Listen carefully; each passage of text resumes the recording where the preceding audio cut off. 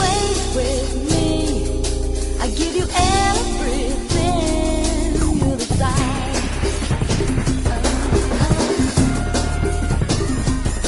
Looking in your eyes, nowhere to hide is sweet, your desire.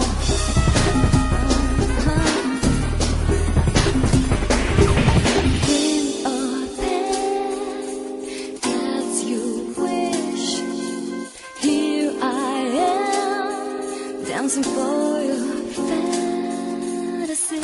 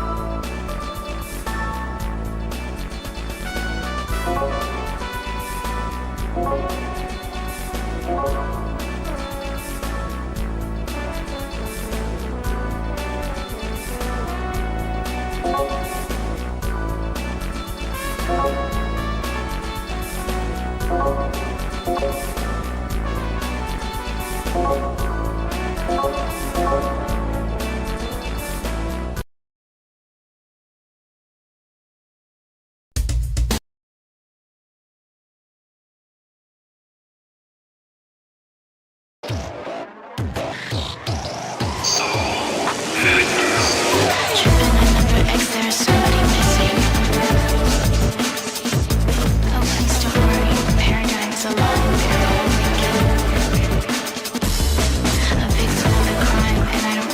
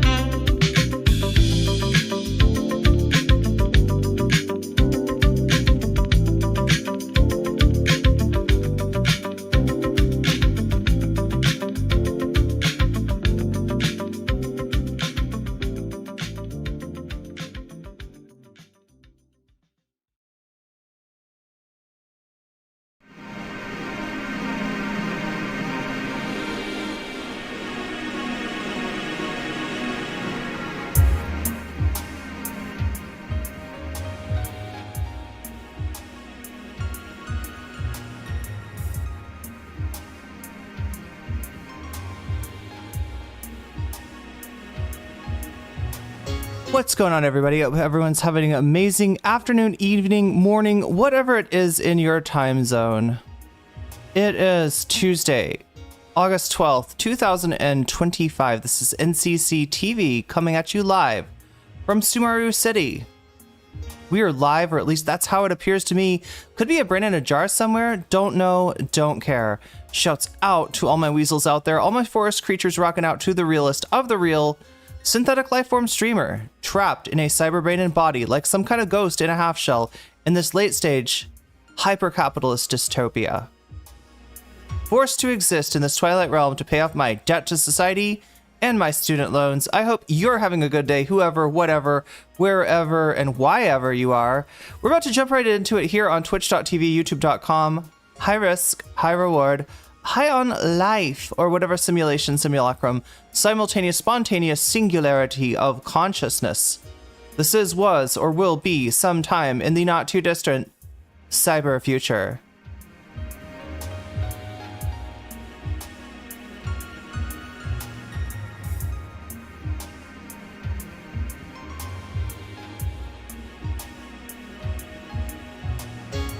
Any deviants out there? Any deviant artists out there? One in chat if you have an account on Deviant Art. Self-report, because I guess according to Ethan, you're sus. I mean, I don't know. Maybe the website as a whole is like.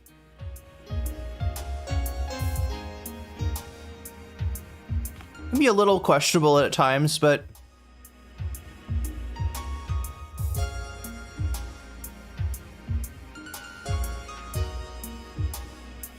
I don't think you ever had one.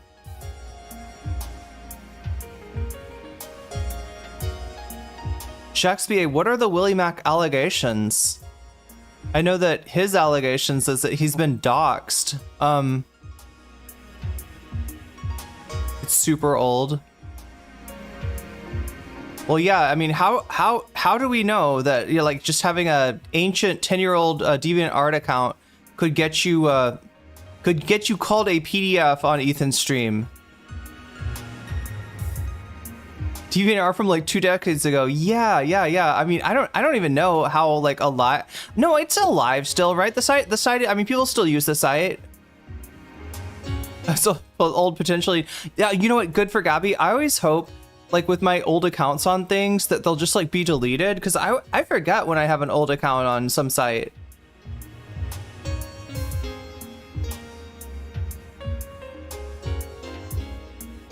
Oh, that one, yeah. Yeah, I never saw the receipts on the Willie Mac partner. Never thought I'd type this in chat, but I thought Deviant Art was just a drawing. Inflated asses. I mean, there's a lot of inflated asses on Deviant Art, right? And there's inflated asses on the H3 podcast as well. So I guess it's not really something that that Ethan can lord over Denims, right? Yo, I bet Vosh wishes his what was that one site where you like name all your favorite anime? Super chatted $5. I am a deviant, but I don't use that website. Oh, interesting. Yeah. Oh, okay. Deviant, but not necessarily an artist, but also not necessarily not an artist? I guess we don't know. Oh my god, I didn't do... Super chatters, you beat me to it again. Alright, let's try, let's try putting a butterfly in my hair, I guess. We'll see what happens this time. I don't know, chat. I'm afraid for the butterflies, I'm afraid for the weasels, and I'm afraid for the jellyfish.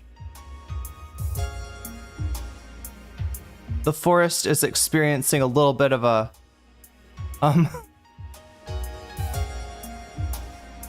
little bit of some issues. Anyway, as I'm someone who doesn't get art, unfortunately, doesn't get how to do it, or like doesn't get it in general.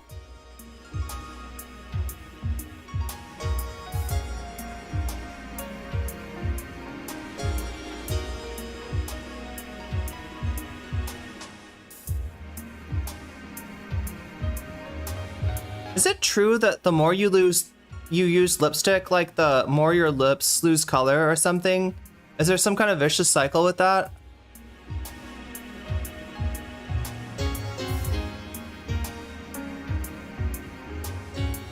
Maybe it's just the lighting, I don't know.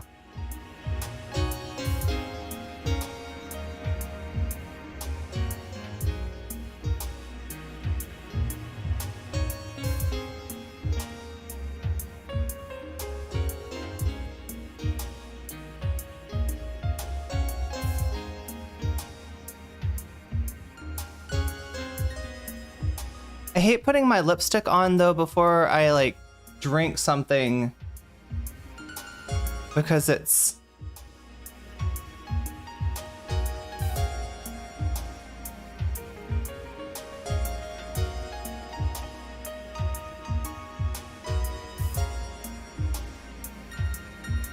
the cursed thing you wrote on a website when you were an edgy teen. Yeah, I mean, I think a lot of people can relate to that, right? Can't do art because don't have good taste. Oh, I see. Oh, I see what you're saying. Yeah, my dad is like that with literature, right? He was always in English class and they were talking about symbolism. They were like, you know, Hawthorne's using the, you know, the gingerbread cookie to symbolize time or something. And my dad's like, how is the gingerbread cookie symbolizing time? I don't get it.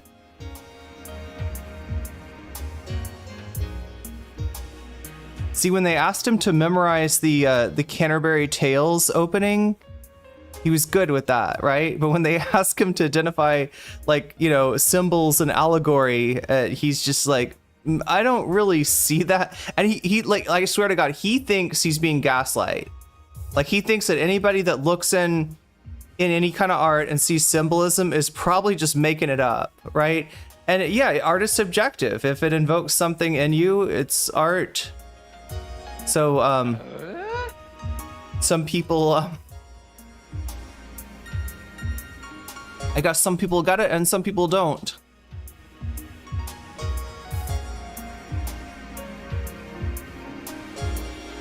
Okay, what is the deal with me, chat? I like always start my stream so low energy.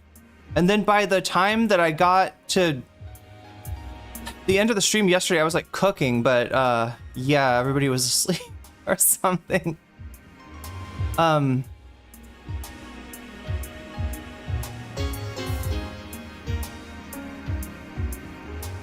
Okay, I gotta get out of this funk.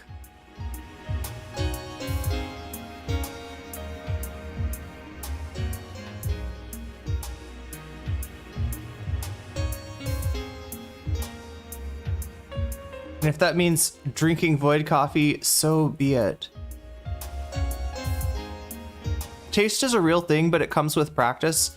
It's also like, I don't know how to explain it, but it's like cultural. It's like somehow there's like a cultural framework that we share, and the getting of art, like just like humor, chat. Humor is one of those things where it doesn't translate, you know? You can't like tell a joke that gets a lot of laughs in English, you tell that joke in French, and they're like, there's not enough poo-poo in it. Like, what? That's a joke? You know, like the French have a different sense of humor. They have a different, you know, Ethan humor. Maybe, can you imagine, chat, if somebody translated the H3 podcast to French and he became like the new Jerry Lewis? You know how Jerry Lewis was loved in France, or like David Hasselhoff was loved in Germany. Maybe Ethan Klein just needs to find a French audience, you know, to put his poo-poo humor in front of, and they'll eat it up like ice cream.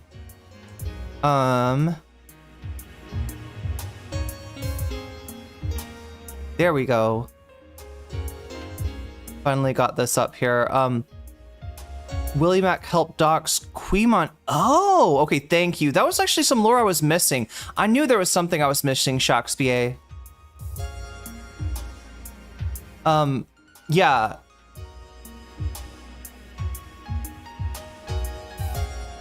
Where is this lore? Where does this lore live?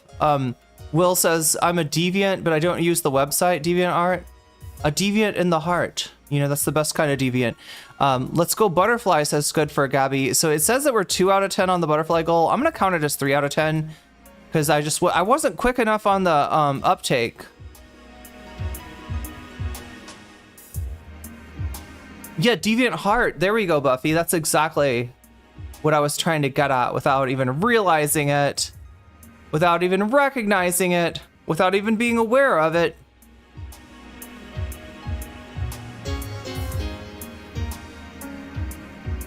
Let's go.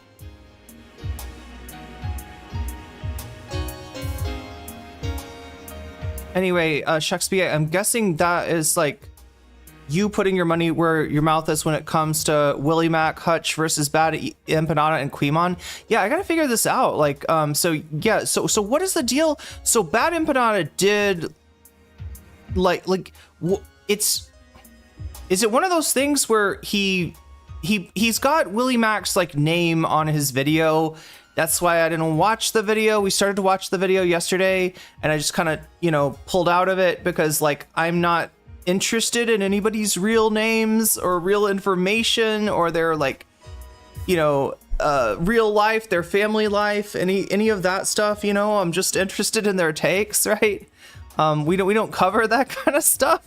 Or we try not to cover. We try to avoid covering that stuff as much, even if it's a truly reprehensible person. Unless I don't know, there's a reason. Unless this person is like a public menace that you need to be aware of or something like that. I guess. But yeah. That sounds familiar now that you mention it, Shakespeare. That so Quimon and J-Stalk were doxxed. Also, chat, for anybody who's wondering about Quimon, if he's turning over a new leaf, he's not. He's not. No, that's not a thing. Oh my God, Buffy Geek, thank you for the contribution to the throne, to the Vietnam trip, which is coming up really soon. In fact, I'm going to hear back today about getting my visa extension. Let me.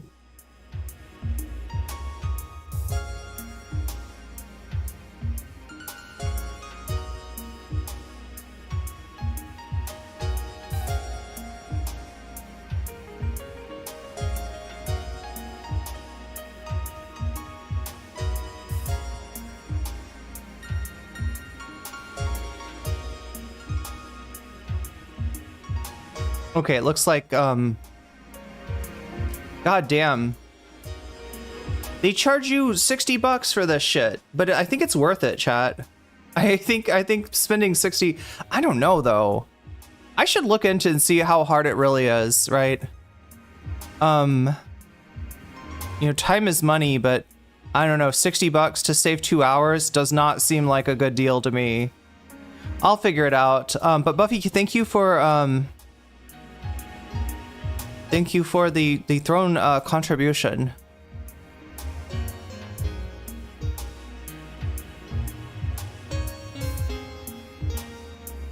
Okay, so I think we're at 30. I'm sorry for being so low energy, chat. I'm gonna pound some coffee and try to see. The thing is, yesterday I start off the stream and I had just like overdone the caffeine, right? And, you know, like there's underdoing the caffeine, which I think is where I'm at today. Even though I've already had a cup of matcha, apparently that's not enough caffeine. I overdid it yesterday and just got to the point where I was like not feeling. It was like the ratio of like food to caffeine was incorrect. And so I like, you know, I kind of just was not feeling great. It makes me like a little nauseous and stuff. And then I got some food in and like then just kind of like, I don't know, freaked out about so many things.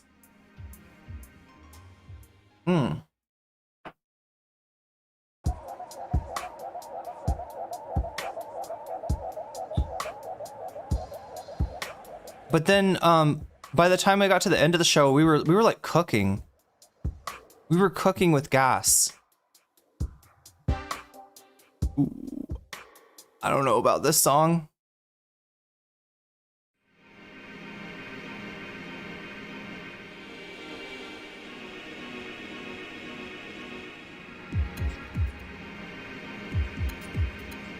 Yeah, it's a Goldilocks thing. That's right, Narwhal by Nature. It's exactly that.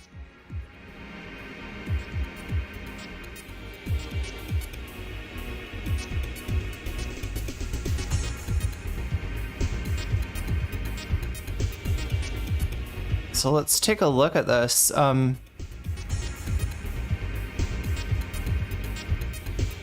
Shakespeare, the link that you gave me ends in Lux, and so it must be enlightening. That's what I'm thinking. I'm thinking I'm gonna get... I'm thinking I'm gonna learn something. What's the thing about, like, okay, now nobody do this, right? I'm about to say something. Nobody try this out.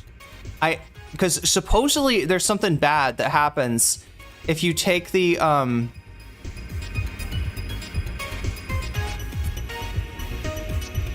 my god. Supposedly something bad happens if you take the H out of the watch on YouTube, which you could easily do.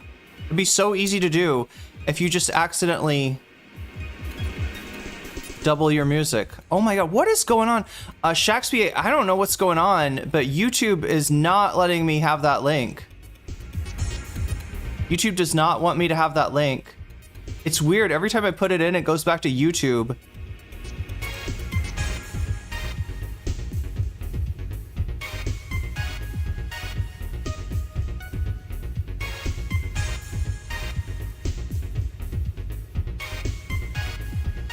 Oh wait, I think I know what's up.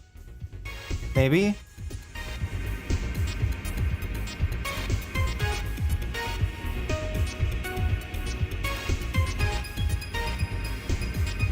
Yeah, just the, like, usually like the video name is the best way to get me the information. If I drink 2 caffeine but not enough food, it tends to give me a migraine. Yeah, I mean, it makes it hard for me to think, and it makes me nauseous and stuff like that, but then, all right, let's give this... You know what? That is not a link that's gonna work. There's a space in between... Did you have to put a space in there just to get it on, to get it to go on there? Yeah, there's like a... I mean... If there's a title for the video, it's probably the easiest way for me to find it. If I can just search the title name. Didn't work when you did it either. Yeah, there's something funky about it. Maybe just give me the title and I'll search it up.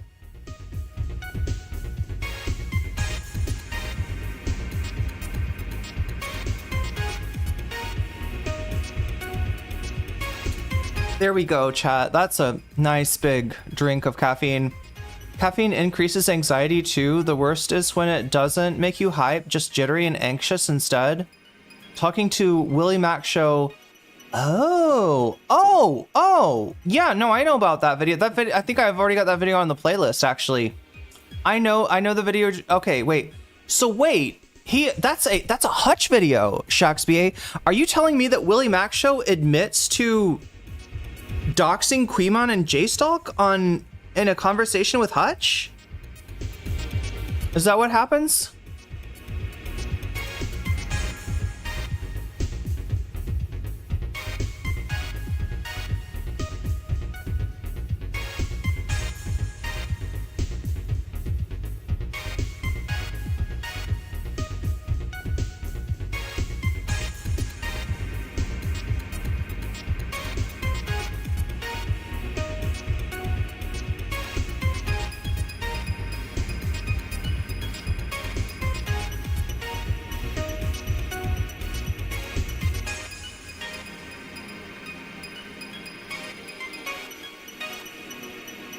I'm just a little surprised that that's, God, Hutch has got terrible, YouTube algorithm does not love him. There we go. No, Willie Mac, wow, okay, what, you know what, oh, you know what, I bet I know, wait, I don't know. I mean, like, I've got an idea. It would probably be bad if you did. Oh my God, fucking Hutch. Yeah, here it is. Talking to Willie Mac Show about his feud with Hassan and Bad Empanada. You gotta work in Hassan to the title. They got to work in Hassan to the title.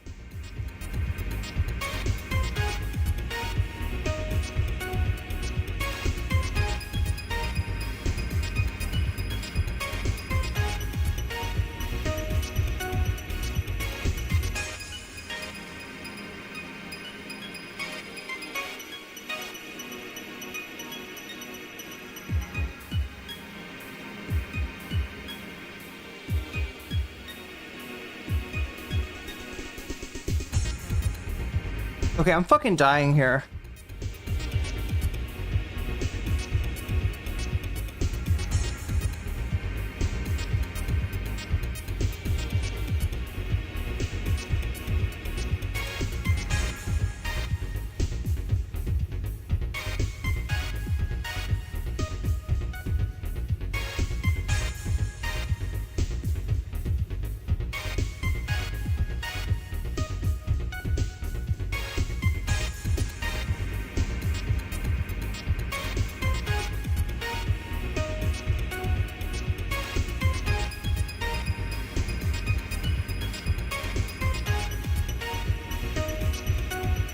Augie RFC went over this too. He alleges that Sex Pestiny was who actually doxed Queeman and Justical.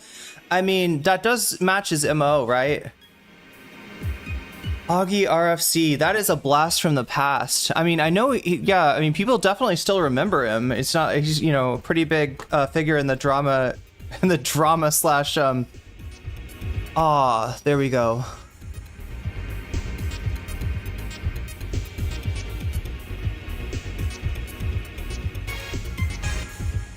Oh my god, chat, I need this so much.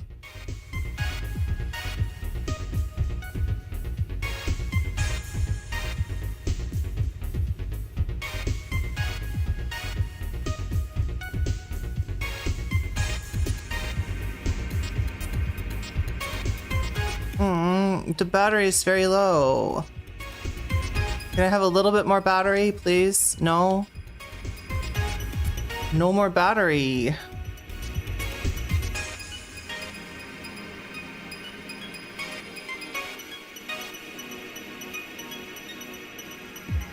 Okay, I'm gonna have to plug this in.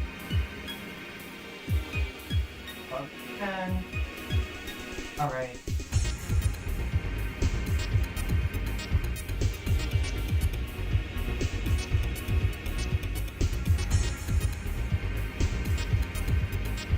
Willie Mack accuses him of spreading his docs from what I saw. Okay, so here, so let me see if I can put this story, the story so far, chat, as far as we know, Queemon and J-Stalk got doxed. They think it's by Destiny? Who is the other, suspect?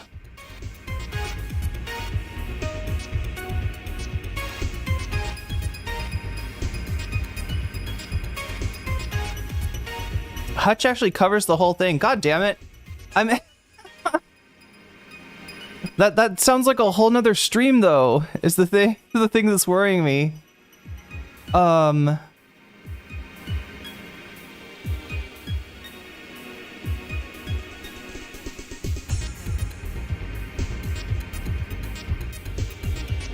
So wait, Willie, okay, so they think that Willie Mack doxed them. Am I getting it right? Like, Queemon and J-Stalk think that Willie Mack doxed them. Like, Augie RFC is suggesting that maybe it was Sex Pestiny? And then were Queemon and Justical involved in, like, doxing Willie Mack and then accuses him of spreading his dot. Wait, sorry, accuses who?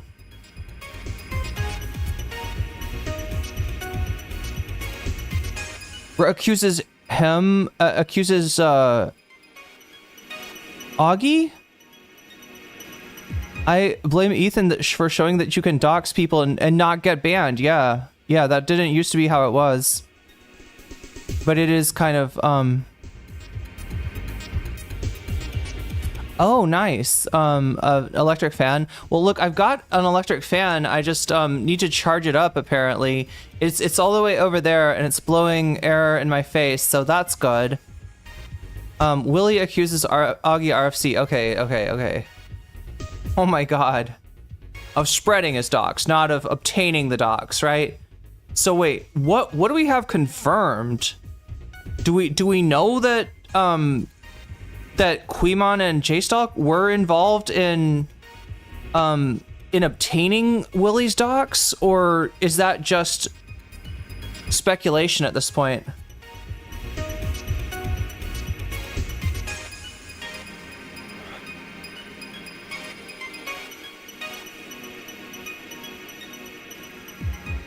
I think Sniper Wolf started the whole doxing and no ban. Oh, that's true.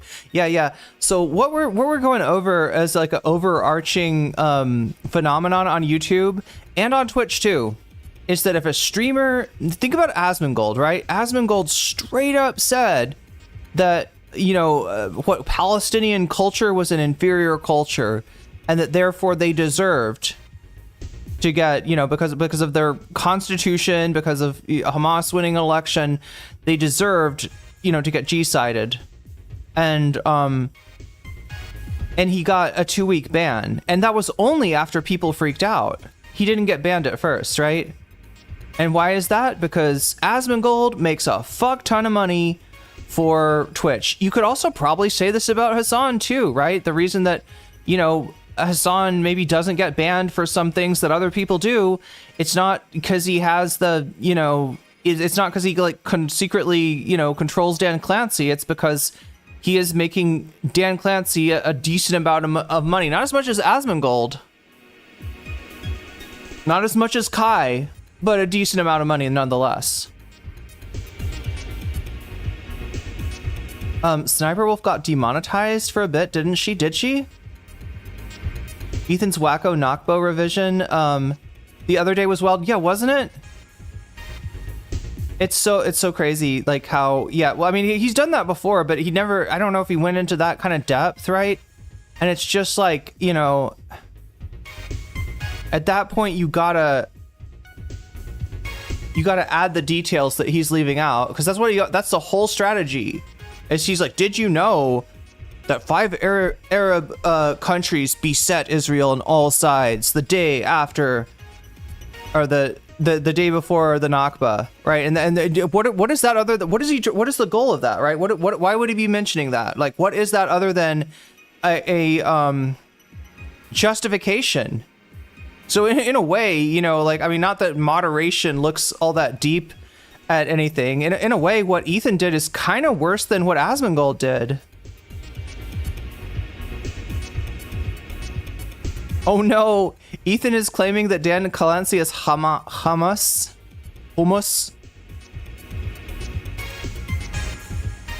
Ethan started wearing sunglasses because he said the audience was pushing back against his tics. Who was that said that? Asmongold. Yeah, Asmongold basically called Ethan like the R slur. From what, I mean, that's kind of, I don't know if he said the word, but it was what he was implying.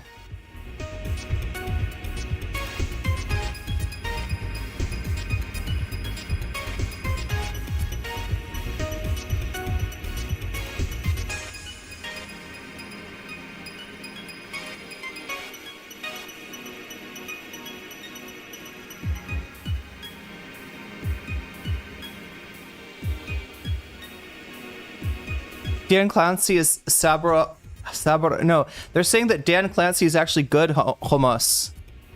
Dan Clancy is real. Sorry, chat. I gotta tone it down. I'm gonna get banned for my my hummus takes.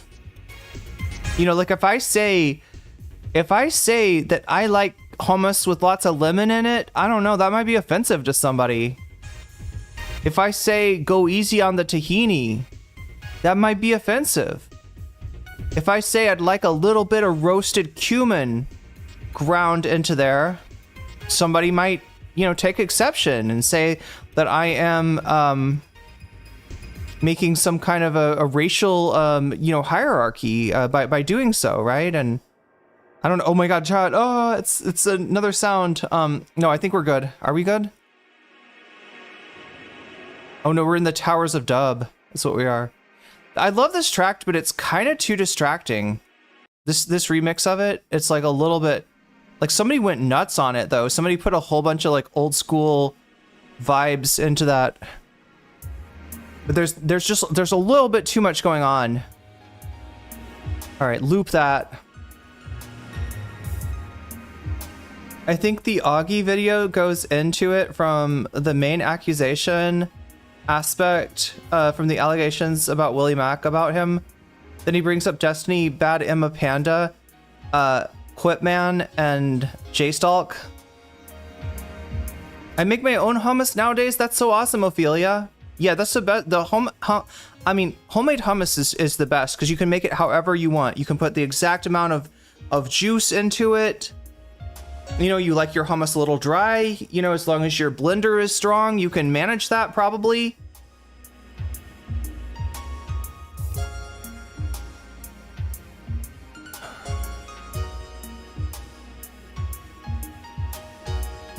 Not one person on the crew reminds Ethan that he lives in Bel Air either, while he rants about the necessity of Israel. That every time he goes to Israel, he fucking hates it. Baba Ganoush, yeah. Baba Ganoush is good. I have not had that in a long time. And I don't have an oven currently. An oven is not part of my kitchenette, chat. I do have like a toaster oven. I wonder if I could make it in... Chat, do you think it's like a fire hazard to try to make Baba Ganoush, to try to roast an eggplant in a toaster oven? Do you think I'm just asking for trouble? We do have some small eggplants here. Oh my god, chat. Idea. Okay, baking tray on the bottom shelf of the toaster oven, right? And then green Thai eggplant, like those little round eggplants on the top. And so that way, when they drip, because I'm gonna be poking holes in those things, chat, and if you cook eggplant, if you bake eggplant, please, for fuck's sake, unless you want a mess that you're gonna have, it's gonna take you forever to clean up, you know, poke holes in your eggplant. Do not just like throw that eggplant in there. Don't make the mistake that I did, right? Because not only is it gonna make a huge mess, oh, an air fryer. Oh, I do need, air fryers are so useful. Not only is it going to make a whole mess, but chat, when an eggplant bursts, it sounds a little bit like a gunshot. I mean, it's a surprisingly loud sound. Yeah, air fryers are goated. Overly goated. Not overly goated. There's no such thing as overly goated. Oh my god. Okay.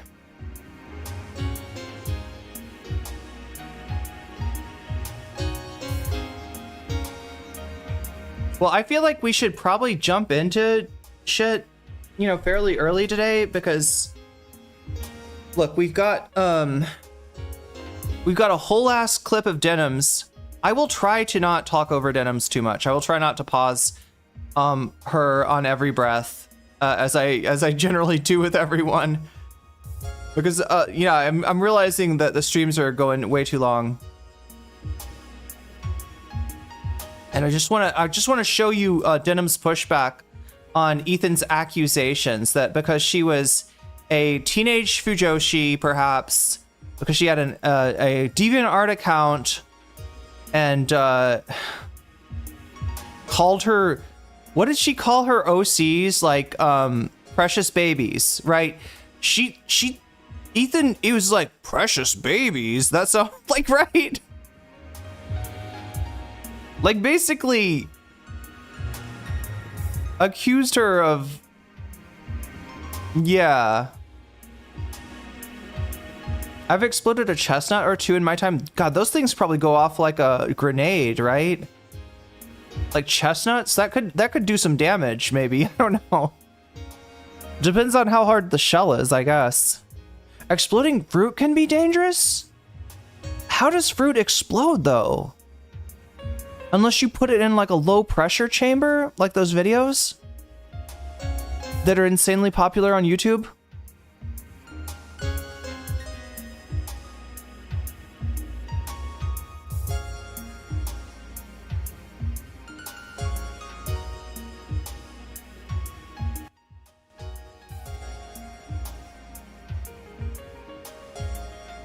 Yeah, it's just art fandom culture. Yeah, I mean, it's her OCs, right? You know, she's an artist. She created, or OC, chat, if you don't know, as an original character, right? So when an artist creates an original character, you know, that you kind of look at it, you know, maybe as your baby, right? Even as your precious baby.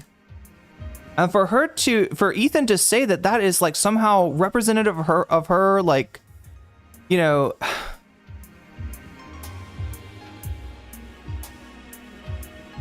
oh, if watermelon goes bad before it's cut, they explode from the pressure of fermentation. That's scary. I wouldn't know what to do. Like, I would be so surprised by a watermelon just going off, right? It's just lame as fuck to go through her old account unless there's something troubling. Well, so the first thing that he finds is Denims talking about Ava Tyson. I don't know if this was before or after the revelations of, like, you know, kind of how into Shadman Ava was, or the, you know, kind of inappropriate conversations with minors on Discord. But regardless, Denims's point, I think, was that like her having a you know, non-NSFW picture like in her room isn't the thing that's like the scandal. The scandal was, you know, obviously talking to minors. And Ethan takes that as like, oh, look at that. She's defending, you know, she's defending the PDF, right? And then he's like, look at what else we got. Like, and chat, you got to know, like, what do you think? Okay, so here, I'm going to ask you what you think, all right? Do you think that the crew is tasked with Kiwi? Because that's Kiwi Farms, right? When you like go and find somebody's old Deviant Art account, like that's some Kiwi Farm shit. So who's doing the Kiwi farming? Is it A, Dan Swearlove and the rest of the crew, or is it B, the toxic snarkers on the H3 Productions subreddit? Bad watermelon smells like trauma? Oh no.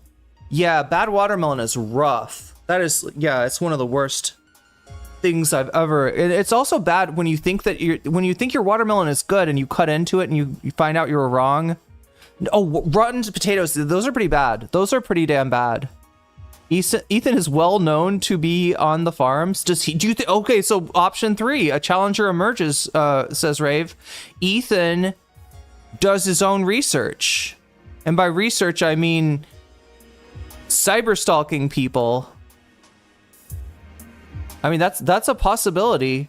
I always think that Ethan, because he's so lazy on stream, I always think that he outsources his I always think that he kind of like outsources his work, but maybe some of it is just maybe some of it is a you know, like a passion project for him.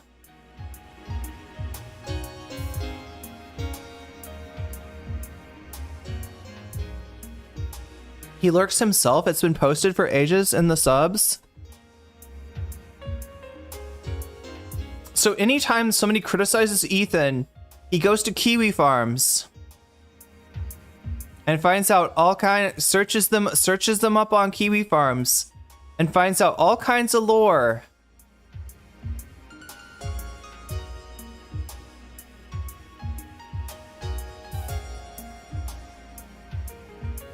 It's 100% the subreddit.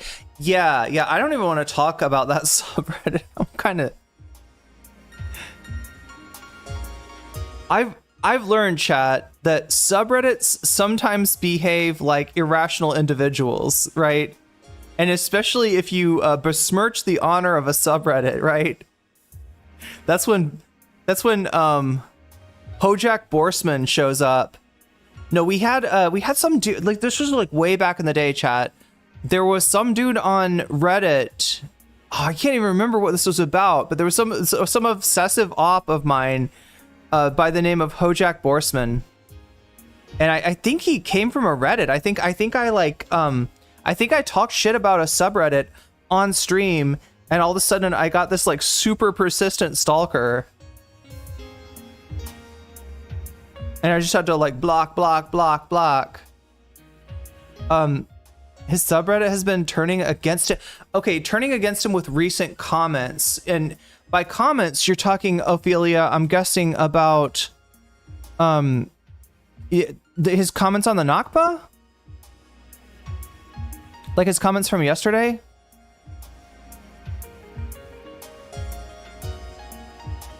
Because I did look, I looked at his subreddit. The only thing that I saw that was like kind of, and I know, chat, probably negative comments on his subreddit will get, you know, even if they're from like longtime fans, they'll probably get deleted pretty quickly, right? So it's probably they were up there, they got some upvotes, and then they got, you know, deleted, I'm guessing, because like he like straight up mods his own. Like, so, from what I've heard, he's like in charge, like H3 is in charge of that subreddit. The H3 sub can't keep up with bans, and so many posts get left up there that would normally be deleted. The sub is fractured between actual H3 fans and AstroTurfed.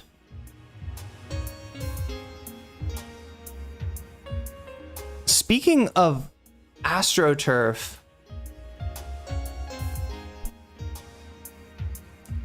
there's been a revelation about some account called Woke. Wait, no, sorry, not Woke. I'm sorry, Grok AI, I think is what it's called. No, sorry, Doge AI is what it's called. Like, right? That is a bot account that, you know, gets boosted by Trump, gets boosted by, you know, all kinds of people on the far right. And, you know, we really are ending up in a situation where the dead internet theory is coming true way before anybody expected it. Ethan himself banned you from the sub? Wow. Well, so the thing would be then, you know, is there... So are these things getting archived? That's my last question, and I promise we'll go into the we'll get into the topic for today. We'll get into the Denims thing, and I really want to try this. We got that on so the Willie Mac story we have in the bonus topics, right? That I have that available for you as a bonus segment today. Right, and it looks, no, I was gonna say it's winning. It's not winning. Trump offered Epstein a job is winning, right? And that's a question mark because it's a bit of speculation, but yeah, we do have a source that is claiming that. I believe the source is, if I remember correctly, yeah, Epstein's butler. Some dude, which the whole thing about that, this is why I'm like questioning it, right? As much as like, I mean, Donald Trump, yeah, you know, if he could give Epstein a job to like shut him up, if he thought that maybe there was going to be no more, you know, no more accusations against, oh, you do want your subject, oh yeah, I've got that actually on there, Shakespeare.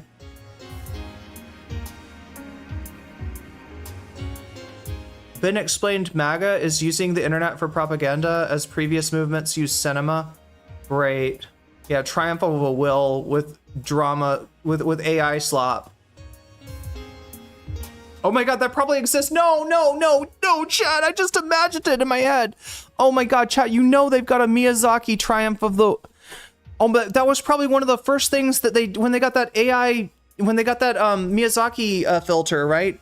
That's probably one of the first things that they did was redo Triumph of a Will in like anime Miyazaki style.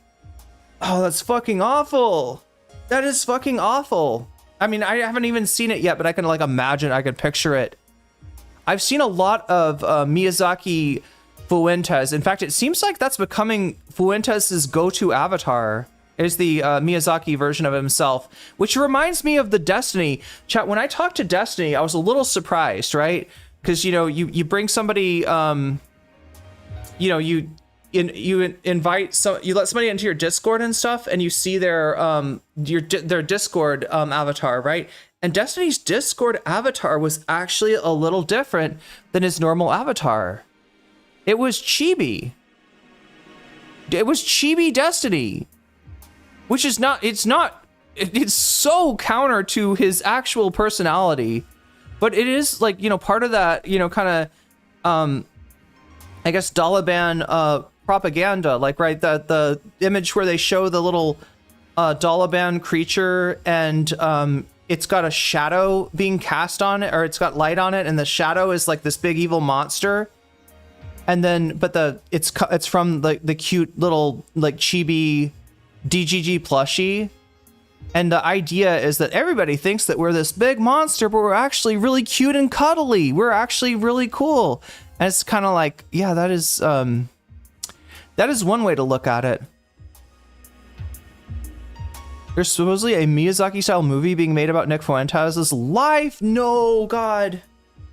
I didn't put this on the bonus goal for a very good reason, because it's not like I would be platforming Fuentes. It's not like me covering Fuentes would be like, increasing his clout or anything. But I find it gross that he exists, and I don't like thinking about him. But I do realize, he's getting more and more. The shadow monster was Dan Saltman. Yeah, maybe that's it. Maybe that's the thing. Yeah, Dan's like the id. That actually kind of fits. But I don't know. I also feel like that there's like a little propaganda in there of being like, oh, Destiny's not so bad. But if you say bad things about him, Dan Savage? No, Dan Saltman will come after you. How can we call them out as serious players when they have cartoon avatars? Yeah, and Miyazaki Trump is also cursed.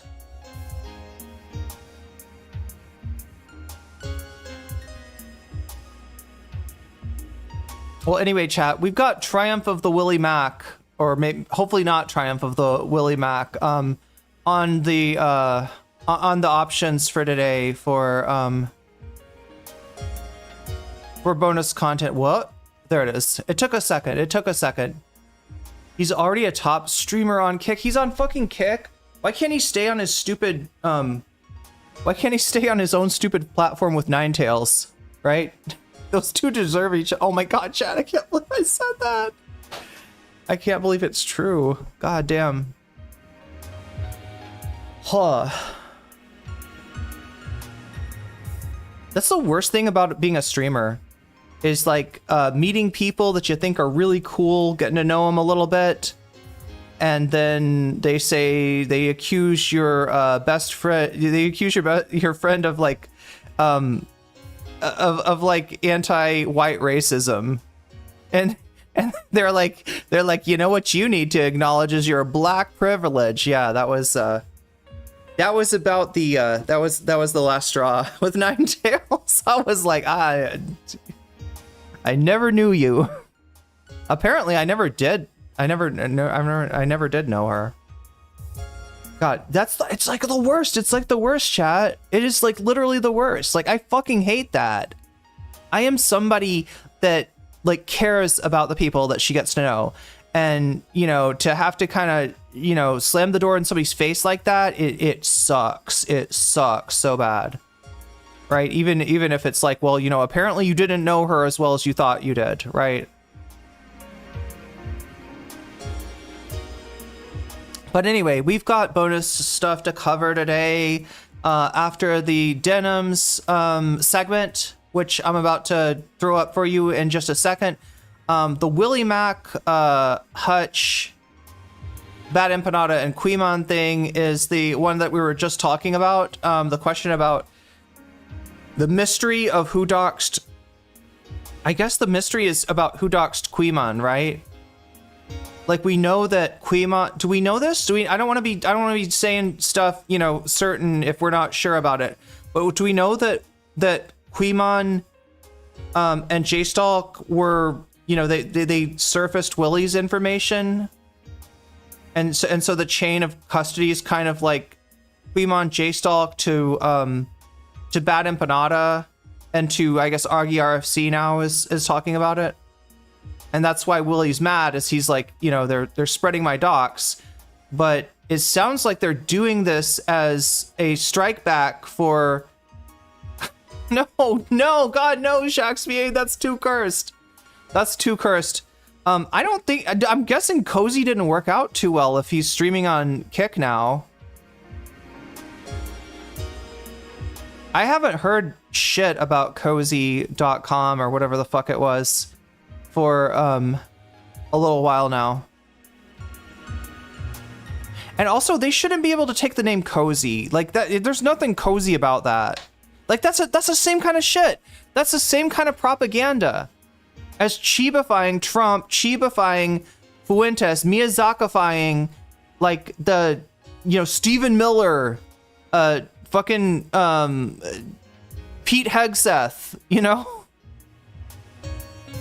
You're taking something really awful and you're turning it, and you're like, oh, but it's actually really cute. Oh, I see.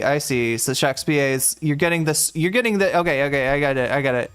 The information is coming from a source that is notorious, let's just say, right? When Duran Duran wrote the song No Notorious, when the Notorious B.I.G. sampled that song, they were prefiguring this cursed Discord channel in Chud Logic's Discord. Although, aren't there... I think Quimon has something like that too, right? I've heard. I haven't seen it. And some of these Discord channels can be not quite as bad as the farms, but yeah, pretty fucking notorious. Pretty notorious. Anyway, chat, speaking of notorious, I am notorious for serving you up bonus content in the fun half when we get this number to 100, right? That's what I'm notorious for. And this number goes up every time you do a super chat, a super sticker, if you get yourself a membership, if you gift memberships, if you support me on, oh, speaking of which, if you support me on Patreon, speaking of which, we have a couple new Patreons that I wanted to shout out. Wait, I'm not sure. So, somebody signed up, and it's either Choki or see that. Okay, so if you sign up on Patreon with something that sounds like a real name, I'll just give your initials. How about that, right? Because I'm not ever sure if people, you know, just because you got your real name on your email doesn't mean you want your real name shouted out on my stream. So I'm just gonna say NL. All right, NL, you probably know who you are. You just became a based weasel, and that's a good thing. And Choki, wait a minute.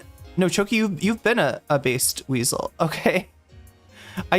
Yeah, like I was trying to figure out who had signed up, and Choki said something in chat yesterday, which I thought, anyway, I think I know. Yeah, it's the NL has signed up for, and NL, if you want to let me know, you feel free to message me with what you'd like to be shouted out as, what you'd like to be called, because I am definitely not trying to spread anyone's personal information. I do go to great lengths to try to avoid that, especially with those who support me on Patreon. So yeah, you support me on Throne. Right now I'm crowdfunding the Vietnam trip that's coming up, I think around the first. I'm planning on like leaving the first of sometime around the beginning of September.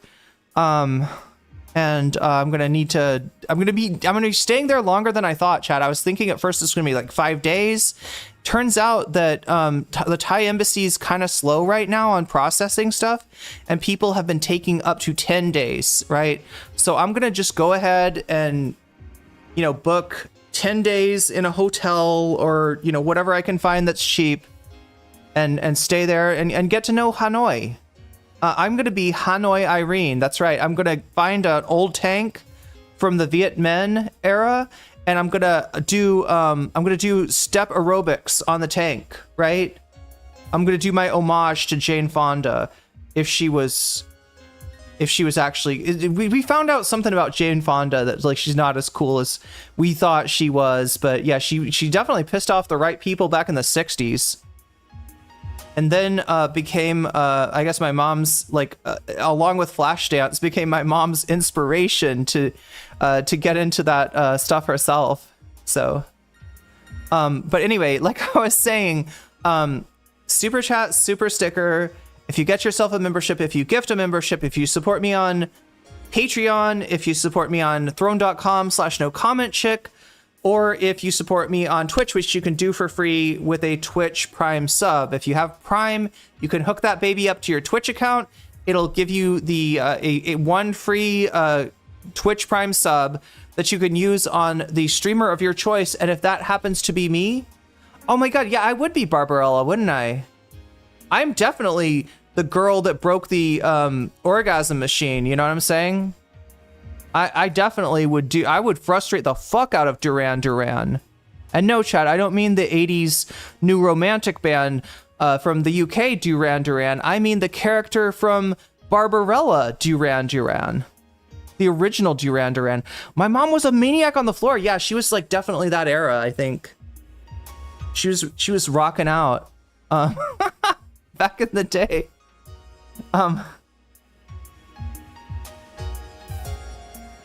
Wait, Duran Duran Pam? Also, Legal Mindset brought up Denims too. I don't know if he would use pictures from her. Yeah, see, that man reeks of a never cleaned cleaning rag. Oh no, it's probably right next to his. It's probably not right next to his streamer chair. Like, forget the poop sock. This guy's got a something rag. But anyway, Twitch Prime subs are a way for you to support the stream for free. It's no cost to you. You've already paid for Prime, so that's the cost, right? And you get all the emotes, you get all the jellyfish and the weasels, and on Twitch they're animated, right? Oh yeah, I keep on saying that I want to. Anyway, when I get started with the Denims thing, I'm gonna do this in the background.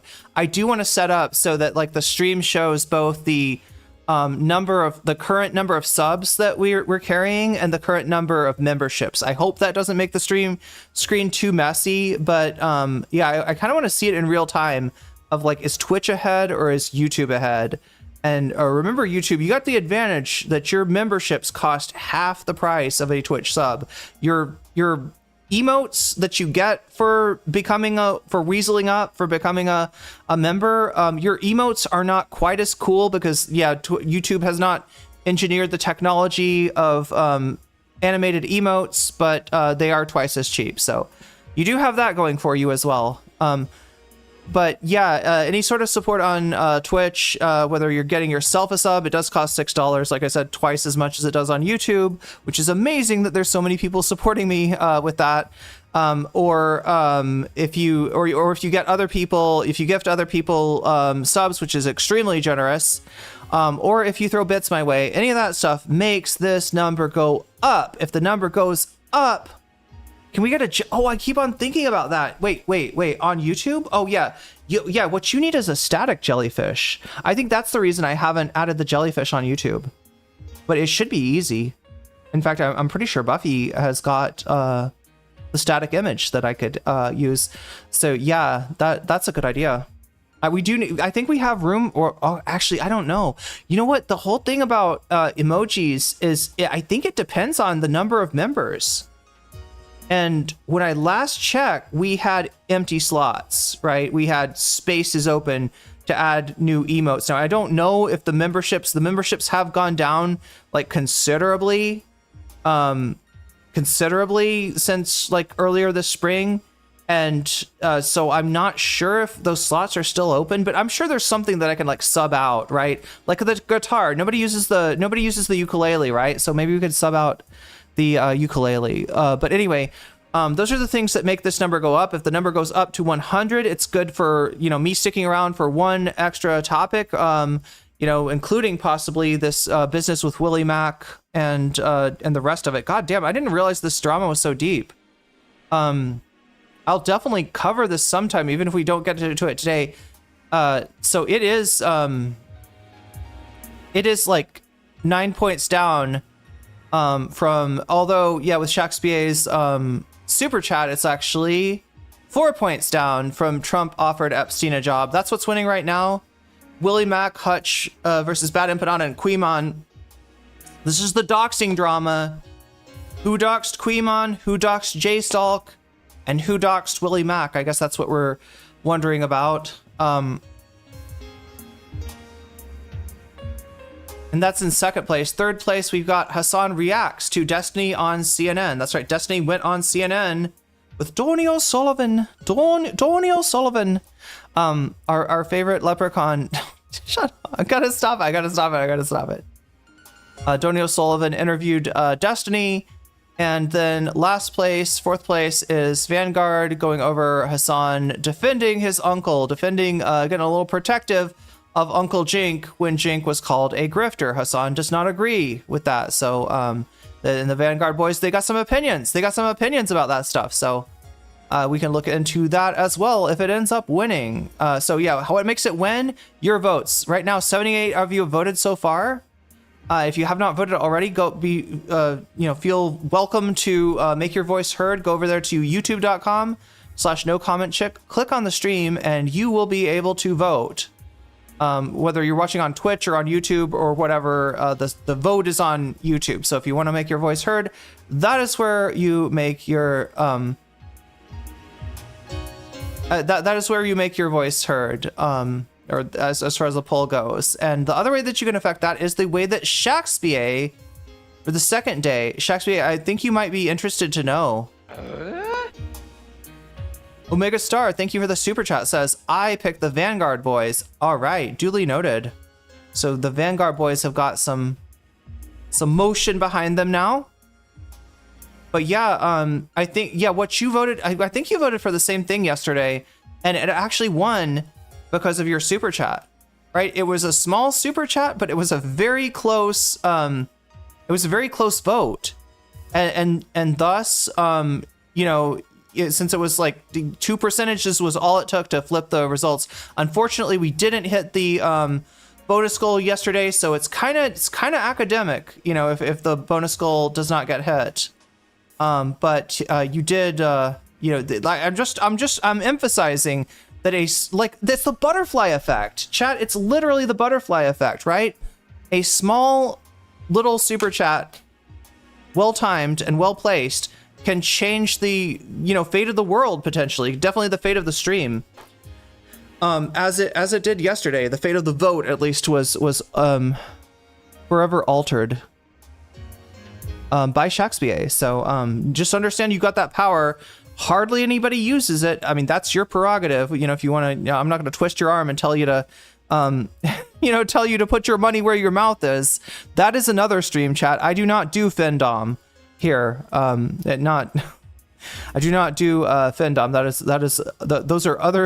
That is another streamer that I don't think actually streams anymore. But regardless, yeah, small super chat or super sticker or getting yourself a membership, gifting other people membership can have a massive effect on the fate of the poll, as can any support you throw my way through throne.com, through Patreon, or through Twitch. Speaking of Patreon, I am supposed to shout out my Patreons. So if you support me on Patreon at the $5 level or above, I give you a shout out at the beginning and end of each stream. Let me go ahead and do those now. So shouts out to Or Else Ellipsis, shouts out to Temporal Insanity, shouts out to Funky Monkey, shouts Oh, sorry. Yeah. Wait. Yeah, shouts out to Funky Monkey, shouts out to Steven Sayers, shouts out to Sarah, shouts out to Nadia Yvette, shouts out to Moe No Ape, shouts out to Jules K, shouts out to Izzy Mandius, shouts out to Infallible Fowl, shouts out to Good for Gabby, shouts out to Emily French, shouts out to Direful, shouts out to Buffy Geek, shouts out to Big Al, who I will endeavor not to call Big AI, because even though an L kind of looks like an I know that your name is Big Al's Cake Mix, and so yeah, thus I will... God, I'm in a goofy mood right now. It must be the caffeine. Shouts out to Animus, and a fancy shout out to Zerazerix, to Rachel K, to Crystal Severa, and to Omega Star. All right, with that taken care of, and with the vote explained, with it explained that anytime you do a super chat, super sticker, if you get yourself a membership, if you gift memberships, if you support me on Throne or on Patreon, or if you support me on Twitch, you have the ability to tell me in the chat, be like, hey, I just donated and I would like my donation to go to the Vanguard, Hassan defends his uncle, or Hassan reacts to Destiny on CNN. I want it to go to Trump offered Epstein a job. I want it to go to Willie Mack show Hutch versus Bad Empanada and Quimon. Who doxed who? I don't know. If you want to find out, then donate and put your and say that in the chat, right? Because you can do what Shakespeare did. You can do what Omega Star just did, and it can indeed affect the outcome of the stream. So with that being said, chat, I believe I have been edging you for far too long and must now get to Denims. This is DenimsTTV archive. If you want to keep up to date on the latest Denims deviations, right? I guess we could say that's what you call a post on Deviant Art, I guess, right? Is a deviation. Anyway, Denims latest deviations. Don't check for Deviant Art, because I don't think Denims posts there anymore. Check on this channel, DenimsTTV archive, right? Here, let me just link it to you. I am very appreciative of them for making this clip, and I want to make sure that we are thanking them by showing them some support. Showing them all the support this community has to offer. Copy link address, that's what I'm trying to do. And there you go. If you want to follow this channel, here it is. And just so you know, this is not the Denims official channel, all right? So duly noted. But they do put up some quality edits. So here we go. Let's watch this quality edit right now. This really funny segment that was on Ethan Klein's recent stream. As you guys know, there hasn't been much developing on the story. Obviously, you know, my lawyers are still working hard. They're just... One more thing I've got to mention. We have a butterfly goal. If we get 10 super chats in, let's see, I think the next, what is it, the next hour and a half or something? Let me see what it says. Yeah, next 2 hours, next hour and 56 minutes. If we get, oh my God, did I say 7? I think it's actually 6, right? It says that we're 7 shy of it, but somebody super chatted before I even had this thing up. So I'm going to say when this thing gets to 9, let me know in chat, be like butterfly, and I will put a butterfly in my hair. And with that, chat, I think we are truly ready to rock here. Isn't much to add. Like, it's really funny getting comments on Twitter being like, crazy you find time to post when you're getting sued. It's like, first of all, I post maybe a couple times a week. Okay? For starters. I really don't spend enough time posting. Second, yeah. do you think that I'm personally drafting these documents? Like, no, that's what you pay the lawyer to do. What? That doesn't make any fucking sense. I personally have to sit here and write all these documents. Okay, getting sued is my full-time job. I cannot step away from any legal documents even for a moment. It's like, okay, anyways. But, yeah, there hasn't been that much to update you guys on. It's just like a slow process. What's the case for I came from iDubbbz? Oh, speaking of which, I do want to watch the iDubbbz video. I forgot to put it in my title as well. There's just so much to take care of today. So we're going to try and go through these topics as quickly as I can. Ethan is alleging copyright infringement, and I'm obviously arguing that it is not copyright infringement. Because it's not. Like, it's literally not. Why is he crying in the thumbnail? I don't know. I don't know. And I'll explain in a moment that I feel like there has to be a double agent working at the H3 podcast because they watched this clip of me. And unfortunately, when Ethan Klein watches stuff, he intentionally or unintentionally pauses in like 1 second increments. So you can't even hear someone get their full sentence out. So you have no idea what the person was even trying to say. He did this with iDubbbz's video, iDubbbz's Content Cop, where it was like, iDubbbz would be like, and that's why I think Ethan is, what do you think Ethan is? What do you think he is? I just can't believe this video. I can't believe he just has so much to say and nothing to say at all. Did I mention that iDubbbz's wife is pegging him? Did I mention that? It's just, I just think that people should know that. I just think that people So there's a name for what Denims is talking about here. All right. It's called pause fucking. You're fucking somebody with the pause button, and it's really not appreciated. It's really not appreciated. It's a very low tactic. Even like, look, I'll tell you where he learned it from too, right? The Destiny Orbit. And the reason that I say Destiny Orbit is because I don't think Destiny himself would do this as brazenly as Ethan does.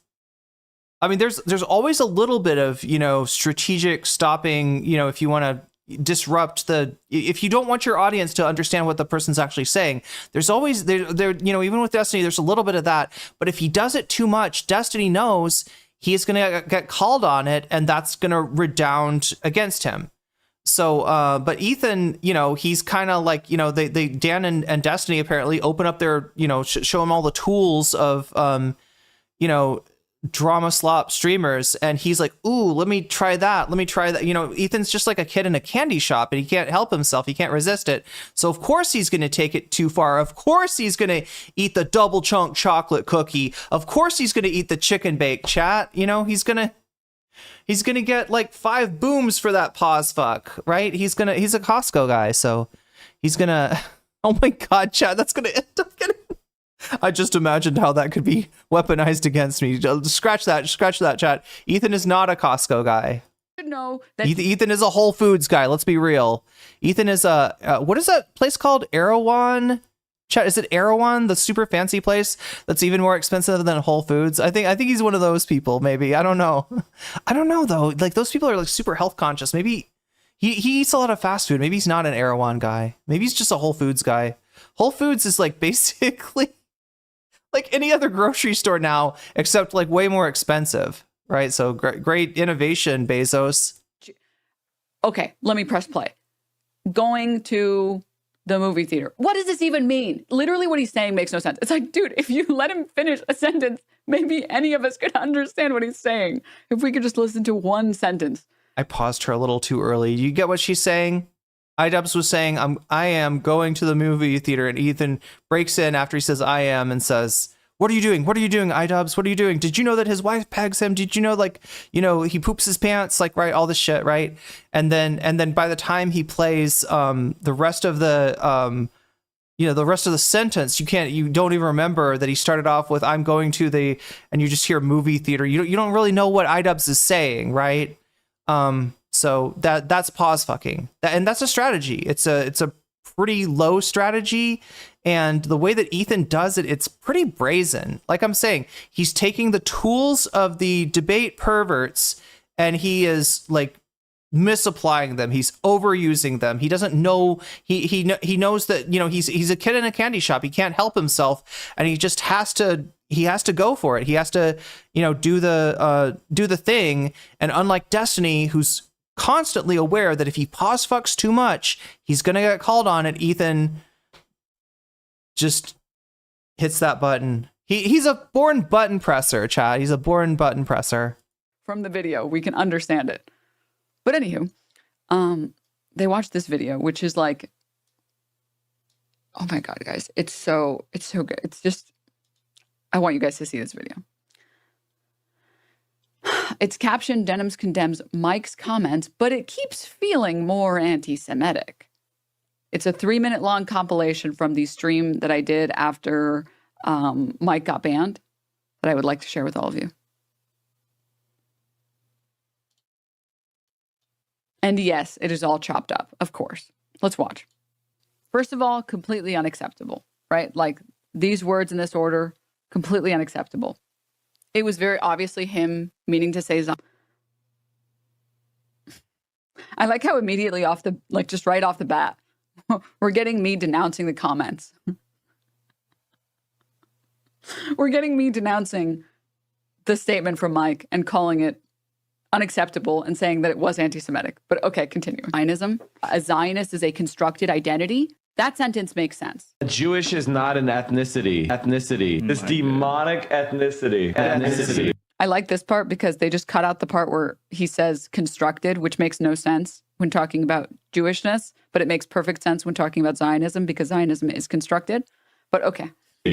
After watching the 300th Netanyahu clip of him pulling some fucking disingenuous garbage and misspeaking, because it makes no sense to say wholly made up about Jewish. Most European Jews, Ashkenazi, have absolutely no. I love that it's so chopped, but they can't find a clip of me saying the things they want me to say.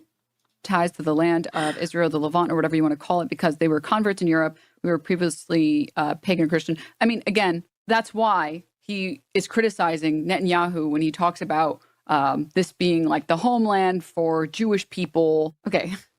Just because someone is Jewish does not, in fact, mean that they are indigenous to Israel.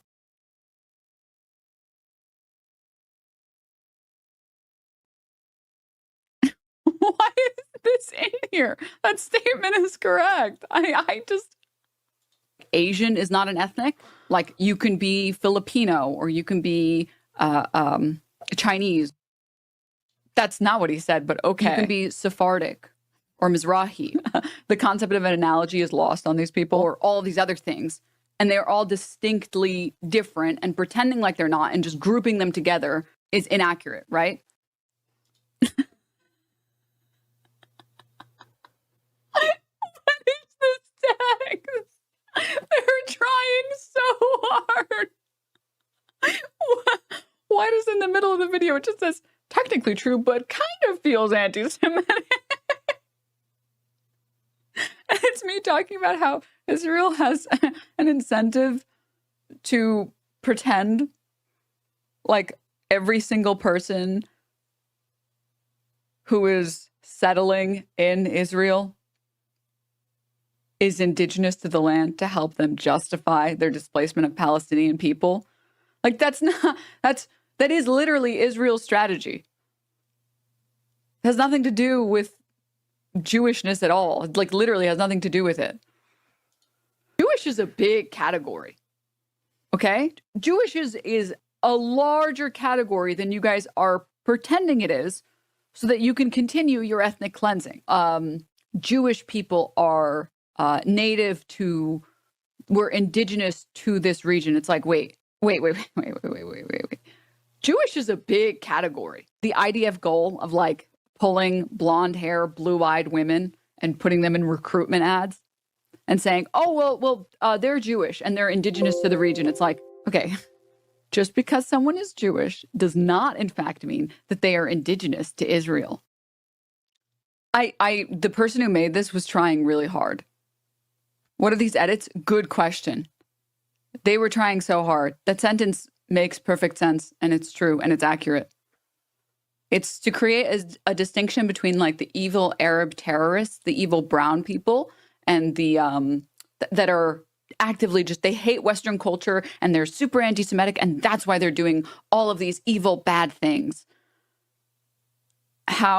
What is the easiest way to help build a dichotomy there, or like to juxtapose something that feels very acceptable to like Western culture? A blue eyes, blonde hair woman.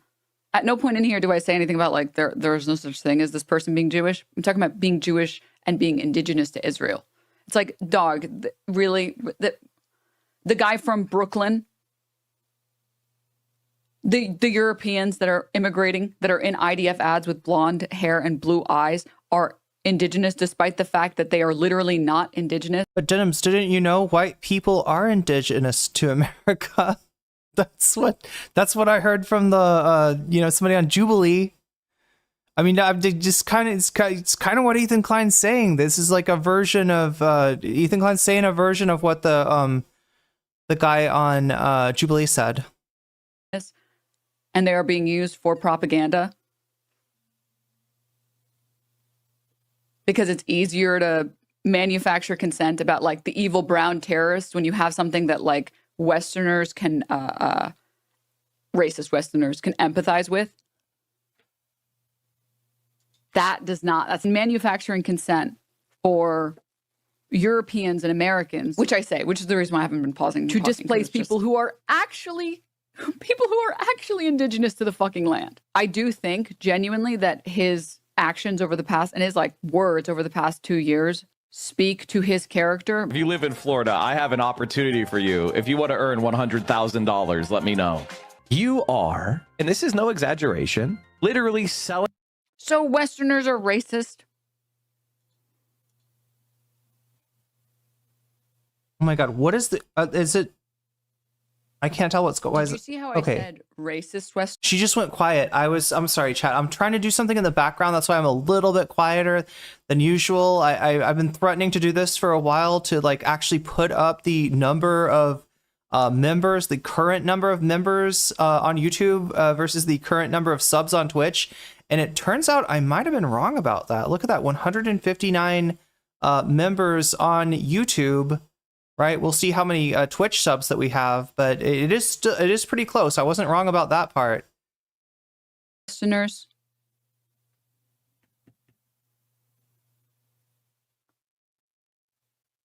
and not all Westerners are racist because putting those words in different orders means something different.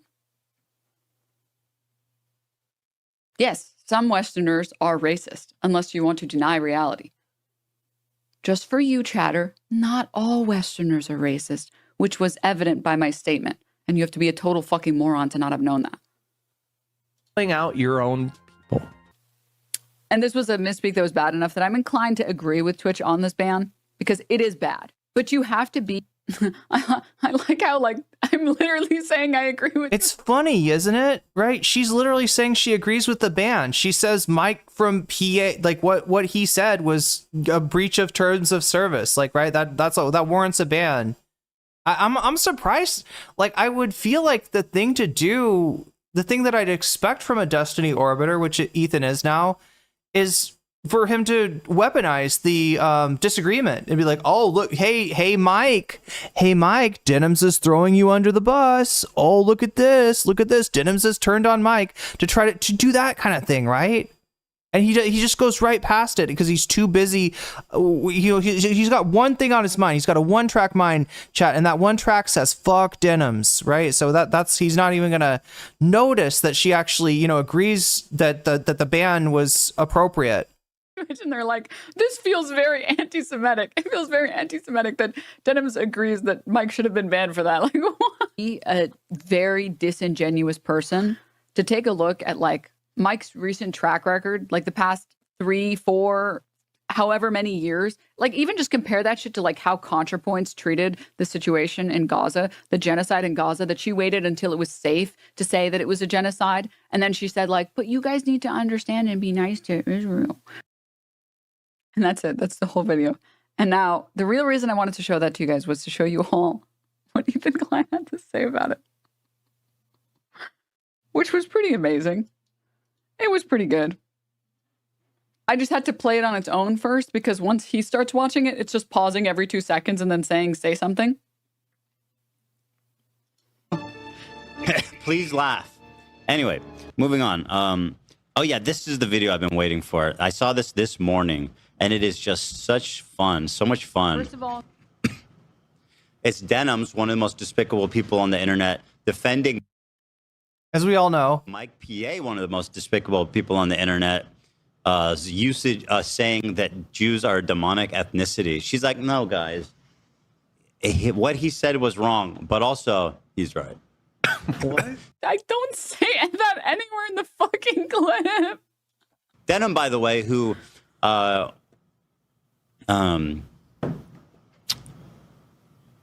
seems to be a fan of Lolly, which we. Here we go. Bold strategy, Here we I go. have to say. Whoops. Trying to sue me and claim that it's not vexatious, and then accusing me of crimes is. I don't know. I don't know, man.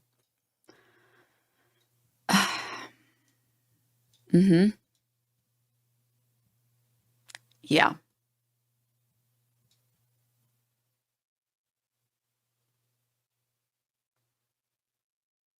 Post source. The source that they have is one, my statements about Ava Chris Tyson, where I said we're missing the forest for the trees when we're criticizing Ava Chris Tyson for having this poster that is not of pornographic nature, which is correct. The reason Ethan Klein showed it on his stream was because it was not pornographic, instead of criticizing Ava Chris Tyson for talking to like minors in a fucking Discord. I care a lot more about her having spoken to minors in a Discord compared to some fucking stupid poster. Are you holding a hot dog? No, this is just my lip gloss. That was it. That was the criticism that I had to make, which was me defending.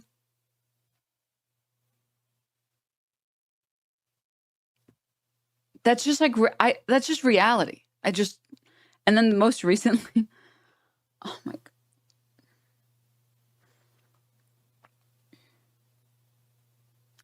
He pulled up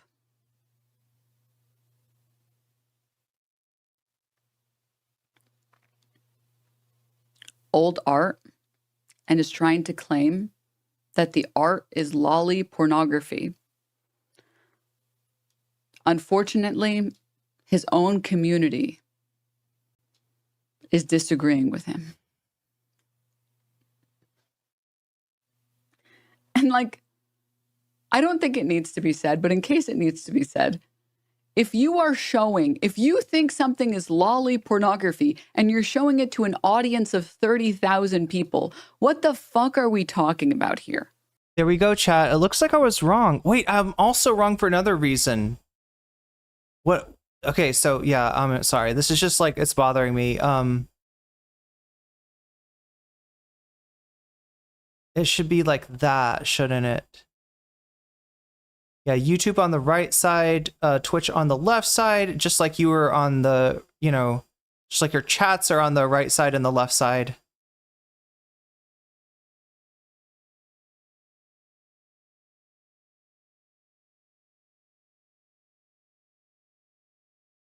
There we go. And it looks like, in fact, YouTube still retains the crown. I almost said the clown.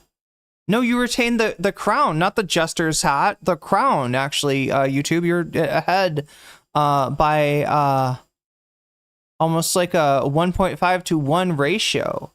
Now, I will point out that the Twitch people are paying double price for theirs, but yeah, YouTube's still ahead. I was wrong.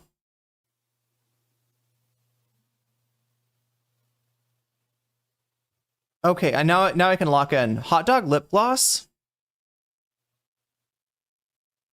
Like hot dog flavored? It's yeah. Yeah. They're snarkers. There's all snarkers. Imagine you're saving this for your lure to catalog. I mean, yeah, anything and everything that's relevant, obviously. You always catalog it, but yeah. This is the guy who unironically begged YouTube to demonetize Bad Empanadas video on him for his own actions. Yeah, I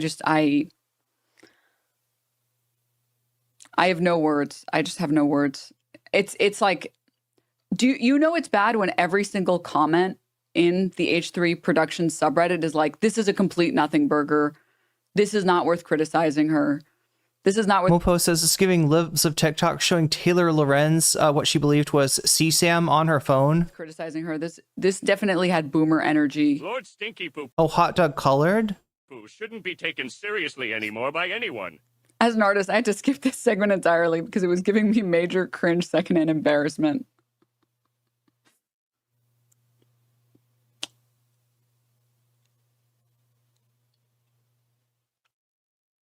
So the point, I think she's looking at, this is the H3 subreddit, and I think was she showing that like some of the people on there are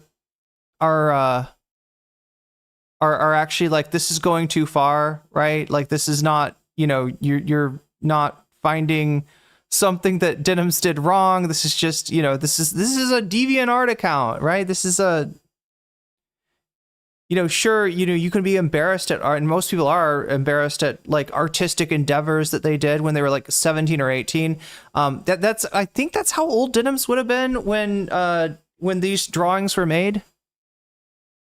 But yeah, he's trying to tie it into the Ava Tyson stuff, say that she was defending everything that Ava was doing, which obviously she's not. Her point was that, that the real, you're losing the real thing to concentrate on are those conversations with minors, right? The real problematic thing that she did were the conversation, what she said to minors on Discord. And he's trying to, turn this into, she defends Ava Tyson, and look at this, she's into the loli, just like Vosh.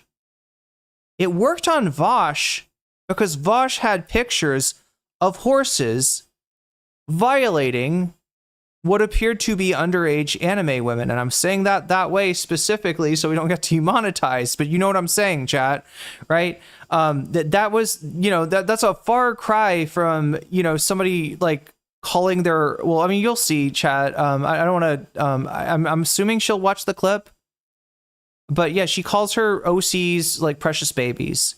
And he's like, precious babies? As if that's a self-report that she's I don't know. Anyway, then we also saw a picture. Let me go back to this. This was yesterday. Oh God, this is a fucking, I cannot get this shit out of my head, chat. This scares me. This gives me nightmares. Ethan's stalking me. Ethan's all this. Mm-hmm. Yup, I'm doing all that. Okay, what do we have here? That shit scares. That's the stuff of nightmares right there. Oh no, it's more Ela pictures. Oh God, no. Yeah, so here's how it started, chat.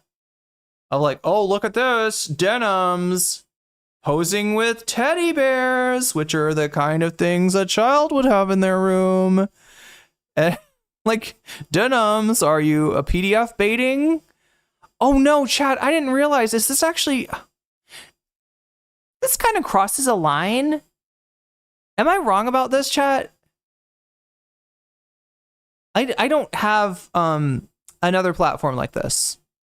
I hope that's not a disappointment to anyone, but I feel like, because of the way that, like, for instance, if you were to have an OF, right?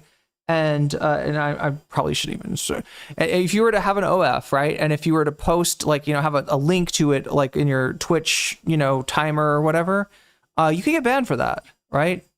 And I don't know how much that's Twitch doesn't want you pulling people off platform, and how much of that is that, there's a thing with their sponsors about, that NSFW material might appear on that, right? But I feel like this crosses a line. Now on the bottom, if it's behind a paywall, now on the bottom, he does cover up Denims' feet. You can't quite see it here, but he covers up her feet and says, let's see, what is it? I covered her feet. You need to pay to see her goods, or sorry, you need to pay to see the goods. That's a free fair use lesson for you, Denims. So yeah, he does seem to be aware that he's behind the paywall here, but I don't know. Does he think he's covered because he covered up her feet? Anyway, Denims defends loli. Denims draws loli. Look, Denims was at one time, I think, had a site on the Vosh Whiteleaf network, right? If Denims was gonna defend loli, I believe she would have defended Vosh. Did she ever do that? I don't think anybody defended Vosh. Wait. Oh God, no, I'm wrong about this, aren't I? Yeah, Demon Mama and Shark actually. Demon Mama and Shark offered some kind of defense in the very beginning, but like I think they, at least one of them, like was streaming to defend Vosh, and they took it down like immediately. They realized they fucked up, right? So not even a lot of people in the Vosh network were defending Vosh at that time. So I very much doubt Denims would have been Denims PDF baits on OnlyFans. What do we think? What do we think, folks? Oh my God, what the fuck is this? What do we think, folks? What do we think, folks? Ethan Klein here. What do we think, folks? What do we think about this? Right? He can't say, he's trying to damn her, but he knows he can't say like, haha, she's fucked, right? So he has to ask his audience, like he wants his audience to be the ones saying that she's a creeper. But who's really a creeper, Ethan? It looks like the creeper was coming from inside the house, right? I don't know. I'm a little bit more concerned about what I see here. I don't want to, yeah. I want to be too judgmental, but and it just reminds us that the whole aesthetic of Teddy Fresh is a little bit creepy. A little bit creepy. Oh no, what the fuck? No. What was that? Chat, was that a Teddy Fresh? No.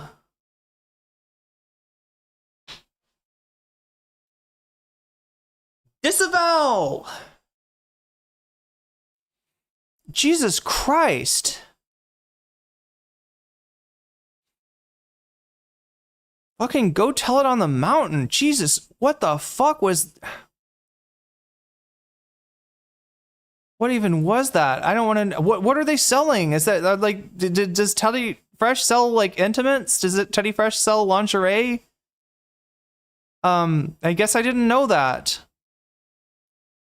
God frickin' damn it.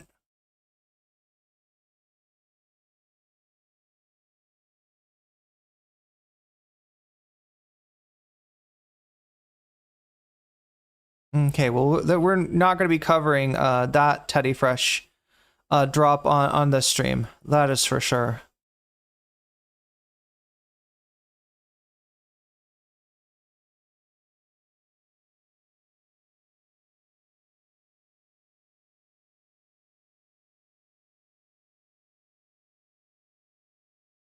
Did you ever watch Ethan and Hila's weird short film about poop eating? I didn't. Are you? Was this something on the H3 channel? On the H3 Productions YouTube channel? Ethan is probably someone who doesn't believe sex work is work. Yeah. Her whole ass company is based on pedo bears.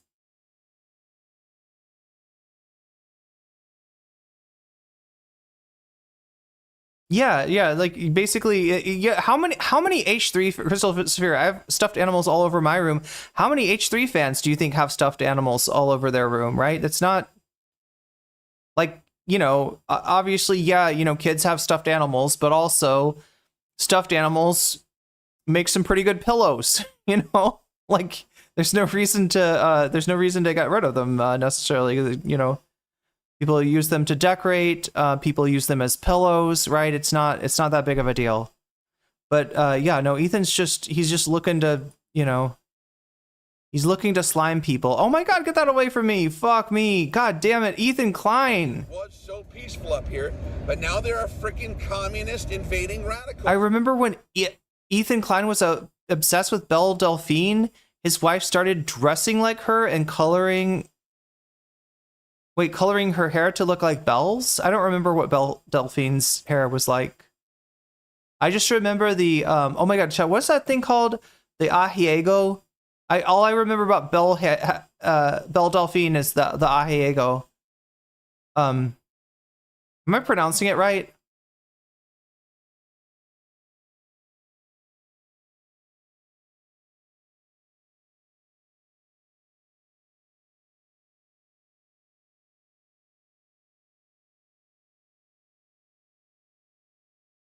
Wait, what is this? I never planned on sharing that story, but after seeing him call the skulls humorous, I realized there is nothing they won't say or do. So I'm returning the favor. What is Ethan talking about here?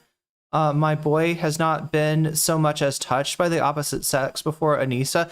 Ethan, that's what people say about you and Hila. That's literally what people say about you or Hila. Me, I don't care. I don't care if you were an incel before you met Hila. It's none of my business. All right. And neither is iDubbbz. iDubbbz is also not my business. iDubbbz and Anissa, I got no interest in knowing more about their sex life. Okay. Who fucks who and with what is of no interest to me. It's in itself, it's not a big deal, but in the context of their relationship, I find it very humorous. Wait, is there a joke? Is there a bone joke there?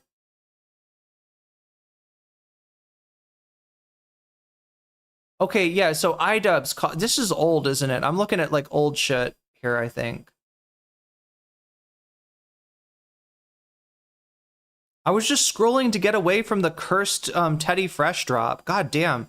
That was a jump scare, chat. Like, I got jump scared by Teddy Fresh. Yeah. I've never been a part of the online art community, but while watching this, I thought her art was just giving... It's called Ahegao? Cringy, raw XD teen girl more than pedophile. Yeah, there we go. That is, you know, you could accuse her of that, all right? But when you do that, you got to remember how cringe you were at 17 or 18 too, so... I grew up on Deviant Art. I totally agree with you. Well, it's odd and suspicious considering the Ava tie-in, which again, it's like a clip chimp of me saying we're missing the forest for the trees. You should criticize Ava Christensen for the tweets that she was making. You should criticize her for talking to minors in a fucking Discord. You should criticize her for her actual actions, because someone eventually also came out and accused her of like sexual misconduct and abusing her power dynamic over a fucking poster, dude. Like, there was way more here that should be criticized than this fucking poster shit. Like, but you know, but yeah, it's pretty. Yeah, good point, HK. Ethan and Hila never outgrew their cringe. Do you know how fucked it is when your own audience is like, she's probably a teenager on Tumblr. Can't hold her adult standards for that. Not like she was drawing actual lolly. Saying she enjoys lolly based on that is a huge mischaracterization.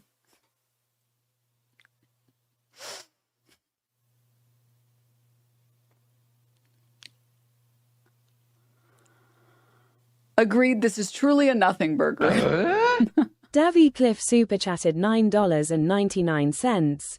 I mean, if Ethan was an incel before meeting Hila, he used birthright for its intended purpose. Which the deep loyalty makes sense. I guess, yeah. You give. This is the whole thing about incels. This is why incels get farmed on the internet, chat. It's because they have like a hole in their soul, a hole in their personality, a hole in their confidence, and if you could do anything to kind of, you know, these people like legitimately they go on sites that convince them that they are doomed, right? They you know, judge themselves harshly for their looks. They go on sites where they post, you know, here's what I look like, and everybody's like, oh yeah, you're definitely never getting laid. You're completely doomed, and so it's kind of like one of us, right? And if you can offer them, like Andrew Tate does, a way out of that, then yeah, they will be your the deep loyalty, just as Davy Cliff said, will be given.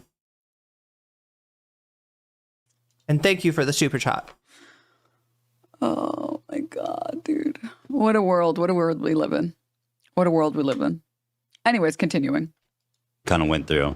Lolly girl. We've all jerked at the lolly. And she's like, yeah. She's one of the people that's like, yeah. Anyway, so here she is. Okay.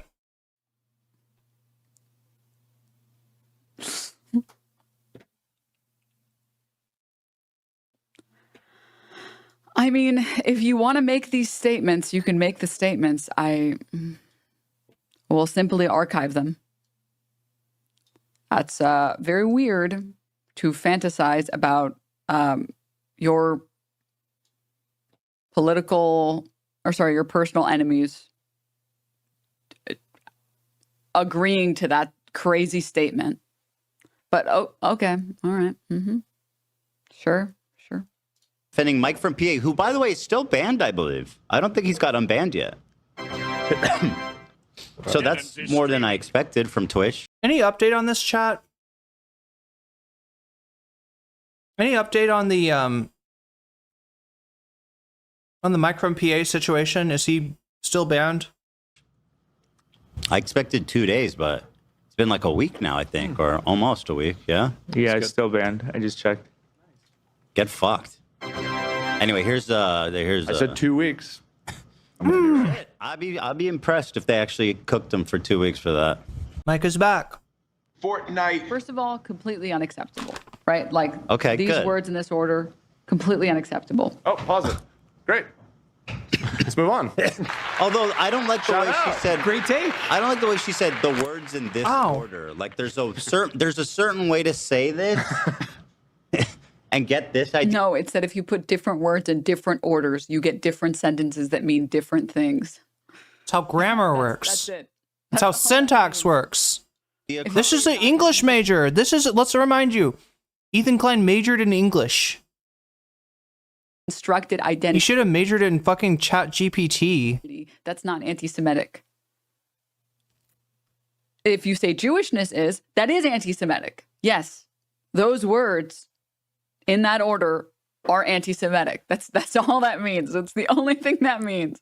English major, by the way. Without, showing your ass too much. He dog whistled a little too loud. Thank you. It was very obviously. Okay, now it goes sideways, Dan. God damn it. Him meaning to say Zionism. No, a Zionist is a constructed identity. That sentence makes sense. Which in the clip, Mike says it is a constructed identity, which is accurate. Zionism is a constructed identity. Jewishness is not a constructed identity, and that sentence makes no fucking sense. Zionism is an identity. It's a fucking philosophy even. It's not even an identity. What are you talking about, you dope? Zionism is a philosophy. What is it based on? Murdering fucking brown children? The morality of murdering brown kids? God, she's so dumb. Identity? That sentence makes sense. Jewish is not an ethnicity. This demonic ethnicity. I mean, I would call it an ideology rather than a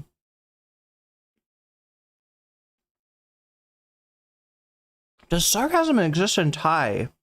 I think so. I think when I was looking at, I'm trying to remember. There was some slang, right, that seemed kind of sarcastic. I think it was the strawberry. Wait, no. There was something about strawberry is slang. If you call somebody a strawberry. I think there's if I remember right, there was a little bit of sarcasm in that, but in general, I do detect less respect for the kind of edginess that you see in a lot of American humor. People a little bit more yeah, they're not as let's just put it this way. Thai people not as irony poisoned as Americans, but then again, it's a pretty low bar. After they remove the part there in between those two sentences is when he says it's constructed. But of course it's clip trimmed. You're watching the 300th Netanyahu clip of him pulling some fucking disingenuous garbage and misspeaking because it makes no sense to say wholly made up about Jewish. Most European Jews, Ashkenazi, have absolutely no ties to the land of Israel, the Levant, or whatever you want to call it, because they were converts in Europe. We were previously pagan Christian. I mean, again, that's why he criticized. That is completely a total lie. And again, it's just further the agenda that all these people have in denying Jewish heritage in the Middle East. And also Ashkenazi Jews, their DNA lineage does track back to ancient Judea, which is obvious, right? And now, that doesn't entitle them to colonize the land because their ancestors lived there thousands of years ago. But these people you're talking to are not colonizers. They were fucking born there. If they're The people who are literally settlers, who have citizenship. Well, no, I'm not sure. I don't totally remember this. I just remember looking up like there's a lot of fruit slang, right? Like if you say banana,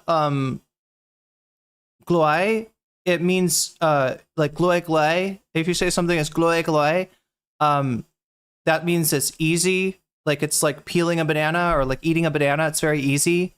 And then there was something. There was some kind of a.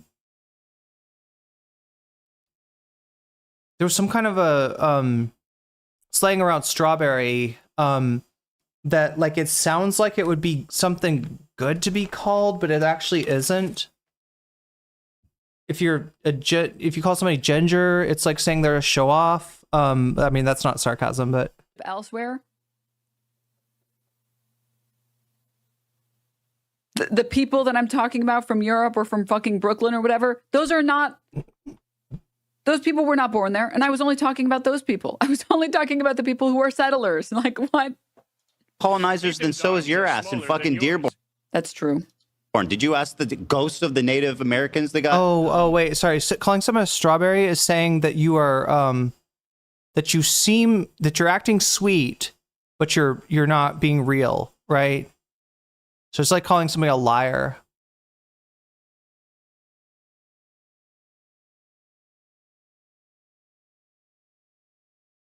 Wait, sweet on the outside, but like insincere on the inside is the idea? Is that like a... Yeah, I don't know. That I guess an insult disguised... People are saying, yeah, like somebody's describing it as an insult disguised as a cute word. Oh.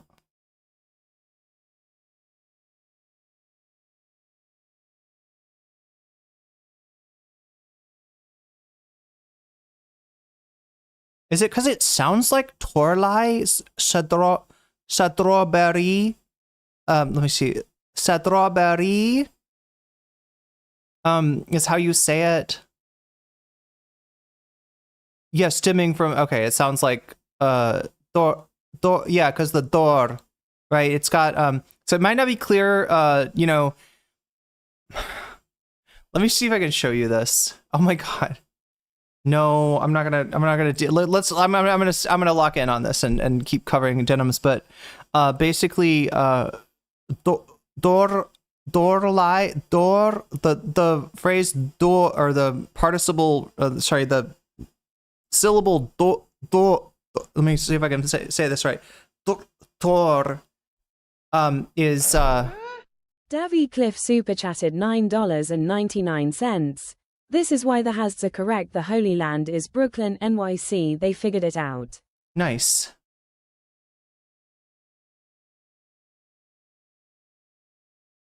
Yeah, I mean, that makes sense to me.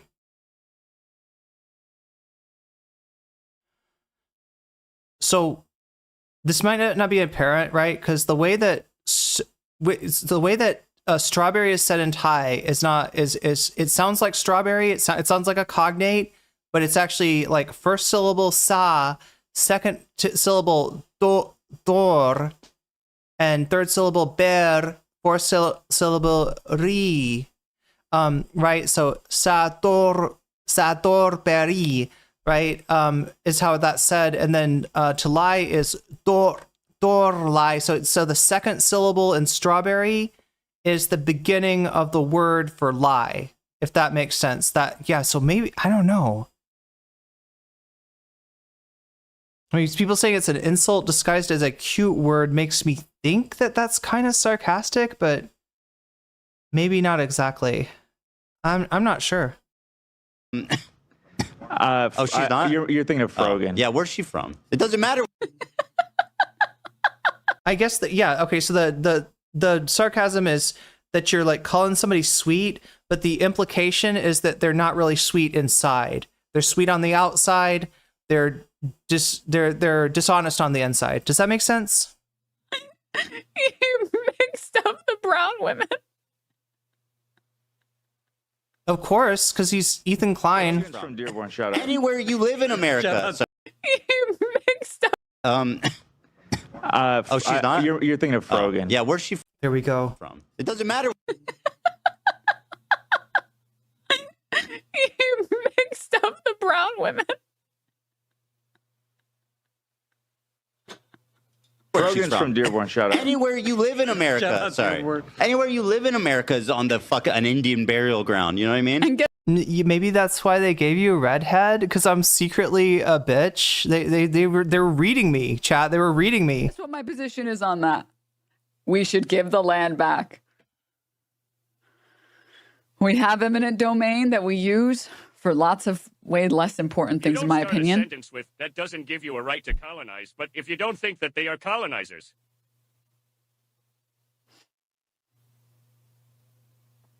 Yeah, it's almost like my position is consistent with this. We have eminent domain for a reason. We use it for things like... Yeah, so strawberry means you're like a low-key bitch, or sorry, low-key liar. You're dishonest, right? Ginger means you're a show-off. Like you're like a... I think it's because the ginger kind of looks like a crown. You're like, look at my crown. I got ginger. Kicking, but I don't know if ginger is associated with this, right? With this and this, with the freckles and the hair. I don't know. I don't know if that connection also exists in Thailand. Brown people and black people out of neighborhoods so we can build ugly fucking freeways. I don't see why we can't do the same thing, but give the land back to indigenous people, or at least like the spiritual sites, like Mount Rushmore. I'm sorry, we have enough photos of Mount Rushmore. We can just give it. We can just give it back. Really, genuinely. Guys, please. My cats are fighting. 1 second. Worms. Stop. Wait, is there a cat named Worms?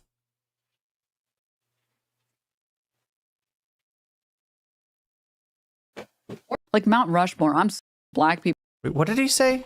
For lots of... You know what I mean? And guess what? Frogan's from Dearborn. Shout out. Anywhere you live in America. Sorry. Anywhere you live in America is on the an Indian burial ground. You know what I mean? And guess what my position is on that? We should give the land back. We have eminent domain that we use for lots of way less important things, in my opinion. Well, like, yeah, so, and a lot of people misunderstand what land back actually is. A lot of it is about, I'm sure we all know, right, that the United States signed a bunch of treaties with a bunch of First Nations that when it became convenient that the United States didn't honor, right? The treaties, like, so a nation, you know, to be trusted, a nation has to abide by its treaties, and most nations do, more or less, right? But this kind of changes when you've got such a big power differential, and you know that the United States basically broke treaties with First Nations because it could, because the repercussions for doing that, you know, weren't anything like the repercussion for breaking a treaty with a European nation at the time. And so a lot of treaties were broken. There's a lot of land that was promised to different groups that was then taken from them. And so, like, you know, like land back is more about, you know, it's not a like a total, like, you know, it's not proposing displacing you know, all people who were descendant from colonizers. It's you know, about giving, you know, land back and self-determination back, and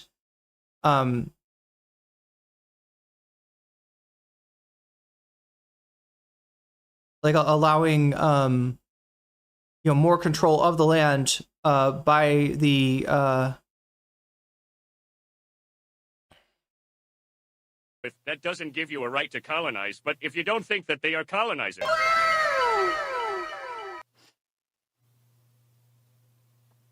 Yeah, it's almost like my position is consistent with this. We have eminent domain for a reason. We use it for things like kicking brown people and black people out of neighborhoods so we can build ugly fucking freeways.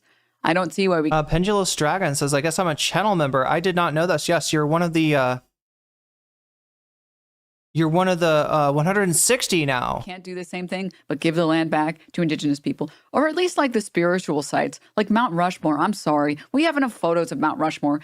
We can just give it. We can just give it back. Really, genuinely, guys, please. My cats are fighting. 1 second. Worms. Stop.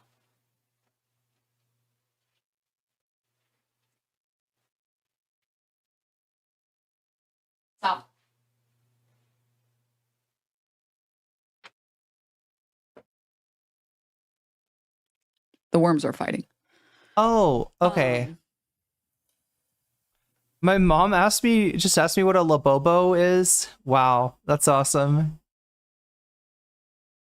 Australia still doesn't have a treaty, and we are still feeling the effects of the stolen generation.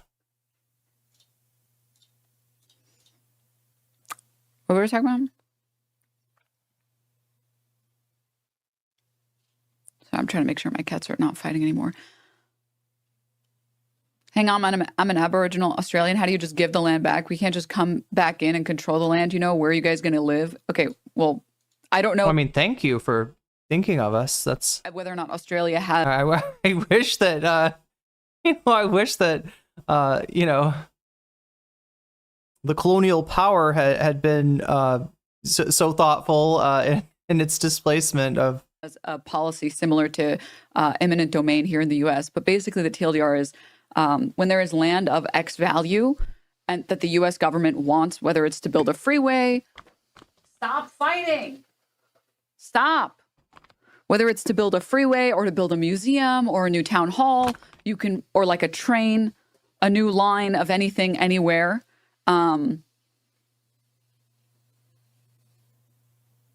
You can purchase, the state has the right to purchase the land at fair market value.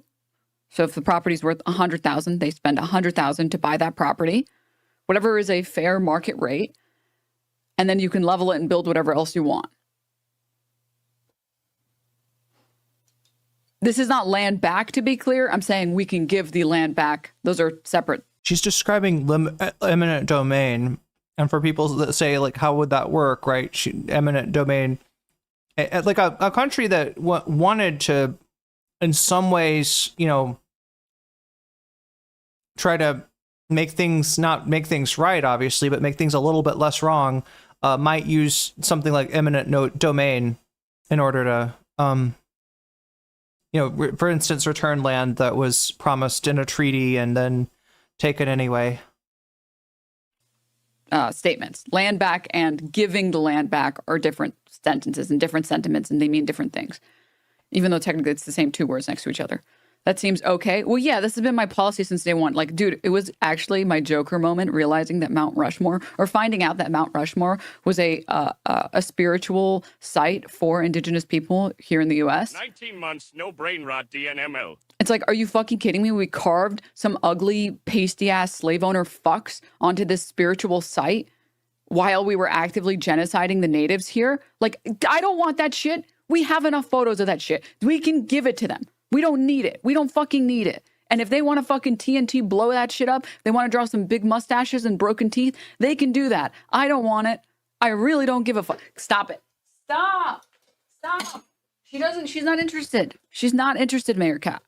She's not interested. I really think what should be done is maybe you could take the Mount Rushmore and turn it into a roller coaster where you like come out of Jefferson's nose and then you go into like Washington's ear. You know what I'm saying? Like I'm kidding, chat. Yeah, it was 6 grandfathers. Interested in playing with you right now. She wants to chill. I'm gonna put you in gay baby jail, Mayor Cat. If you keep it up. Okay. I can't believe that gay baby jail is still a thing. Okay. Moving on. All right, that's it. Wow. Gay baby jail. That's it. A brainworm coaster? Yeah.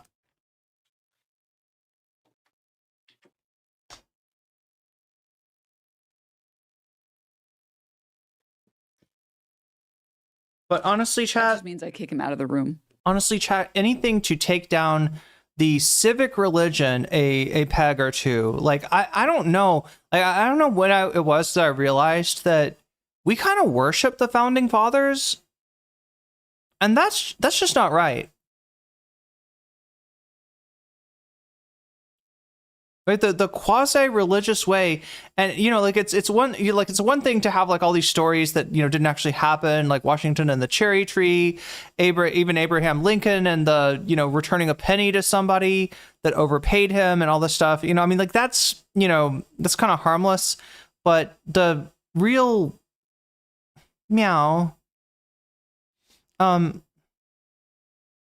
I think the real harm is when you look at the founding fathers as being prescient, which is how people, especially Republicans, talk about the founding fathers. Like they could see into the future. They knew the perfect plan. They knew exactly how the Constitution should be. They could foresee every future event, and they gave us like the perfect Constitution because they were great men. What great men of history. And this way of viewing the founders, like, it causes us to look at the Constitution as a perfect document, which I don't think even the Constitution was presenting itself as, right? You've got the ability to amend the Constitution. But yeah, too many people look at the founding fathers as being, perfect, and they were far from. In fact, wasn't one of the founding fathers like an actual fiddler? Am I? She's just chilling, dude. She's relaxing. She's chillaxing. She's max-laxing, dude. She's just trying to get some sunshine in this room, and he's like bothering her, and she's like hissing at him. And he doesn't want to leave her alone, so I put him outside and I closed the door. Let me.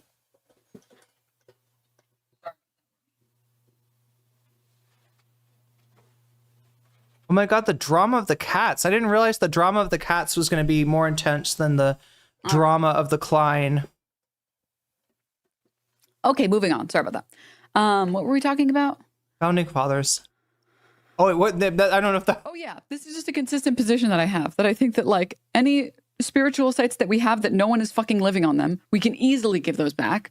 Like, we don't need Mount Rushmore. I'm sorry. No one relies on Mount Rushmore. No one's, like, suffering if we don't have Mount Rushmore anymore. We can easily. And everything else. Oh, yeah. They're well, wait a minute.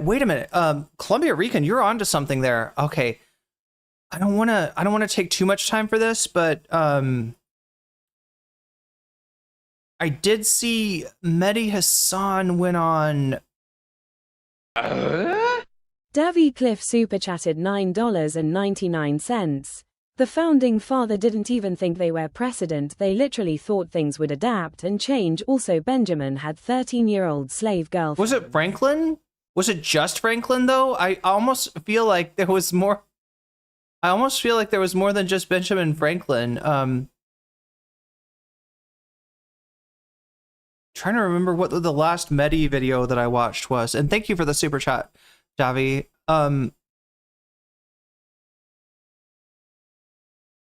Oh God, is he talking to Jon Stewart? Chat. Do other YouTubers watch Jon Stewart's weekly show?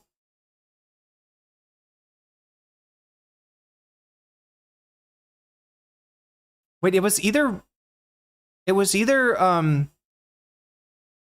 Jon Stewart or it was Brian Tyler Cohen.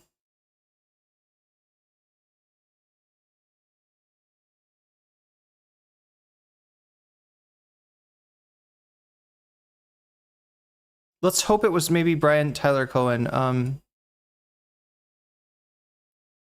Because I don't know if I can watch the weekly show with Jon Stewart. I always like get scared watching anybody who is on TV. Is like a potential. The idea that, for example, basic conflict of interest laws don't apply to the president when you have a president like Trump. Like the founding fathers did not anticipate the guy from Home Alone 2 becoming president of the United States. I think this is it. It's a fact.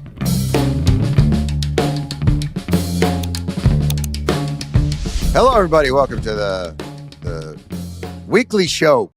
Okay, I don't know, chat. Do other people watch this?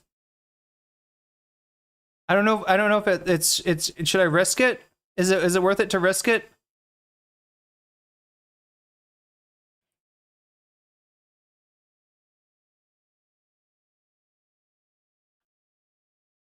Could put a weasel in front of the video. They didn't have an age limit in the 1700s. Yeah, there was a lot of people diddling. I bet P. Diddy always is like, wishes he was born in another time when it was acceptable to have a child wife. I call them the founding dildos.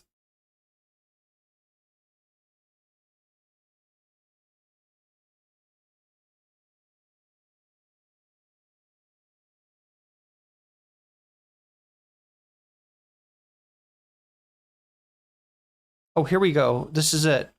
How wonderful, though, Maddie, that is what this has become. That it's such an interesting metastasizing of the movement on the right, which is, as you know, it's always steeped in kind of the fetishizing of the Constitution. We the people, they've got, all the buses are wrapped with that Constitution picture, and it's the flags, and it's steeped in kind of the rhetoric of we are the Minutemen and the revolutionaries, and it's morphed into, actually, now that I think about it, now that we are in charge, fuck the Constitution. Fuck the Constitution with a little asterisk, John, that says, but we love the Second Amendment. But the Second Amendment is sacrosanct. As a matter of fact, that might be the only amendment that was even put in there, if you really look at it. But it's such a shocking change. Have you seen, in your experience in debating the right, that this has shifted? What was any of that constitutional fetishization good faith? Is this just a subtle shift now that Donald Trump has exposed how much authoritarianism appeals to them? Look, I think it was good faith amongst a minority of them, but that's the minority that have since become never Trumpers or mild Trump critics. So you've got kind of a Rand Paul in the Senate who will make some noises about, oh, you can't bomb countries without congressional authorization. But he really... Rand Paul is always reminding us about the Constitution. He got offended recently when Trump didn't invite him to a party at the White House. So even for him, Rand Paul was like, the Constitution! That is a step too far. Yeah, the party invite and then the Constitution. But your Justin Amash, who was a congressman from Michigan, libertarian, he's been very outspoken, but he's no longer in the party or in Congress. The people who were in Congress and talked endlessly about the Constitution, they were clearly in bad faith. Mike Lee from Utah, the senator from Utah, this guy was the constitutional... He never stopped talking about the Constitution and liberty. And then turns out he was involved allegedly in the attempt to overturn the 2020 election with the fake electors. We know now that he defends anything Trump says online. These people clearly were in bad faith. They just confirmed this week, John, a manifestly unqualified, unfit judge to the federal judiciary. Talking about Emile Bove, who was the president's personal lawyer. President allegedly told staff, according to whistleblowers, to fuck the judges, tell the judges to fuck off when they get rulings they don't like. He's now been confirmed to the bench. And there are some, I think there's a guy called Greg Nunziata, I think his name is, former Marco Rubio staffer, who has been very principled on this and spoken out. And he said on Twitter this week, if you're a conservative who claims to care about the Constitution, this is it, it's over. By confirming this guy, never pretend again that you care about the Constitution or about due process. So I don't think it was in good faith. And even this shtick about we don't care about the Constitution, the guy who said I'm a fascist to me on Jubilee, he was very explicit that he loves the Second Amendment. It's just the other amendments he doesn't love. And then he goes on a little sympathy tour last week, apparently, on far-right TV, saying he lost his job. Apparently, he didn't lose his job. He lost his job earlier, but he tried to say he lost it because of this, to get a fund. Isn't that awesome, chat? You can lose your job, go on Jubilee, agree when somebody says, I think you're saying you're a fascist, be like, hell yeah, absolutely, 10 toes down, yep, that. And then you can get... and then you can tell a bunch of... The right wing is the ultimate grift. It's the ultimate gravy train, right? We had a minor F. I don't know if that was a result of playing the video. But I'm gonna stop playing the video now. Are we okay? Can I get some word? That was Jefferson. Thank you, George Jackson. Yeah, no, hell yeah. I was like, no, there's somebody else besides Franklin. Refresh and reload. Are we all back? Let me know, chat. We're back on YouTube. Are we back on Twitch?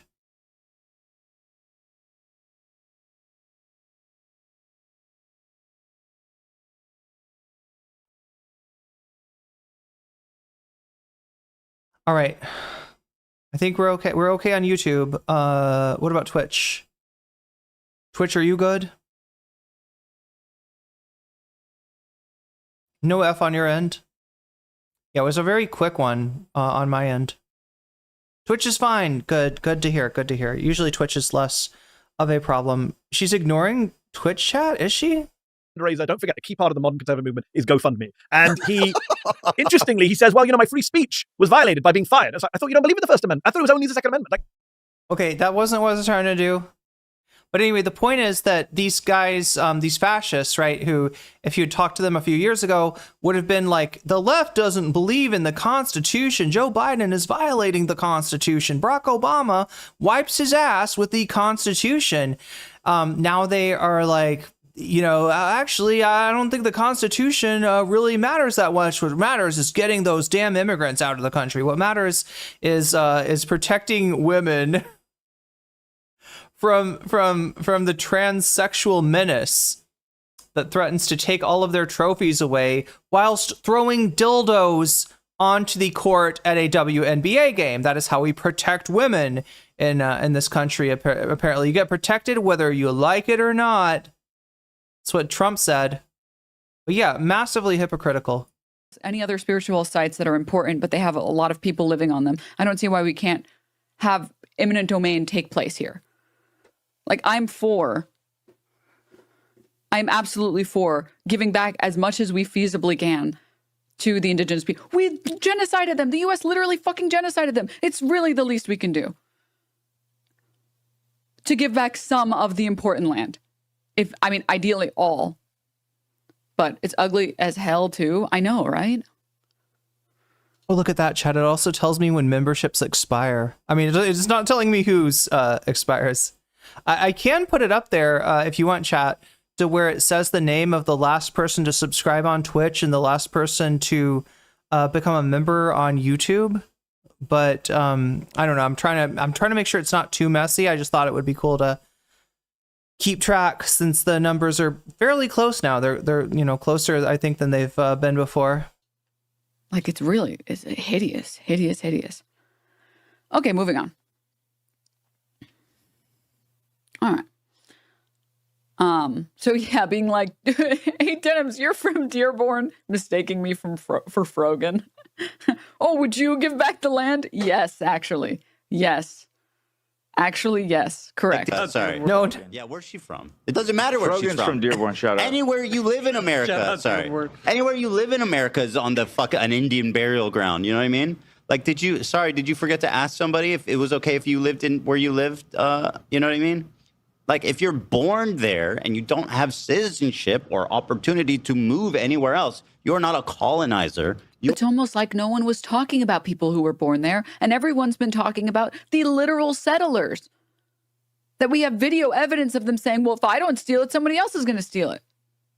Yeah. They really need to address indigenous land practices and refer to those. Correct.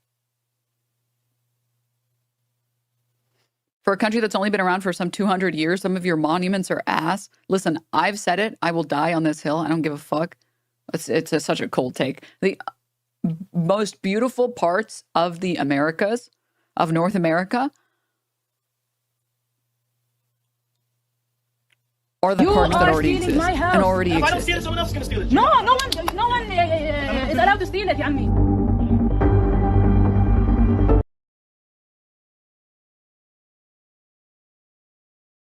This is literally what she's talking about here. But she, at some point, she learns his name. She learns that he's from Brooklyn, and she says, like, "You." Well, anyway, let me just let it run. You are stealing my house. And if I don't steal it, someone else is going to steal it. No one is allowed to steal it, يا عمي. Jacob, you know this is not your house. Yes, but if I go, you don't go back. So what's the problem? Why are you yelling at me? I didn't do this. But it's easy to yell at I didn't do this. I'm just taking it. me, but I didn't do this. you are stealing my house.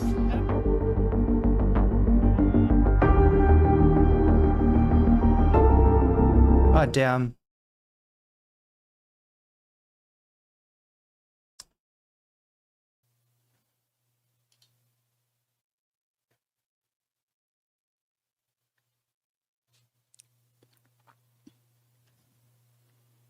There's a reason that the Europeans, especially the British, came to America, all right? And they came from their fucking marshlands and their fucking cold and rain. And they were like, wait, land can be beautiful? It's so not gray. I have to paint this immediately. This is insane. This is gorgeous. Hey, look, he said if I don't steal it, somebody else will. Here's an idea. If nobody steals it, nobody will. All right. I know it's a government, it's an official policy of Israel, but it relies on, complicity from the settlers. And I mean, that's a weird thing to say because the settlers a little bit more than complicit, they're, but honestly, if there weren't settlers, right, there wouldn't be settlements. If people were like, no, that's disgusting, I won't do that. Right. It relies on people, taking their economic frustrations really out on others and be like, ooh, free land, free houses, let me grab that. It's gonna bring me to tears. National parks are goated. I mean, Yellowstone Park? Are you fucking kidding me?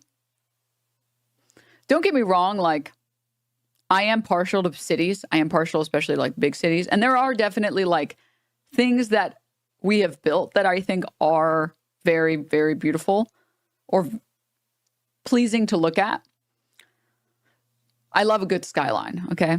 I am a New York City girly, I won't lie. I do really like the New York City skyline. Also like the Golden Gate Bridge. Like, we have things that are beautiful that we have built. But the most beautiful things here in America, the parks, the Grand Canyon, Yellowstone Park, the Colorado Mountains, like, I'm sorry. Those are prettier than I think anything we can build.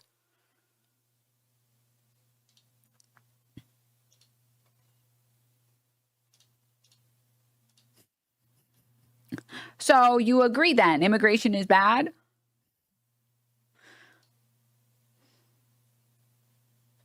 Yeah, that's what happens, chat. That's why I don't like immigrants. Is because they're always coming and stealing my apartment. And when I say, don't steal that, they say, if I don't steal it, someone else will. Because Joe Brandon said they could take it. He said, you can take her apartment, Jack. Anyway. I know this is going to be difficult for you, so I'll hold your hand when I say this, okay?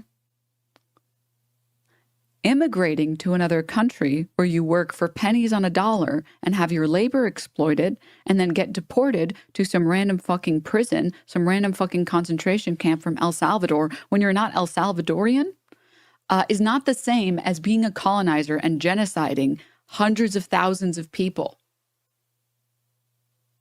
Those are different things. I know. Listen, when you find the hundreds of thousands of Mexicans that are showing up at our border, that are mass killing people and then taking the land, please show it to me, please.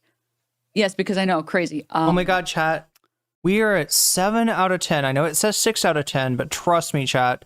Somebody super chatted before I started the goal. All right, so we're really at 7 out of 10. We're 3 super chats away from butterfly status. And I'm thinking about breaking out the many splendored butterfly. Wait, let me see. Does this thing show up in my hair? Because it's a good contrast.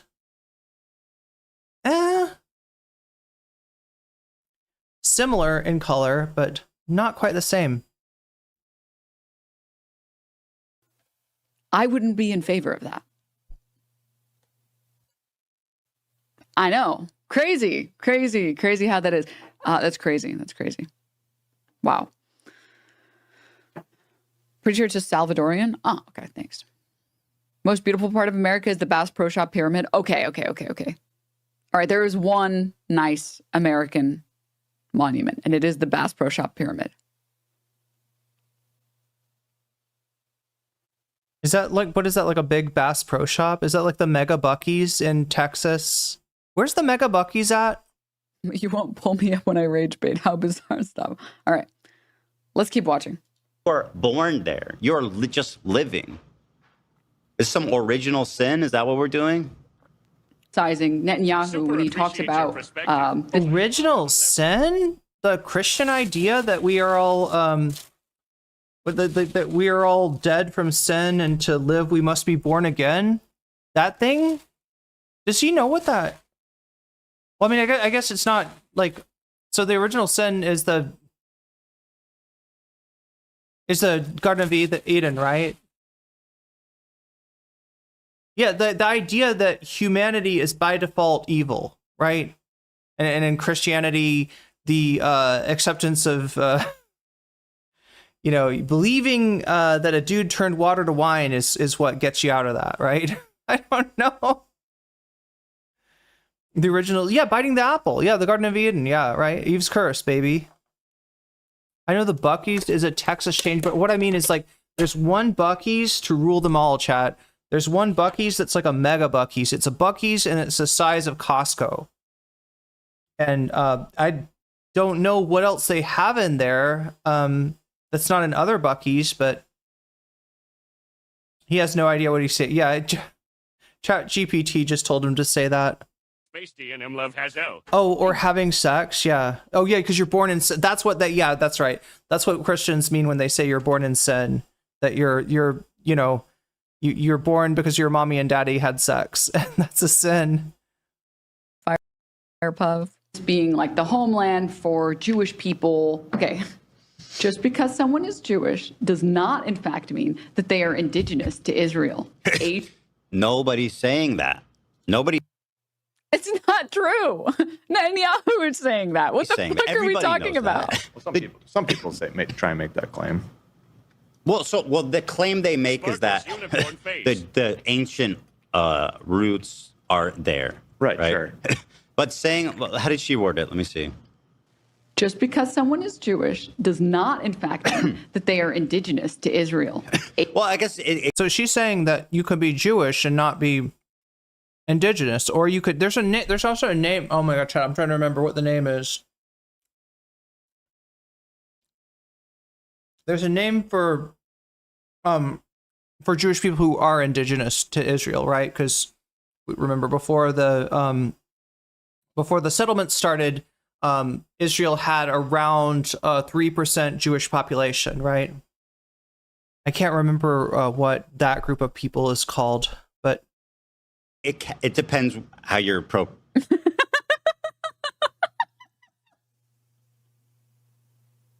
what's his argument going to be, that if you're Mizrahi, you're Jewish and from the Middle East, therefore close enough? Is that what he's going to say?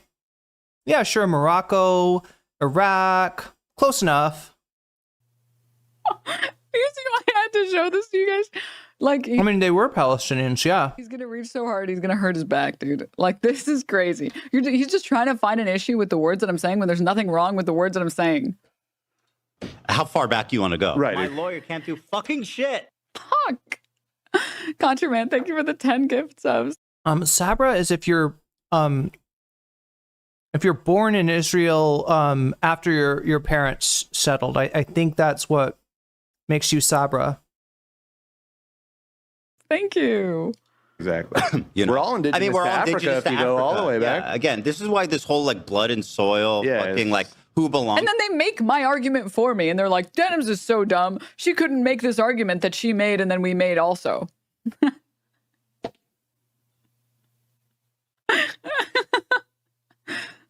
Saying you have an ancient tie to like some land doesn't give you the right to justify or to genocide the people that are living there, that currently are living there, and their past like 20 generations have been living there. Like, I'm grabbing a water really quickly. One sec. The Palestinians were the Jews that stuck around, some converted and stuff. Yeah, and also some of the some of the Muslim Palestinians were. I mean, just falls apart. Look. There was a diaspora. There were people that left the area, but the Romans didn't push everyone out of the area, right? So that means that the ones that hung around, as the chat was saying, some of them were the ancestors of Muslim Palestinians living there. Maybe some of them were the ancestors of Jewish Palestinians or Christian Palestinians living there. It's nationalism. It's just bad. It's just bad and gross. Yeah, it's always bad and gross. The other side of the coin. Asian is not an ethnic. Like, why is she's adopting the dipshit language? She's so stupid. Ethnic? She doesn't even know that that's not appropriate. She says Asian is not an ethnic. Pull that, Zach. Okay. We have now 2 online social. It's almost like I was quoting Mike and saying, if he had said this, that'd be very different. Or if he was saying it this way, we wouldn't take an issue with it. We would understand what he was trying to describe. To be clear, yes, you should say ethnicity. Ethnic is not accurate. I shouldn't say ethnic. No one else should say it. You should say ethnicity. Socialist dipshit saying something is not. She was just repeating like Mike's, formulation, right? That was all because Mike said it like that. Ethnic. It's catching on, bro. I mean, guys, join the party. Jewish people. Okay. Just because someone is Jewish does not, in fact, there is something really funny about making fun of someone for misspeaking and then being like, dipships.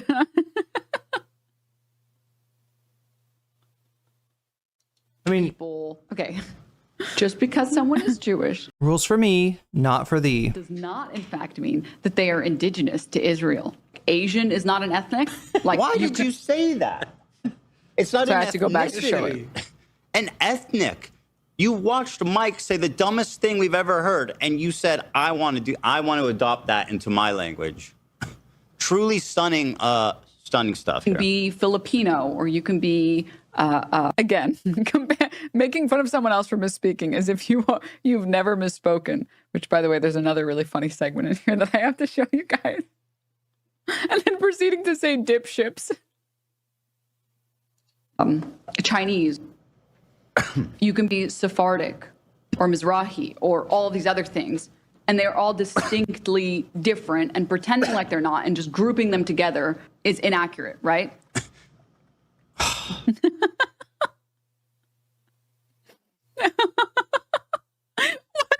Text. The funny thing about this edit is it feels like Ethan. Like, I don't know if it's like an H3 viewer and they're kind of channeling what they feel like Ethan would say here. Technically true, but kind of feels anti-Semitic. What was the other thing that he said? Where he was like, how do we feel about this? Right? He's uncomfortable telling them. Like, he's trying to get his Instagram followers to look at Denims like she's a diddlims or whatever, right? And he shows Denims in a picture with teddy bears and says, so basically accuses her of, liking Loli and says, how do we feel about this, chat? It's just like, this is like Ethan, this is Ethan speak. Why the fuck are you even talking about this? You are so out of your element. You have no idea. Jesus Christ. Jewish is a... So we're not going to actually argue the point that I'm making? I don't think Ethan even grasped the point that you're making, Denims. About how Israel likes to call itself the home of the Jewish people to help manufacture consent for displacing indigenous... Oh, no, he's going to attack you for using the term manufacturing of consent and basically say that it's a red flag for being a dumbass lefty. Right, that's what they all say. They all say Matt. Oh yeah, what does he say? He calls him from like that Noam Chomsky guy. Yeah, I think it's that Noam Chomsky that. And then he tries to explain manufacture what that means, what manufacturing of consent means, and it's clear that he has no fucking clue about that concept. Indian people with some fuckers from Brooklyn. You're not gonna argue the point. You're just gonna say you're dumb. Okay, well, actually, you're stupid. Big category. Oh yeah. Okay, Jewish is a larger category than you guys are pretending it is. So does she's LARPing as some kind of like Jewish historian scholar? So that you can continue your ethnic cleansing. Yes, Ethan. She's cosplaying Josephus, I believe. Jewish people. LARPing as a scholar. So let me just get that right. Let me just get that right. What you're telling me is nothing to say. Nothing to say. Nothing to say. Nothing to say. Say something. Say something. Come on, man. Have some conviction. No comment. No comment. He can't Excuse argue any me? of the points because he doesn't disagree with any of the points because what I'm saying is true. Hey, my name is Silboy. I made a song called Protests on 2025. I think if you played it on stream, it would be hype for your followers. Chat, do we need to grab that? Yeah, I feel like we need to grab that audio. People are native to. Why defend Mike in the first place? Why not admit he was wrong and move on? Well, I can tell you didn't watch the clip because I literally said he should have been banned for that. But if you want to get mad at nothing, like you can go like punch the clouds, okay? Huh. We're indigenous to this region. It's like, wait. Jewish is a big category. The What do you idea mean of by goal that? of like. What do you mean by that? She goes, you think Jews are from this place? Jews are a big category. Okay. Well, you know, there's something crazy that's happening here, which is when she said "fuckers from Brooklyn," she's talking about Jacob. She's talking about the guy from the Al Jazeera clip, right? He's moved to Israel from Brooklyn. He is participating in taking a Palestinian home for himself. And when he's confronted by the person whose home it is, he's like, "If I don't steal it, somebody else will." When you pause, you don't let me explain. And then he's like, "This isn't me. This isn't me. I'm not doing this." And it's like, you're right here doing, like, "No, this isn't me. This isn't me. I'm not doing." It doesn't count. It doesn't count. What I meant by that. And if you press play, I get to explain what I meant by that. Why I said Jewish is a big category and the follow-up that I'm going to make once you let the video play. Okay. It's funny. In what is it called? Why can't I remember this? The game where you start as you like settle towns and then you build. What is this? Oh my god, Chad! I can't remember what it's called. It's like the most common like civilizations. I think it's called civilizations. I think I'm thinking of Civ. Right, Civ in like Civ 5, right? One of your units is a settler, right? The other units are like soldiers and stuff like that. What does that tell you? That settlement is a military tactic, and indeed, if you participate in these kind of settlements, you are according to international law, you make yourself a target, right? For that the resistance against settlement is not, regarded in the same way as,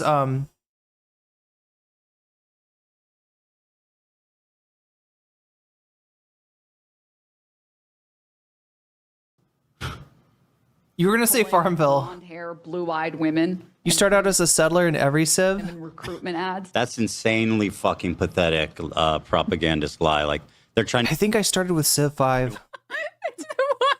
That game is terrible, though. That game will suck all your time away. Like, right, it's so easy to, like, lose an entire afternoon to civilizations or even longer. They have done this. Israel's done this. Israel has... I'm saying this as somebody who plays JRPGs. Yeah, I know. Blonde-haired, blue-eyed women for their IDF ads. That's not a lie. It's true.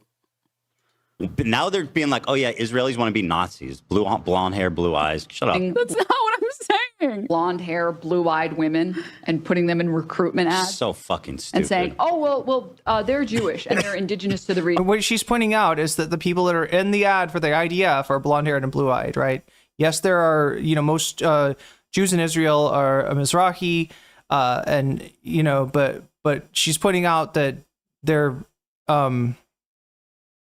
coding their advertisements, let's just say, in a certain way. By the way, this might and yeah, there definitely is like a I don't know if you want to call it like an informal hierarchy in Israel, and if you're Mizrahi, that is somewhat held against you. Blow your mind, but I like how I explain it, and he's about to misrepresent it because he wasn't listening, because he's not capable of listening. Where I literally say, first of all, it's to make a distinction. Wait, you missed the stacks of doom? Wait, what? Between the evil terrorist Arabs, and the easiest way to make that distinction is the complete opposite of like someone who's tan, dark hair, dark eyes, someone who's white, or like pale, fair skin or whatever, blue eyes, blonde hair, right? something for Americans to sympathize with, since Americans have never been able to sympathize with brown children getting bombed.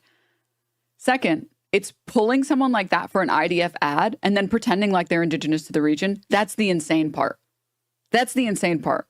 That it's like, oh, well, I'm indigenous to Israel, unlike these brown people, these terrorist brown people that were allowed to genocide. I'm allowed to settle because I'm indigenous, unlike these people. So come on, you can move out now. But there are blue-eyed, blonde people living in Israel, right? Does he think that she's disputing that? She seems to be noting that rather than like she's talking about that. She's not like what does he think that? Yes, that's what I said. That's what I said. Yes. And their families are Ashkenazi. We all know that. Ashkenazi people know that we're not from like modern day, the land of Israel. The stacks of doom prior to Civ 5 combat mechanics were stacking units on top of each other on the same style. Wow, I didn't realize that's what it was like. Right? But if they're born there, dipshit, then they can't fucking leave, can they? It's crazy that I'm talking about settlers and you're talking about people born there over and over and over again. Also, like, you can go to, like, look at the history of America, right? It's like a completely separate talking point. If white people immigrated here to the U.S. and they were born here and they couldn't go somewhere else, that still doesn't make them native or indigenous to the land.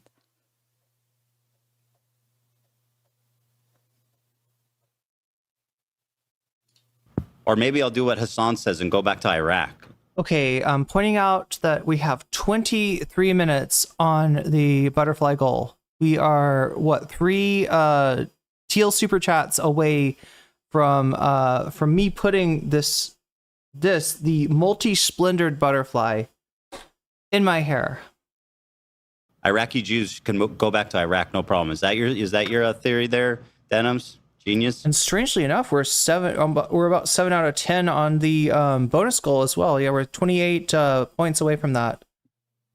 I didn't comment on people born in Israel, like, at all in any part of this. And it's like, okay, just because someone is Jewish does not, in fact, mean that they are indigenous to Israel. That does not. That's manufacturing consent for. God, anytime someone says that is like this is the dumbest person alive. What do you? I don't understand. Yeah, dumbass. Like, you understand something I don't understand. Fucking dumbass. You're listening to some linguist academic named Noam Chomsky. Noam Chomsky. It's some Noam Chomsky. He did. He says Noam Chomsky. That Noam Chomsky guy. You think you're so smart with your manufactured consent, your capitalist realism. That's they definitely having read authors like Noam Chomsky is a great sign of a dumb person. All the dumb people love Noam, which in Thai means water.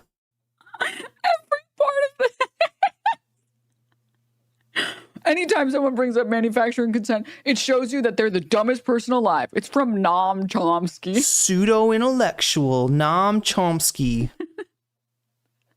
And then Zach or whatever. What's next? Are you going to tell me you read Philip Roth? And just like, what is this? What even is this? In the back being like, I don't even know. I've never even heard that term before. I'm the smarter one here. I've never heard that term before. What does that mean? Chomsky. Oh, this is the dumbest person alive. What do you? I don't understand. What does that even mean? It's some Noam Chomsky fucking manufactured consent. It's like it's this buzzword that they always use. I think it's like when you chomp on a ski, like the shark from Scooby-Doo. Creating propaganda in a country to justify. Did they jump the shark in Scooby-Doo? By war in another country, so you're like. Is that where that comes from? Consent amongst the citizenry. Oh, okay. To go to war. Wait, let's roll him back. Example of it. That's not what manufacturing. Yeah, he doesn't. Manufacturing consent is a broader. There's a broader definition for that, right? It's using the media to tell the people of a nation how to feel. It's not about what they're doing, right? It's not about what they're, what kind of opinion they're propagating. It's about how they're doing it. And then telling them that they're allowed to be upset or want X, Y, or Z thing, right? It's to manufacture their consent. Happy Days? Oh, came from Happy Days? For less taxes, lower taxes on billionaires because we need trickle-down economics. Is that the one with the fawns? Manufacturing consent for a genocide in Gaza. It's that the media. Ethan jumped the snark. Hell yeah. Because it relies on advertising, because it relies on sponsorships, because it relies on money to keep the media going, and because it's all made up of these massive fucking. It's modern media in America, modern news networks in America are just giant conglomerates with a bunch of channels pretending to be, independent media, like Sinclair Media, that one video. Yeah, it's about how they gatekeep information and every single newscaster saying the exact same fucking script. But anyways. Right? I don't know. Who gives a fuck? Okay. Dumb. On a motorcycle? I thought he jumped the shark on skis. Fonz literally jumped over a shark in an episode. But did he jump on a motorcycle like Evel Knievel style? Yeah, him criticizing anything related to Chomsky for lack of intelligence is a bit rich, I would say.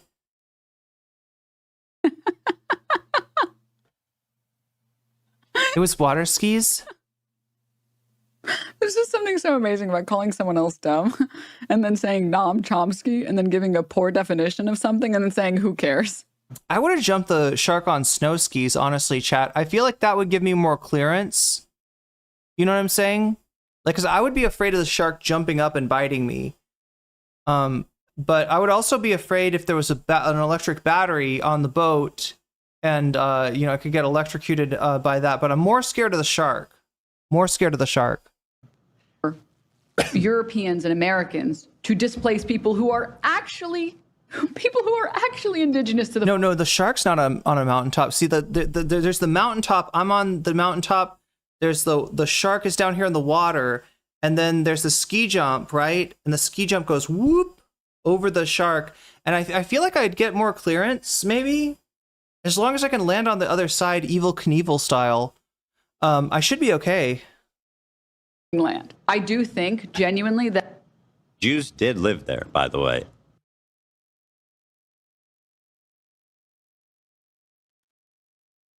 Just gonna miss the point completely. Okay. In modern day, a lot of Jews did also live there, by the way. Wait, is there misophonia at laughing? I've only heard of misophonia at eating. So the thing that... What if it's a whale shark? Those guys are pretty chill usually. Yeah. I feel like, you could probably scuba dive with a whale shark. I'm criticizing in the... if another shark came around and tried to eat you, the whale shark would probably eat you first, but it wouldn't chew you up. It'd be like, I got dibs. And the other shark would be like, ah, damn. And then as soon as the other shark goes away, the whale shark would let you out. The clip that you're watching. The manufacturing of consent by saying that Jews lived there 2,000 years ago. Literally the thing that I'm criticizing in this video, in this clip. Actions over the past, and his words over the past. Batman fights a great white shark in the 1960s. There's a 1960s Batman movie? 2 years. Speak to his... Is that the first one? His character. Absolutely. You live in Florida. I have an opportunity for you. If you want to earn whale sharks are so cute. Also nurse sharks. Nurse sharks are really cute too. $100,000, let me know. You are, and this is no exaggeration, literally selling out your own people. And this was a misspeak that was bad enough that I'm inclined to agree with Twitch on this ban because it is bad. But you have to be a very disingenuous person to take a look at Mike's recent track record, the past 3, 4, however many years. Even just compare that shit to how ContraPoints treated the situation in Gaza, the genocide in Gaza that you waited. Mad that you agreed. I know. I don't understand. Yeah, that's what I was saying. I don't understand. That's what I was saying. I thought he'd been picking up like, you know, tips and tricks from Dan and Destiny, and then he'd know that you're supposed to say, "Oh, Mike, it looks like Denim stabbed you in the back." Yeah, that's right. Denim sees Mike, and she's like, right under the bus. Right under the bus. Oh, look, there's no solidarity here. Oh, you're supposed to be leftist. Until it was safe to say that it was a genocide. And then she said, like, but you guys need to understand. I fucking despise how people talk What does about what does any of that have to do with whether Twitch was justified in banning him? This is like Batman dances in the 60s one. Doesn't he dance in the one with Isn't there one where like Prince is the Joker and he dances, like Prince makes him dance? This is so peak, dude. This is so peak. Pause the video right before I'm about to make the point and then say, I don't get what this has to do with this. I don't get how these things are related. None. They like to group like all these, like they go liberal Zionists. They call people like me and ContraPoints who don't like aren't in favor of like mass frankly ethnic cleansing the Jews that are there now who were born.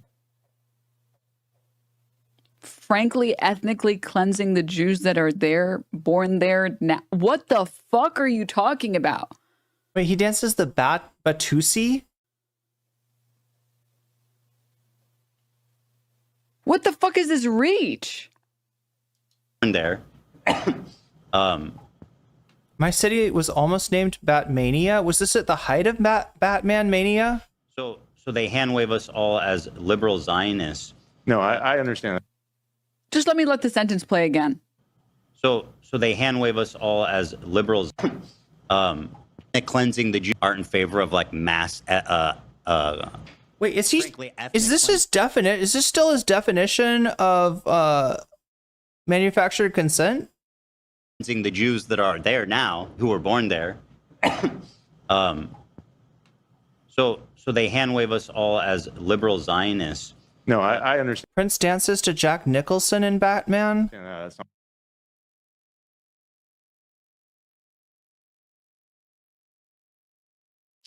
Uh-huh.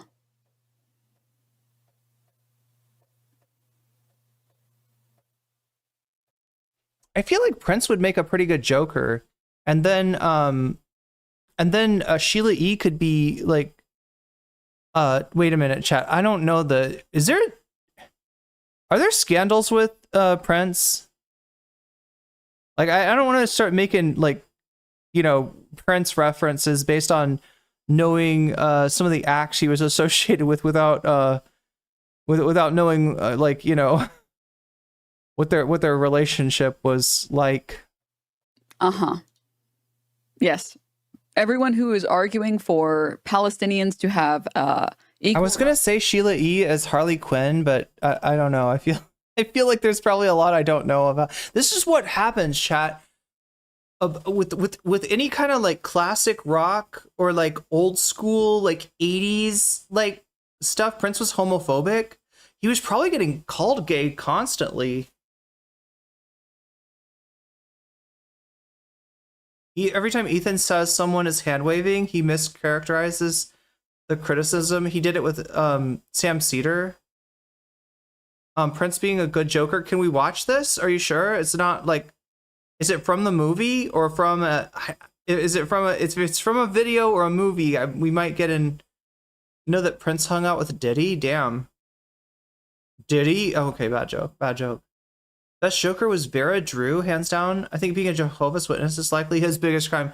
That is true. And I don't think, like, this is a weird thing to be, right? Because my understanding, the only thing I know about Jehovah's Witnesses is that they believe that, like, there's 144,000 spots in heaven. And so, like, that's got to be wild, right, chat? Because they do go around and, like, they do missionary, they knock on doors and try to, you know, convert people and stuff. And it's kind of like, imagine, chat, you go to school, you know those candy sales at school? Did you ever do those? Like the candy sales? You're selling candy to like raise money for charity, and it's like, you know, if you sell X amount of candy, then you can choose from a list of prizes. And imagine if instead of just like, you know, your performance in the candy sale, like determining whether you got, you know, one of the shitty prizes, instead of that, it was like determining if you get into heaven or not, right? That is some pressure that I would not want. And you got to sell not candy, chat, which is easy. Candy's fairly easy to sell because people want candy. You got to sell Jesus. That's a little bit harder. Jesus also edible, famously, but maybe not as appealing, maybe not as highly palatable as candy. All I'm saying, chat, is if there was a religion where the sacrament was candy, I think it would have massively outdone Christianity.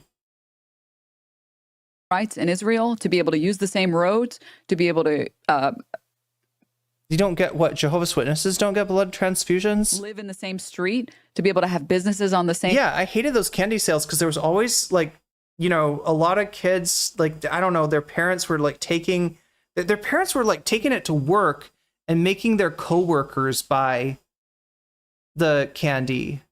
It felt like a very unfair system.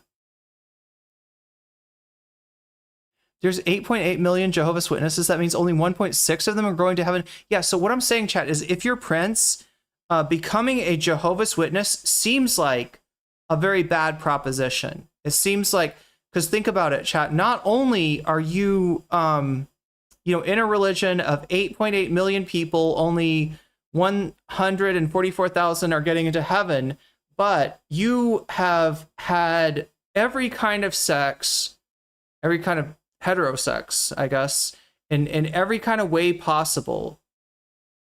And you know what I mean? You're kind of you're starting off from behind. Like Prince would have to convert like the entire world. Prince would have to go and find an alien planet, convert all the aliens into Jehovah's Witnesses for him to possibly even think about getting in. I feel like he's kind of behind. He's starting off from behind. They think that Jesus was the archangel Michael? So are they? Oh my God, he's getting in from behind. Oh, I mean, I'm sure he did that too. Same fucking in the same zip codes. What if like Prince was like asexual though? Wouldn't that be the biggest like mind blow? Like he only liked to that like the whole sex thing was like just his persona, and in reality he was just, you know, he was like Arrow Ace Prince. He was at Arrow Ace Prince. Okay. To not have to have fucking barricades outside their door. All of those people are demanding the ethnic cleansing of Jews. Like, what the fuck? And because you're against this thing that doesn't exist. Depp says he was fucking. Or this thing that people don't. He was not ace. He liked the ladies a lot. To or believe in. Well, I just mean like that's his image, right? Is that he was, you know, he was getting around. But what if that was just an image? What if the real Prince was...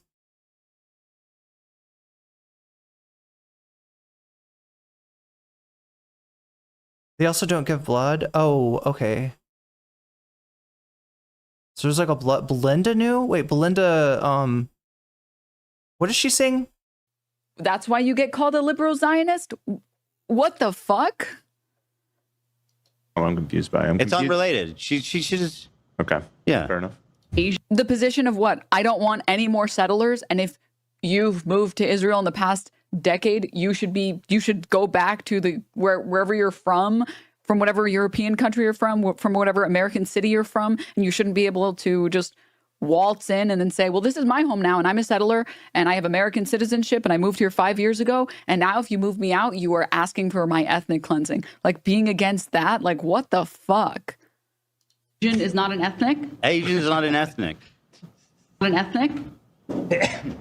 But I despise the way that these people now talk. Wait, so the whole thing about Jesus being the Archangel Michael, which is the, if you ever see any of those pictures on churches and like Catholic churches where there's like a dude fighting a dragon, that's Michael.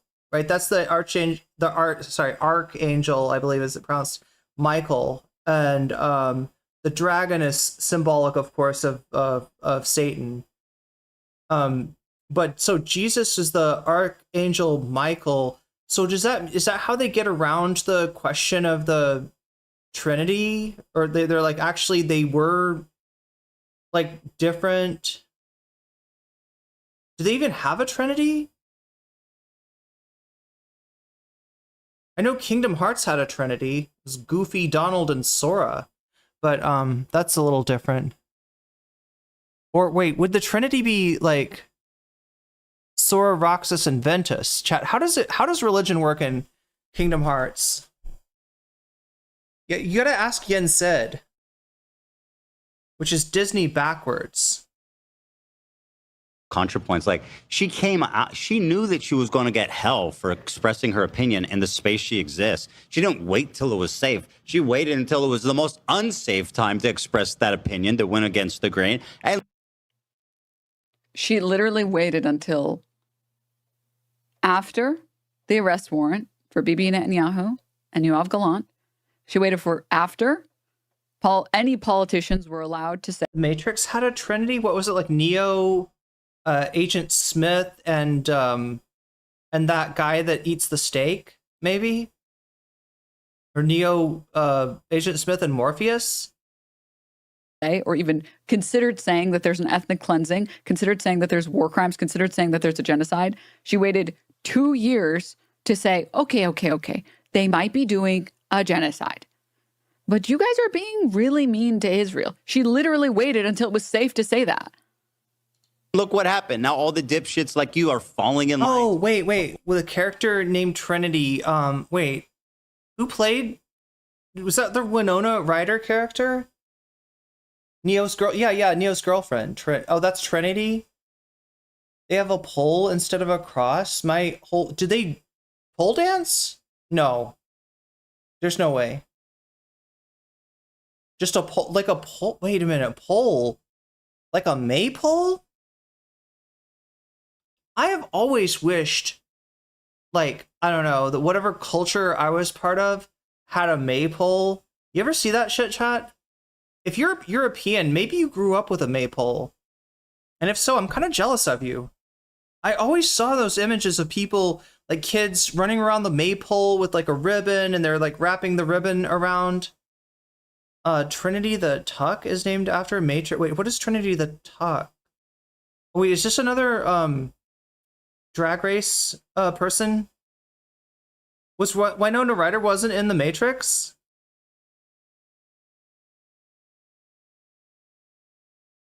Lie and shit on her. Like, give me a break.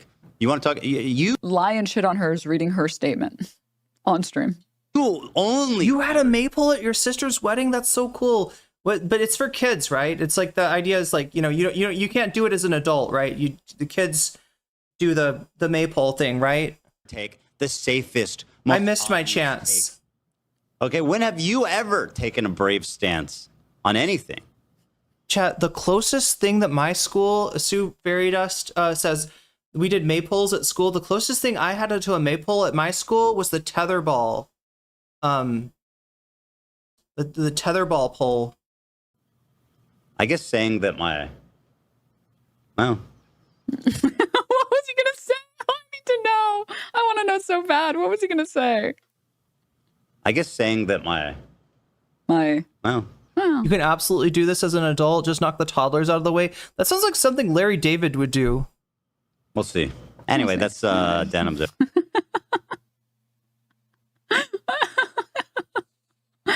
Oh, wait, dude. Carrie Ann Moss was Trinity? It was not. Chat saying it was not Winona Ryder. I wanted to share that with you guys because it put a smile on my face, okay?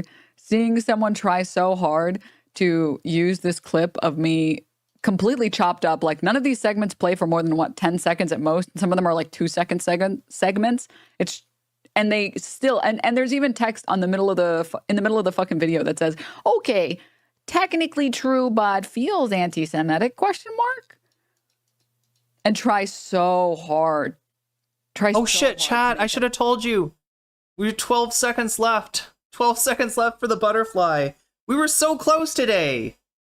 We're also really close. We're 25 away from bonus content. So we're going to, you know, decide whether the stream goes on or not fairly quickly here. I am so sorry. I am so sorry. 12 seconds is not enough time to give you.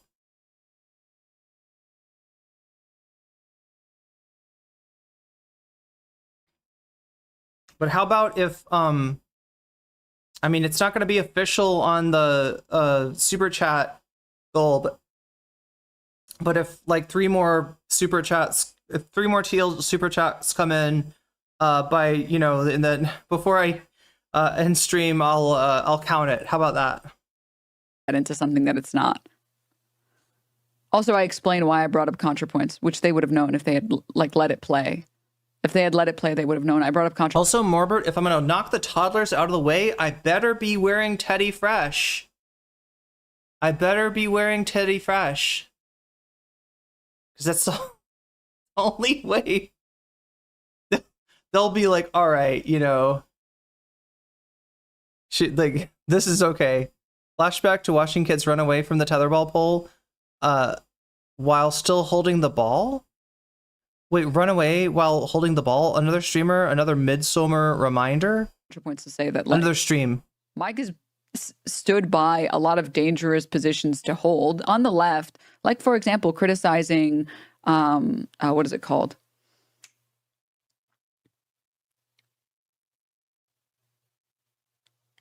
Sorry, I'm like thinking of the positions I want, or I'm trying to remember the chronological order of these things. Criticizing people like Bo, criticizing people like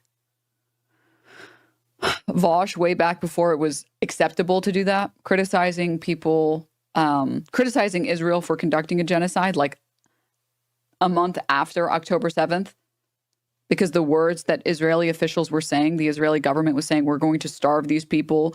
These are human animals or something. Wait, there will be no food, no water, no electricity. I'm a little lost here. Like Bo. Sorry, I'm like thinking of the sizing that play they would have known. I brought up ContraPoints to say that like Mike has stood by a lot. Oh, Mike criticizing, yeah, Bo of the Fifth Column, I think is who she's talking about. A lot of dangerous positions to hold on the left, like for example, criticizing what is it called? So she's saying that Mike has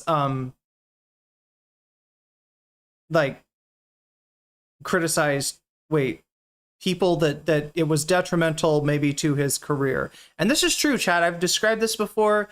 I call these I call this the phenomenon of acceptable targets, right? So you know, in the Vosh orbit, you're never going to get shit on for criticizing Bad Empanada. If you're lying about him, even if you're making up fake tweets that Bad Empanada never made, right? And saying, oh, look at this tweet. It shows that he's on the run from Australia. It shows that he's a sex criminal, right? Shark 300. It's okay. Shark 300 never got in trouble. Nobody in fucking, you know, nobody ever got mad at Shark for lying about Bad Empanada, right? Because Bad Empanada is an acceptable target, right? Whereas Dylan Burns, well, at least at the time that I criticized him, he was considered sacrosanct, right? That, you know, that seal had not been broken or whatever. And so, you know, you get like everybody dogpiles you, right? Because Dylan's not an acceptable target. We're only supposed to criticize acceptable targets. And this creates a really weird atmosphere where you're like sort of joined at the hip with other people. You know, when you're part of a clout network, when you're part of the Destiny network, when you're part of the Vosh network, when you're part of Twitch poll, you're joined at the hip with these people, and you are not allowed to criticize, especially anyone who is, I mean, like maybe you can criticize somebody who's like beneath you, you know, in terms of the hierarchy, but you cannot ever criticize up, or else you will get dogpiled. So, you know, for people that do make those criticisms, you know, criticize somebody like Bo, who I think at one time was regarded as almost in a almost saint-like sort of way, and you know, turned out he had a lot of skeletons in his closet. You you know, you get you tend to get dogpiled. I don't remember Mike getting dogpiled for the bow thing, but that was probably a long time ago. So maybe it happened. I think that's what she's saying. Sorry, I'm like thinking of the positions I want, or I'm trying to remember the chronological order of these things. Criticizing people like Bo, criticizing people like Vosh way back before it was acceptable to do that. Yeah, I'm trying to remember what the thing with Mike and Vosh was. I know they had a debate, and that's where the meme of sewer socialism comes from. I mean, sewer socialism is a thing in addition to being a meme. And then there was like, what's a TIFF? What's a TIFF, Vosh? What's a TIFF? You don't know. You don't know what is a TIFF, and I do, which makes me better than you.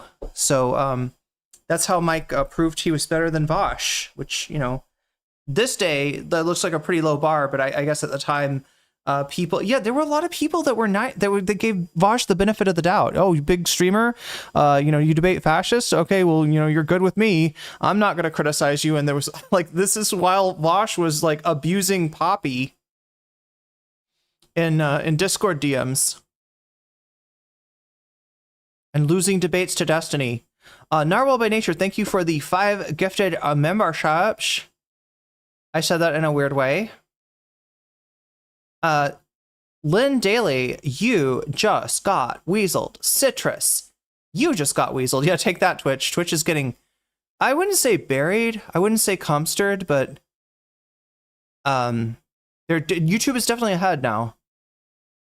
Citrus, you just got weaseled. Cameron Thomas, you just got weaseled. FG, you just got weaseled. Carrie Clark, you just got weaseled. And that's a good thing. Wait, is Dracula in chat? Somebody just added Dracula. Nick Mullen, are you in my chat? Can you edit for me? Or could Dracula edit for me? I heard that Dracula, would you say toasted? Maybe. Would you say, yeah, like, could you, yeah, I know that Dracula is really good with DaVinci Resolve, so. I would love to. I know Dracula. I also know that Dracula's been fired from the Adam Friedland show. So, you know, free agent. You can pay him in blood, apparently. That's what they say. That was me by accident. Okay, I thought Dracula was in chat. Or Draculito chat. Draculito. If Draculito's in chat, I am ready. I'm ready, willing, and able. A TIFF file. You know what?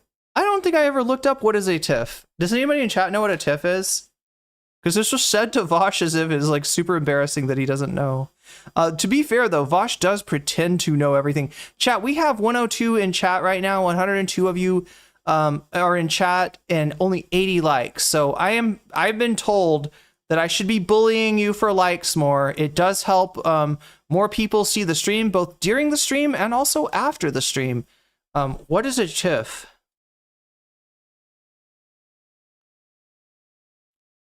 Tax increment financing is a public financing method is used as a subsidiary for redevelopment infrastructure or other community improvement projects. So is this I take it this is like a part of sewer socialism? And sewer socialism, chat, is when you and your 4 ninja brothers go out and fight capitalists for the honor of your rat sensei. That is, I'm told, sewer socialism. You form a kind of a vanguard. Not like the Vanguard, the channel, but the, you know, a vanguard of turtles, so to speak. Socialism.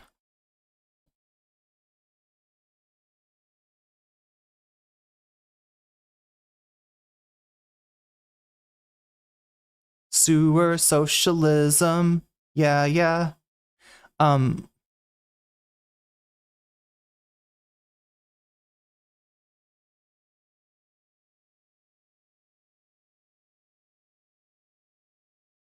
the backstory about the term TIF is that Vosh and Mike were arguing about reinvesting in rural America. Mike said he was for something called sewer socialism, which is a historical strain of American socialist. Is this like the Wisconsin thing? American socialist thought that focused on improving public health through infrastructure projects. Vosh didn't know this term and asked what it meant. This started an argument that went back and forth where Mike continually refused to explain what he meant. And I didn't think that Vosh actually admitted that he didn't know what sewer socialism. It ends up with Mike screaming, "What's a TIF?" repeatedly until, yeah, I think Vosh hung up on him at that point. TIF is a weird financial instrument used by governments to encourage investment in an area. Basically, it says that the current tax paid on property goes towards the government budget like normal. Any additional tax so current tax paid on the property goes towards the government budget like normal. Any additional tax that's paid because of an increase in value from development doesn't go to the treasury. It's held by the board developing the area to reinvest in more development, and then the TIF expires, meaning the shiny new property pays taxes that go entirely to the government again.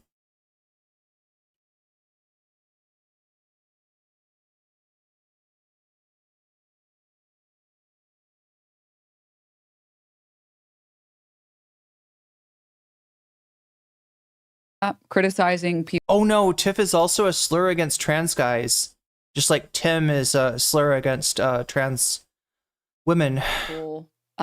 Criticizing Israel for conducting a genocide like a month after October 7th, because the words that Israeli officials were saying, the Israeli government was saying, we're going to starve these people. These are human animals or something. That there will be no food, no water, no electricity. Like, he stood by these positions. What that feels anti-Semitic part meant was true, but Denims, who was brown, said it, so I think it was anti-Semitic, says a chatter. Yeah. Not to be the friend that's too... Is there a debate where Vosh called Mike scrotum breath? That sounds homophobic. Like, I know because I grew up with like a homophobic dad. And look, if you're a parent, be careful how you talk to your kids, because you never know which of your kids are going to grow up to be LGBT. Case in point, chat, my dad, I'm trying to remember what this joke was. It's something about oh my God, I can't remember. Something comparing a gay guy to a tropical bird? I don't know what the fuck that was about. I'm pretty sure he was being homophobic though. And the other thing is that like he made a joke about like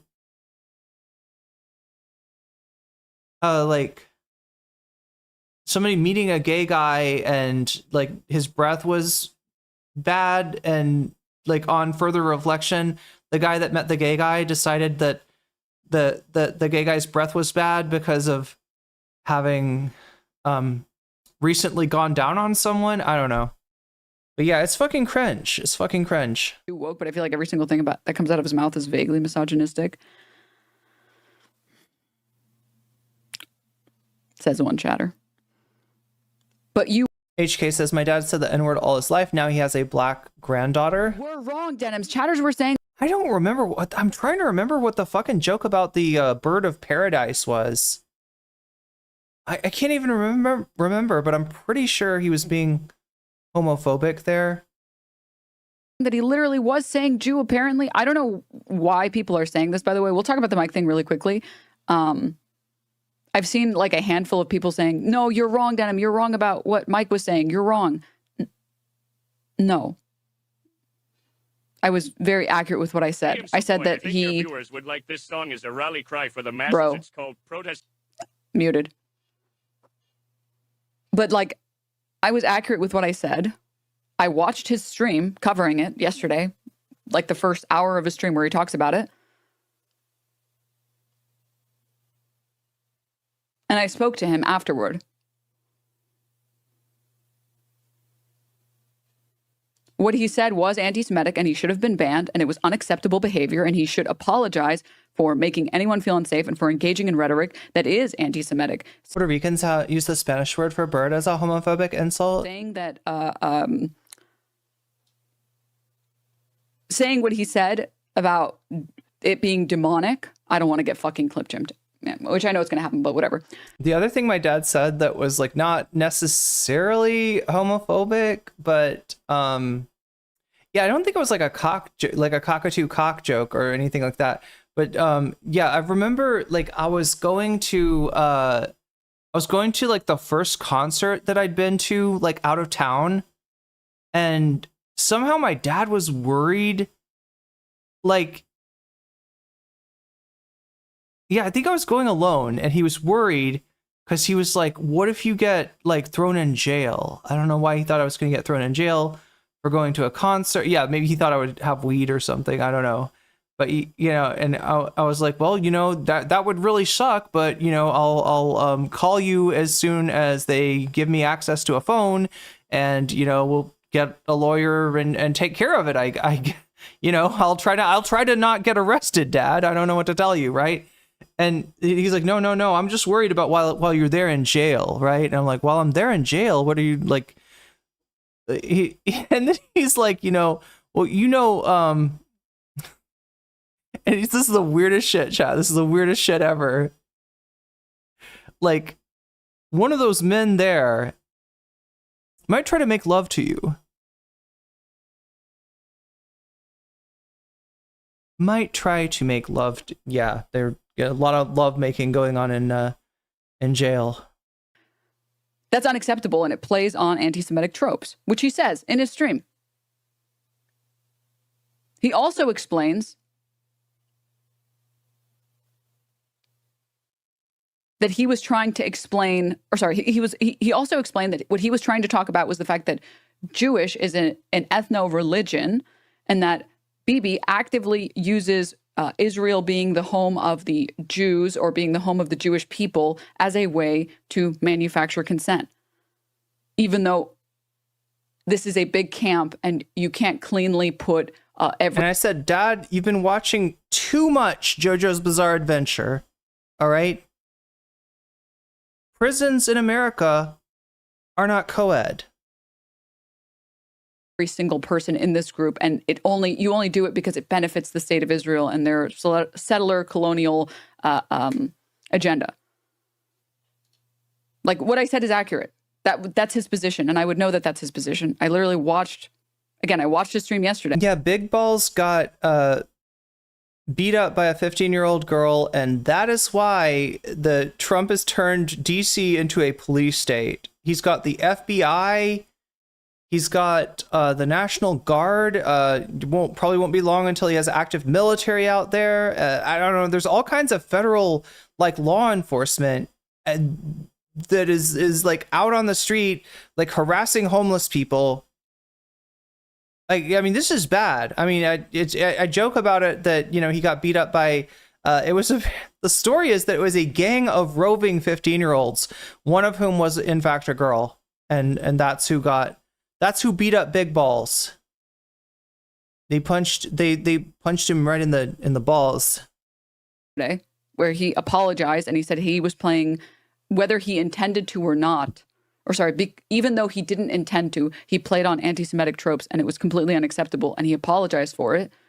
And he apologized for making people uncomfortable, and he apologized for engaging in the language at all, and that he should never engage in that type of language. And he also explained later more accurately what he was attempting to talk about.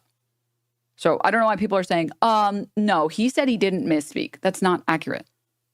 No, he wanted to make sure that his apology was seen, and he wanted to make sure people understood that he apologized, which is why he led with apologizing. And then later explained what his intention was and how he fucked up. Yeah, you know, chat, in my headcanon, it was actually three It was actually 3 12-year-olds in a trench coat that beat up Big Balls. I was watching Mike before this, and he said something like yesterday's stream was emotionally That was when I knew that I should not be letting my dad watch anime. I mean, yeah, that doesn't... I mean, it's a good thing I didn't watch Berserk with him, right? That would have been... That doesn't disprove any of the things I said. If anything, it proves the things I've said. Can you imagine watching Berserk with your dad? You know if he'll put a VOD from yesterday? I have no idea. I don't know. Look, what it was bad enough watching Berserk with my Tai Chi teacher, so I don't really, like, you don't have can't imagine. If you don't want to watch Mike's stream, you don't have to watch Mike's stream. I don't care.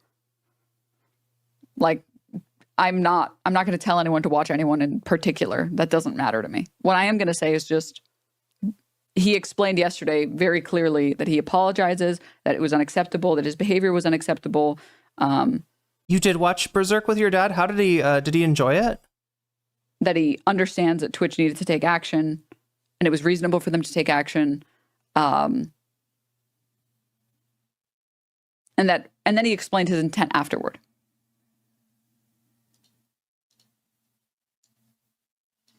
You said earlier he misspoke and meant to say Zionist and not Jewish, but you said right now, what you said right now is accurate. Yeah, when he was talking about a constructed identity, he was talking about Zionism.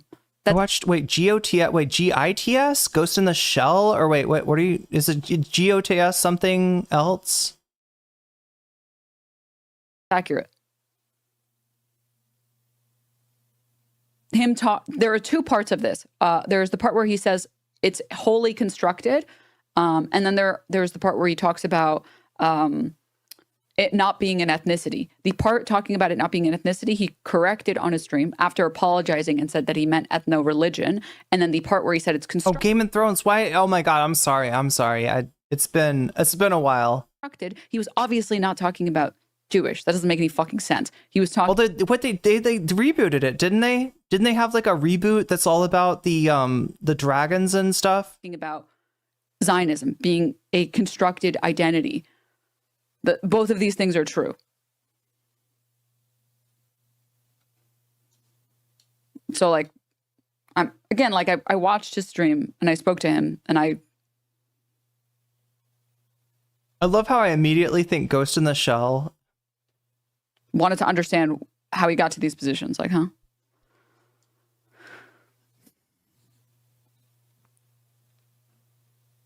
Ooh, wait, it's a prequel? Oh, that makes sense because they're still alive. I get it. Okay. You watched Ghost in the Shell with your dad too? Nice. Wait, which one? The movie or the complex?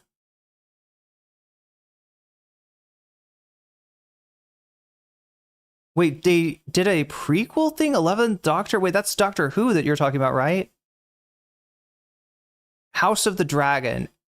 Or HOTD, right? I have a Ghost in the Shell tattoo. Yeah, it's a really good. I didn't think I would like. So, chat. My story is this. Like, right. I had a friend that she was doing like the DVD-R thing, you know, where she was like, I think she was like pirating anime, and she'd put it on a DVD. But I'm trying to remember.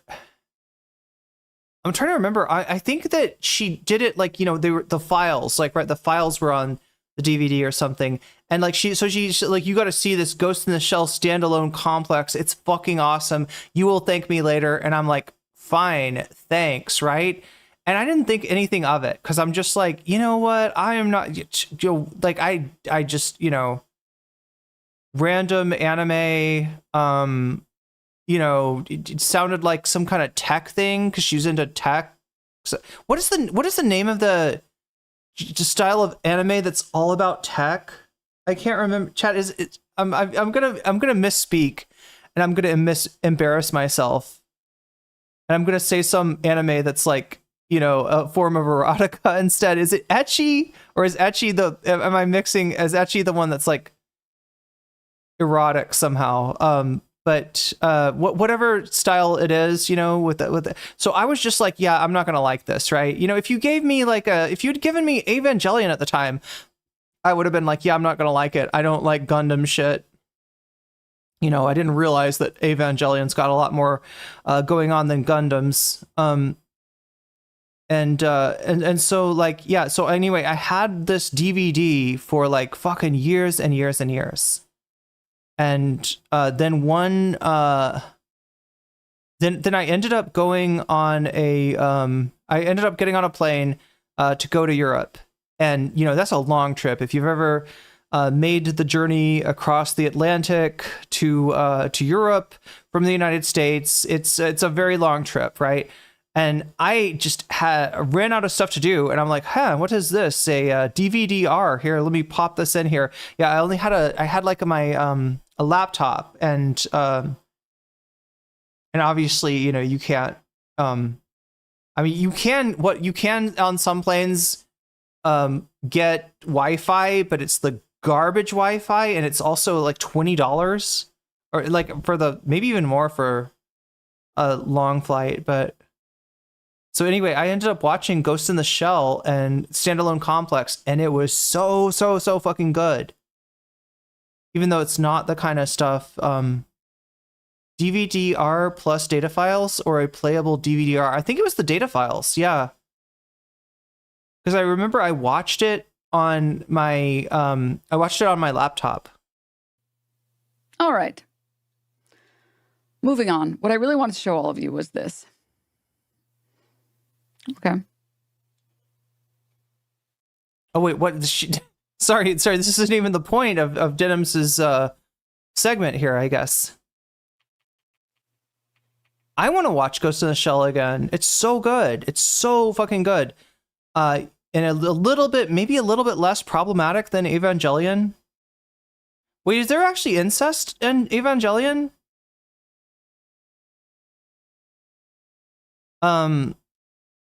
Wait, no, Shinshi's not related to what's her fuck is he?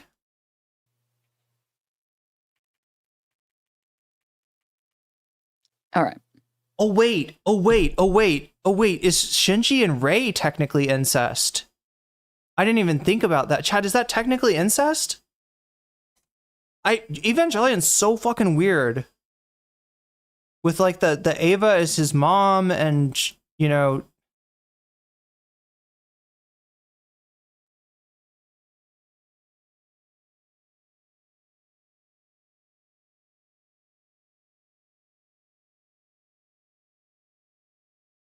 Yeah, Masato kisses Shinji, right? But she's not like related to him. I mean, it's definitely problematic. She, you know, he's like, yeah, I mean, it's very problematic actually. Rei is a clone of Shinji's mom. Yeah, okay, so that's what makes it incest. I got it. That's what I thought. Stuck in the Brasilia airport for 18 hours at the time. Didn't have any airport Wi-Fi, so I watched the same 4 episodes of The Big Bang Theory like 20 times. Damn, that is rough. Evangelion gets a bit risque in that regard. I feel like I watched it, but I wasn't paying, like, it's one of those things where you're like watching it on your phone in bed, and then you like fall asleep, and then you wake up and you're like, wait, what's going on with the penguin now?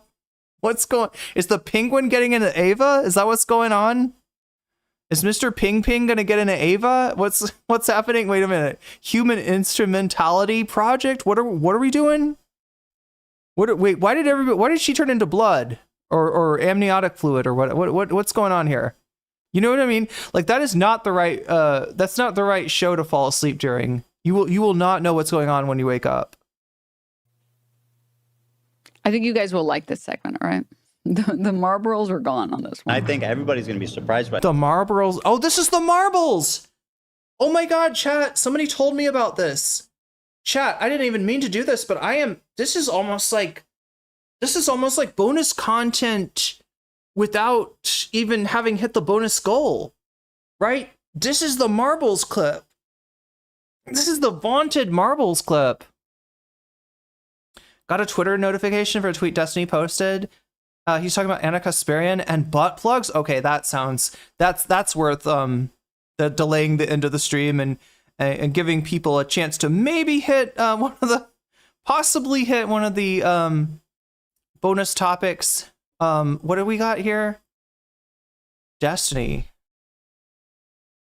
Anna Kasparian.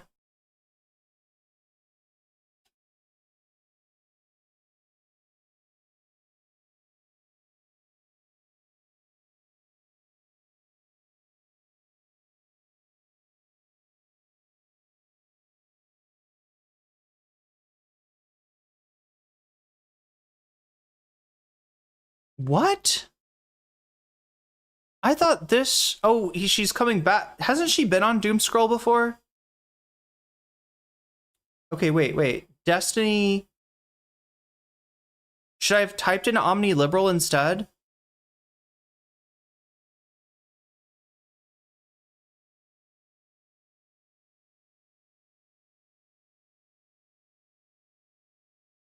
Oh shit, what is this? Okay, Annika Spirit, this is from Yeet, by the way. This is the 16-year-old they're grooming over there in DGG.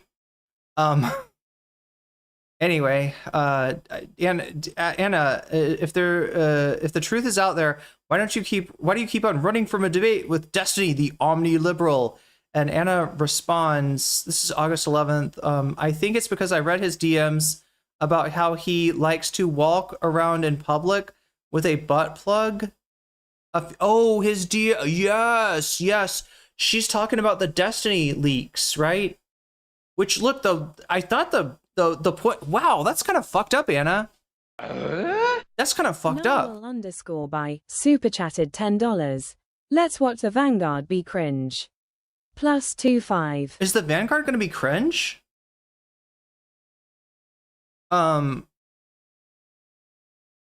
Let's +25 to the Vanguard. That might actually put them in the lead.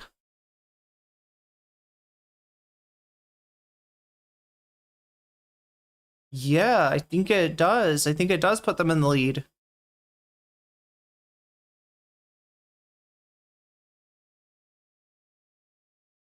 I hate Yeet, but that's a banger tweet. Well, like, all Yeet's contributing is Anna answers why she won't debate Destiny. But seriously, the butt plug thing isn't the worst thing in those leaks, right? Those leaks also, the point of the leaks is that he's sharing NSFW videos of people that he's been with without their permission, right? The fact that he wears a butt plug in public, does maybe, I don't know. Wait.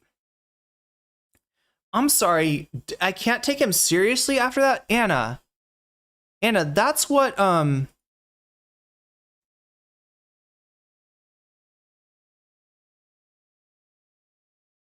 yeah, that's what Magnus Carlsen said, right?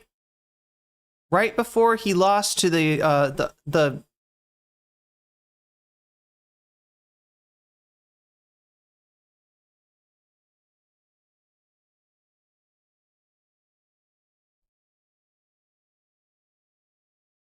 right. I mean, you listen, if you don't take people seriously because they use a vibrating butt plug to cheat, then you're doing so at your peril.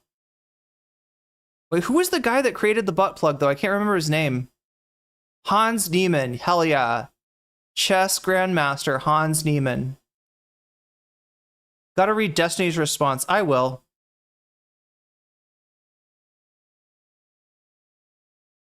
So Destiny responds to Anna there, I'm guessing.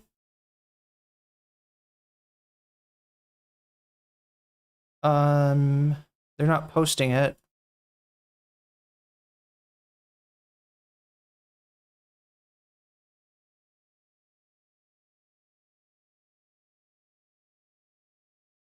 Should I put omni-liberal? Let's try omni-liberal.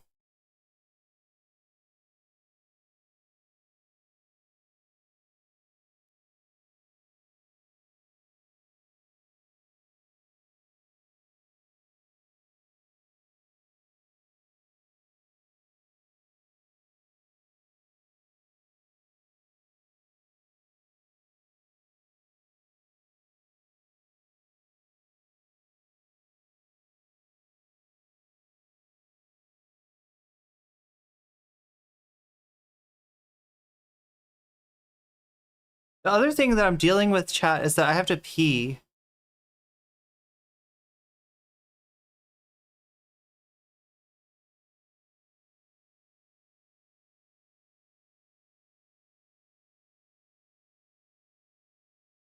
But I know that the second that I pee, like, Denims is gonna say the thing about the marbles, or Ethan is gonna say the thing about the marbles. Somehow the marbles thing will happen. Oh my god, I desperately need to pee. I can't find this. I can't find this, chat.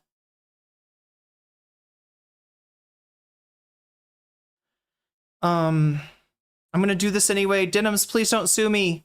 I gotta pee. We heard. Also, I might eat something, and I might smoke a legal counsel blunt. of a new app, someone who we haven't heard from before. The H3 Snark mods have banded together and hired a boutique law firm located in San Francisco, which makes me raise my eyebrow. What makes it boutique? It just means like a small specialized. Okay. They seem like professionals. Okay. A boutique law firm in San Francisco to represent all of them. And the reason they've hired this lawyer is to challenge our subpoena request. They don't want names. This is the guy who made fun of me for misspeaking 2 seconds ago when I didn't say ethnicity. Please, just get some popcorn, chat. Please enjoy this. They're scared. They're scared. Whatever's in there must be bad. I respect the H3 snark, and I believe that they're being silent. Shut up, Adam. But the truth is, all we actually are asking for and need is their names. All we need is their name. All we need is the information that they don't want to release because they don't want to be doxxed. That's all we need. We just need the information that doxes them. I wonder why people on the internet wouldn't want to be doxxed. I wonder why anyone on the internet doesn't want to get doxxed. That's crazy. Especially following like the one guy that got, he said his mom was having like bomb threats called into the school that she worked at. And his like sister's Instagram, and she's like underage, is getting like rape threats on it after he pulled up that one guy's Instagram because he had the audacity to say like go to hell or something like that. So that we can serve them, right? So they're gonna have to do this motion to squash, which is very interesting.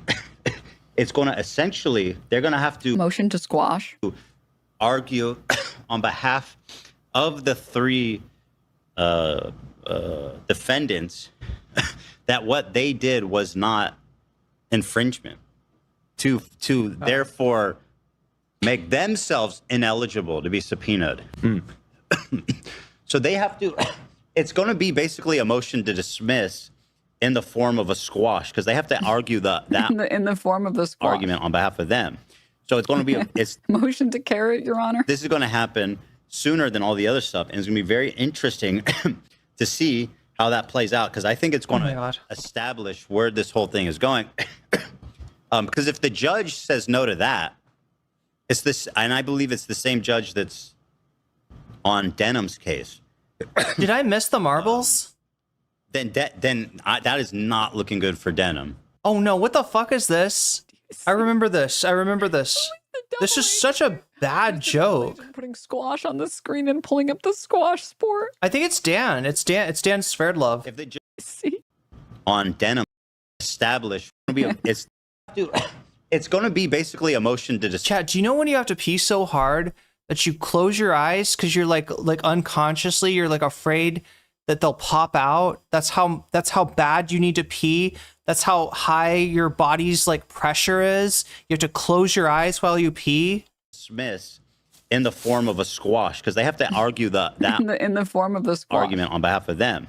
So it's motion to carry, Your Honor. This is going to have motion to half. Yeah. So he's trying to say quash, but he keeps on saying squash. And then somebody, I think Dan, brings up the.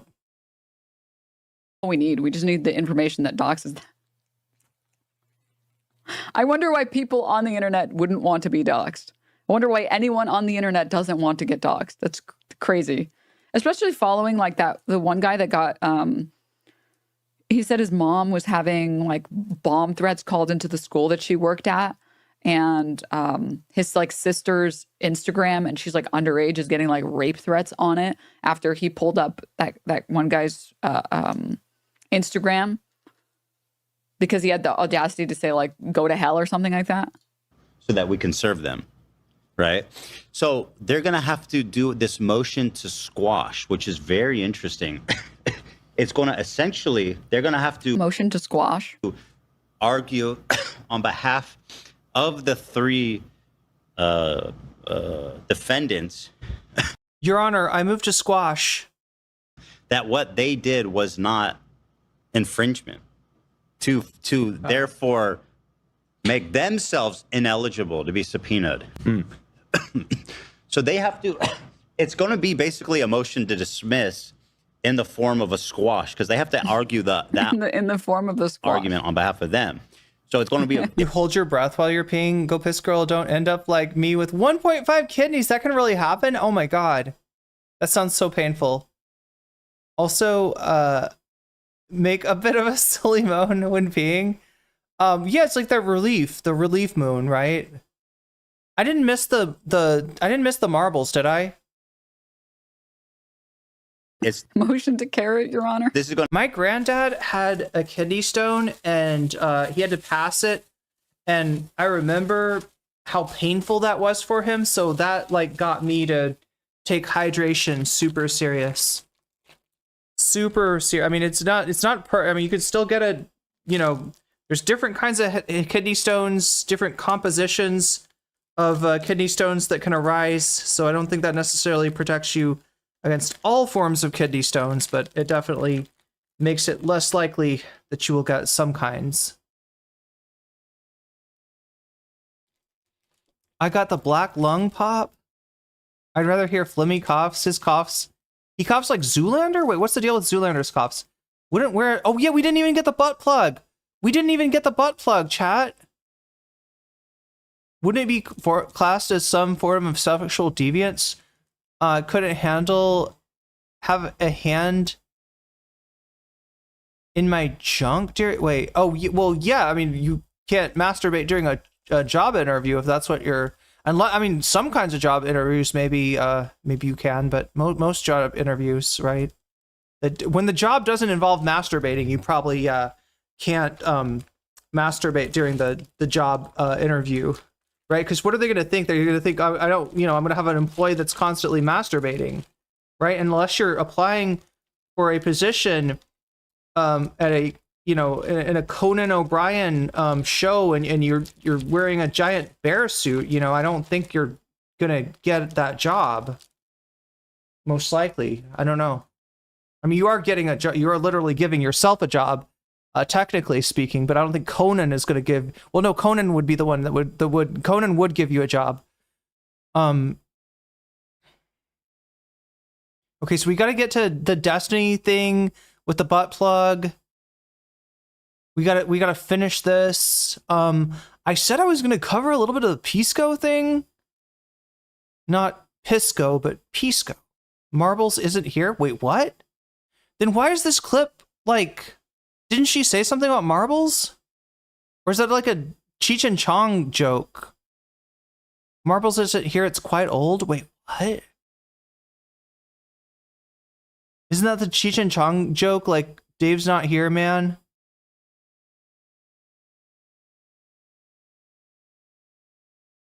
I thought the jellyfish was incense smoke.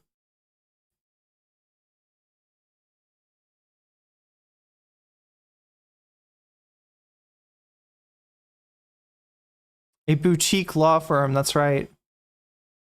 It's an old H3 clip. He mispronounces marbles ages ago.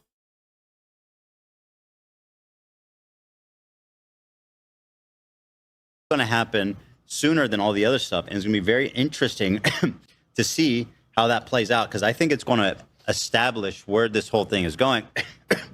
Because if the judge says no to that, it's this, and I believe it's the same judge that's on Denim's case. Then that is not looking good for Denim. Do you see? Who is the double agent, dude? Who's the double agent putting squash on the screen and pulling up the squash sport? If the judge grants it, then it's like they don't think we have a case, right? If the judge denies it, it means they're all fucked, frankly. Right. And so they've made a weird step here in doing this. I assumed. What are you doing, Dan? It's Dan. I told you. I was trying to supplement, give supplemental information. Yeah, there we go. Legal terms that you're throwing around. Yeah. I think it's helpful. She might be referring to it after it happened. Maybe she'll bring up the clip. Denims has an alert that says the thing about because this clip is titled something about marbles, right? But yeah, Snap and Crackle, thank you for the lore. Anytime, chat, that you know some lore and I don't know it and you're getting frustrated because like just say it. Drop that lore. Drop that lore on me. Wait. I don't know if I can have two screens at the same time, but we can try. Hold up. Oh, she's gonna get out the marbles, right? We can. She's gonna get out the marbles clip, I guess.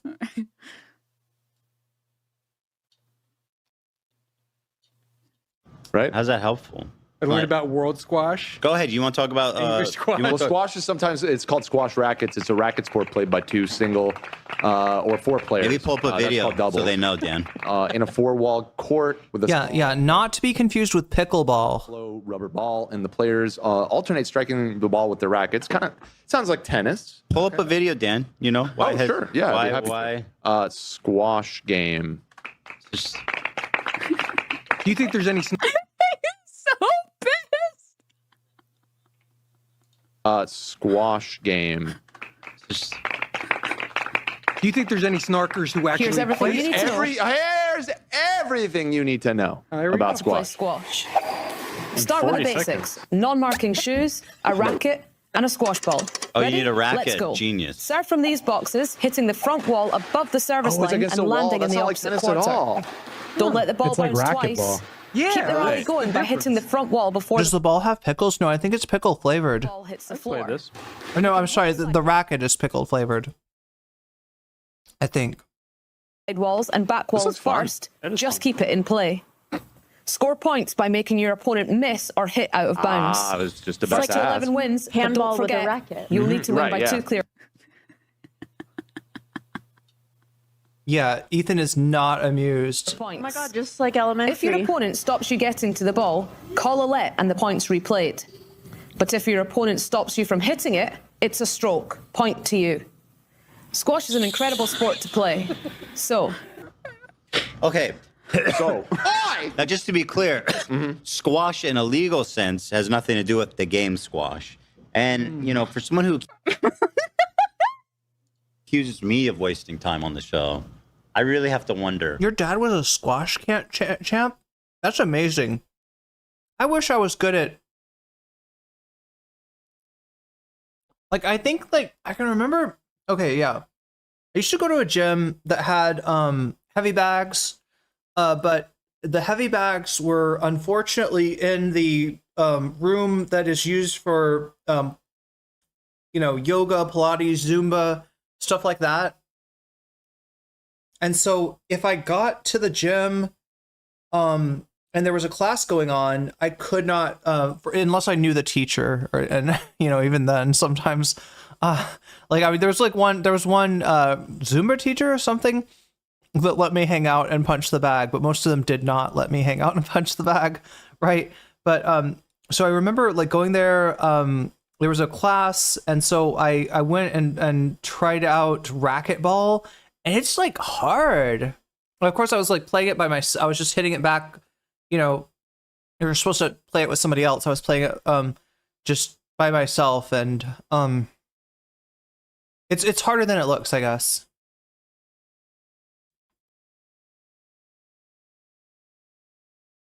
After this, Ethan tried to cope and say this was all a bit, but he wasn't actually mad, and we were all crazy for thinking that. Wow. I thought that where was your very head's at. helpful. Facts. Helpful for who? I just learned about squash. I didn't know about that Facts. before. You know about legal squashes? We're about. I'm sure Oh, now Dan will you wanna probably do the break it down vegetable- for us. Bro, what are you doing? This is Well, no, important. I People wanna listen. know I why. feel like I owe it to you to make up for that. I took that in totally the wrong direction. I did not understand what you meant. Legal squash. Legal squash. Right. Legal squash. Legal squash. Legalize squash. Oblivious to the whole. Thank you for the Make squash legal again. starting the hype train. Legal squash. Legal sense. No, That's these a are. vegetable. I believe these can be traveled across state lines. No.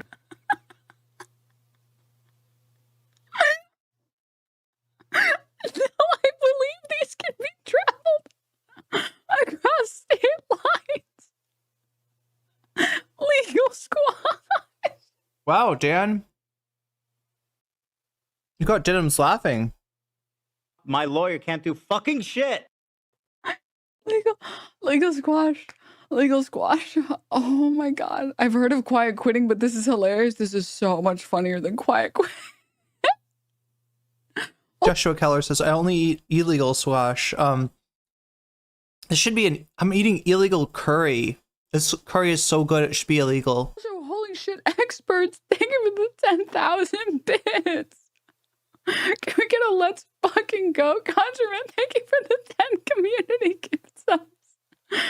Legal sense. No, That's these a are. vegetable. I believe these can be traveled across state lines. No problem.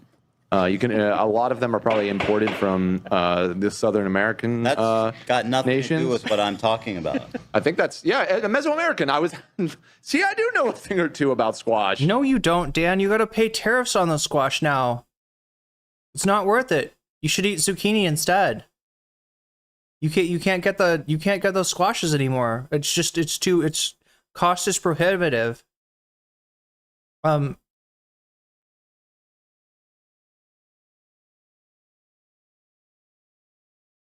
Wait, squash from PVZ? Wait, what is Plants vs. Zombies? Got a law degree? Wait, that's Ethan's lawyer. I think it's called pickleball because hitting the tennis ball with the rim of the racket is called a pickle? And a pickleball racket is just all rim? What? Wait, what? It's all rim, no hole? Oh my god, can you imagine, chat? You know what would be cool? Is to play like some kind of tennis where you've got like a hole in the racket, right? Like if you hit the ball perfectly, then you don't hit it at all because there's a hole right in the middle of the racket, and you gotta try to hit it with the side or something. You gotta turn that thing sideways and hit it like a baseball. That was off the dome, bro. That was that squash knowledge you just got. That. This is the curry from what region? I believe this is a northern style curry. funniest segment I have seen them do since the Hassan fallout, and he's so mad about it. It was right here. It's a legal motion. Chat saying it's quash, not squash. Legal quash. Quash? Yeah. Quash? I don't think so. I looked it up. Give me the definition. Yeah. Means to nullify, void, or officially reject something in a legal context. Oh, it's called a quash? So you told me that you were squashing it, and I went down this whole rabbit hole about very... This is like me telling Mylan, no, it's a release valve, dumbass. Don't you know anything, Mylan? It's called a release valve. I'm pretty sure I know what I'm talking about. Listen, Mylan, which one of us has read Chris Hedges' Death of the Liberal Class? Is it you? That's what I thought. You're wrong. You're wrong. And I look it up, and it's literally called a relief valve. It's not there's no such thing as a release valve. Forms of squash, and you're coming at me like I'm wasting time? My Thai friend would make me a THC curry. Like what kind? Like a green curry or red curry? But when you say, have I been saying this? You say something got squashed, like it got smashed. Well, yeah, you could say that. Squash the beef. Yeah, squashing. But That's not a legal term. No, yeah, it might be not be illegal. So it is squash when you say, oh, you got squashed. Dan, could you? Yeah, I'm sitting here making fun of Mylan as if they don't know what they're talking about. And it turns out I'm the one that doesn't know I'm the one calling it the wrong term. Excuse me for 1 second. You click that link in the Discord. Can I what? Can you click that link in the Discord for me? Absolutely. So this is my favorite air freshener. It's squash scented. Is that Dr. Squash? You can freshen up any dank space with this. It's great on carpets for your car, interior. It's squash, yeah. Quashed. Being paid by them, Zach? Quashed. No. Not yet. Well, that's a free ad then. Whoa, whoa, whoa. So, Let's make it crazy. So I was researching legal squash. I'm sending a picture here. This is a Squash. Oh. Yeah. Squash. So this is what you were talking about probably. Squash. This is a lawyer squash. Squash. Ethan. Squash. I see it. I don't know what you want me to do, guys. He's like, he's checked out of this conversation. I was trying to do an important update. I don't know what. Squash. Squash. Anybody want to help me? I was trying to kind of. Anybody want to help me try to identify what kind of vegetable I'm eating here? Do you see this stuff? It's got rice on it too, right? But because I mixed it in with the rice, but it's like some kind of leafy green, and it's very leaf-like. Let me see if I can unroll this leaf. Yeah, it's it's not basil. It is shaped a little. The leaf is shaped a little bit like basil, but I'm pretty sure this is not a form of basil because it's not holy basil, it's not sweet basil, it's not purple basil. Here, let me show you the shape of the leaf. If I can get it to come. Come on, I'm better with chopsticks than that. No! Ah! Yeah, it's not bok choy. See how the stem is all, like, small? God, leaves and plus chopsticks may not be the best combination. I'm trying to unroll this and I'm gonna have to do it with my fingers or something.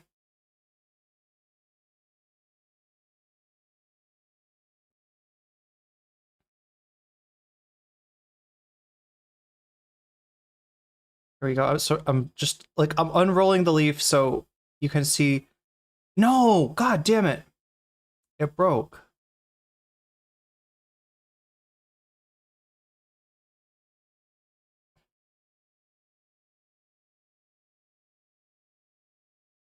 Okay, so here is roughly the shape of the leaf. All right. It's pointy on the end, right? It's, I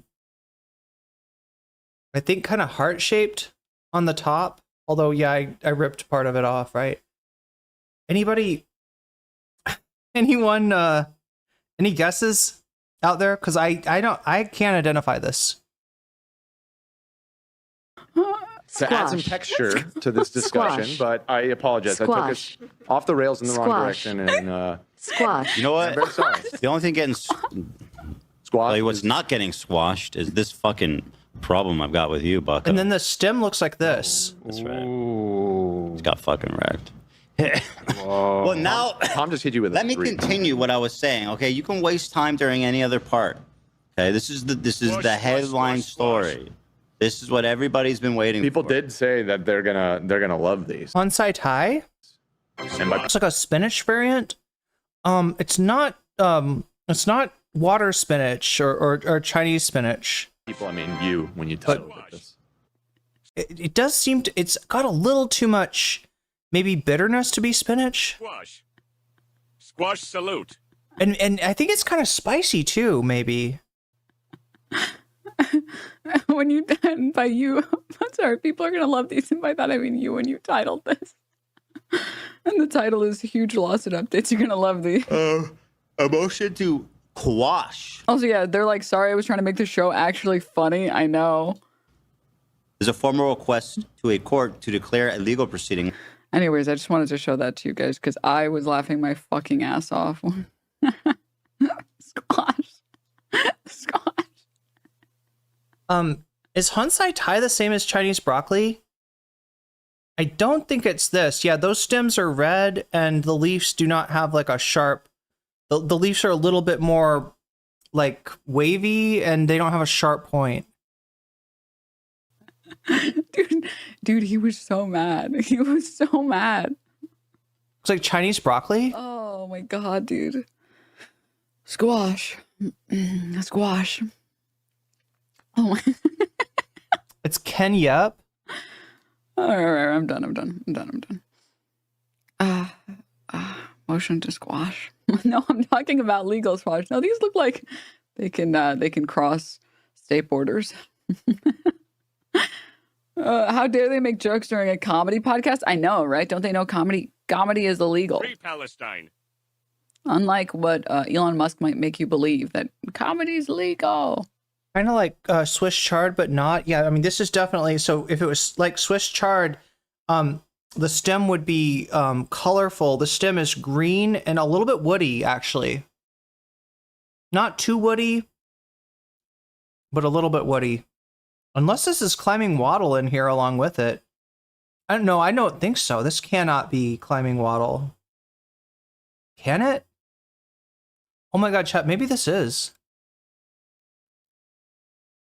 I thought it was the same as the. I thought it was the green. Wait, here's the stem. No, wait, that's more of. Wait, no. Yeah. This is what a stem looks like, right? It's green, a little bit fibrous. Pakana. Let me look that up. Oh wait, I think I've heard of that. Comedy legal again. Or whatever he says. It is actually illegal. Oh, all right.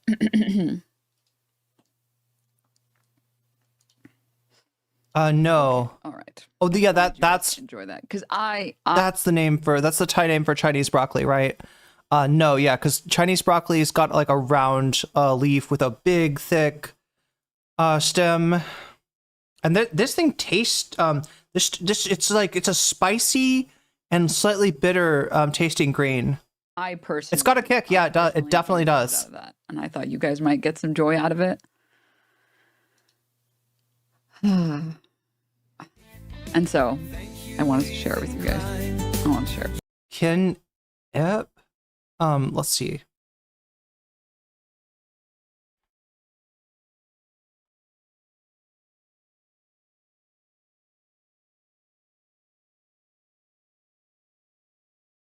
Oh no, when I searched Ken Ep, all I get is like IP stuff. Kin Ep.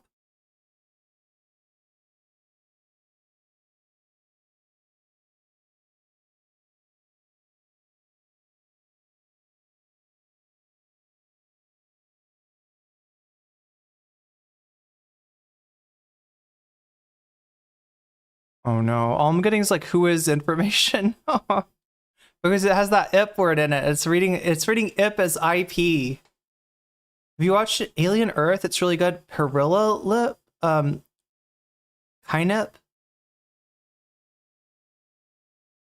Perilla lip. Perilla leaf. Okay. Or Perea? No, it's not serrated. Yeah, Perea or is like a serrated leaf, like it's like a sawtooth.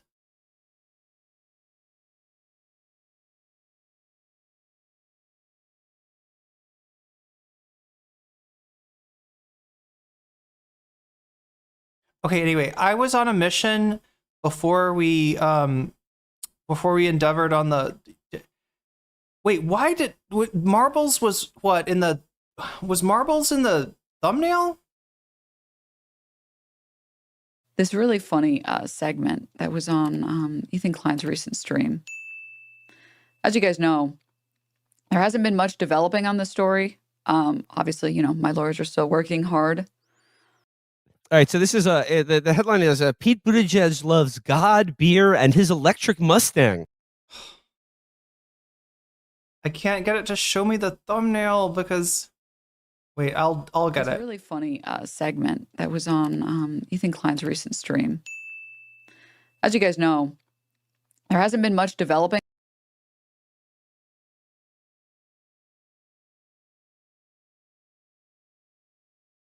There's the N-word one. Where's the one that we just watched? The marbles are gone, people. Okay, so it's a reference to the marbles clip. What happens if I search Ethan Klein marbles? I feel like we've done this before. Jenna marbles. Ethan Klein has lost his marbles. Is it this one? That's the curse. As soon as I like someone or become friends, they expose themselves. They're ruined. Yeah. So we're gonna get into that, and then also Hassan's being a whiny bitch. Which what's new? He's watching bad empanada videos for 2 hours on his stream, which is on its own should be like scandalous. Somehow on the left, watching bad empanada became regular, and that impugns the entire movement, in my opinion. It's just fucking insane. But we'll get into all that. We got lots. It sounds like you're talking about watching some kind of a objectionable pornography or something, right? Like somehow watching bad empanada on the left became normalized. Fun stuff at the top of the show coming up here, guys. And I've seen Hassan show up in tank tops, and I say the same thing to him. Like, you're consistent on this, so you're anti-tank top. When you're doing the news, I mean, I feel like the news can be delivered to me. You know, in some countries, they do the news nude. Is that true? Yes. Yeah, in Germany, for example. What are you talking but not about? like no. Every news channel. But they committed. That's the thing. So you'd be okay if he was nude? Like if they say he doesn't look good, you guys don't put words in my mouth. You're doing like Hassan does. I mean, let's see. My issue is not how good he looks. Is that you think it's beneath his office? It of is. Newsman. Imagine to be if dressed Trump like showed that. up in the Oval in a tank top. You know, I would love to see it. Yeah, I mean, you know, this thumbnail is insane. I've just pulled it up. Which one? Of Hassan sitting with a Imagine if Zelensky showed up in the Oval Office in a banana hammock. Oh, our thumbnail. I feel like we should go more serious because I am working on one already, bro. I knew you would say that. I mean, there's like a violence breaks out on lolcat. Yeah. There is violence. I think you'll like this thumbnail I'm cooking. And then Hassan Piker, and Hassan Piker is in full psychosis. Oh. I like to parody his crashing out thing.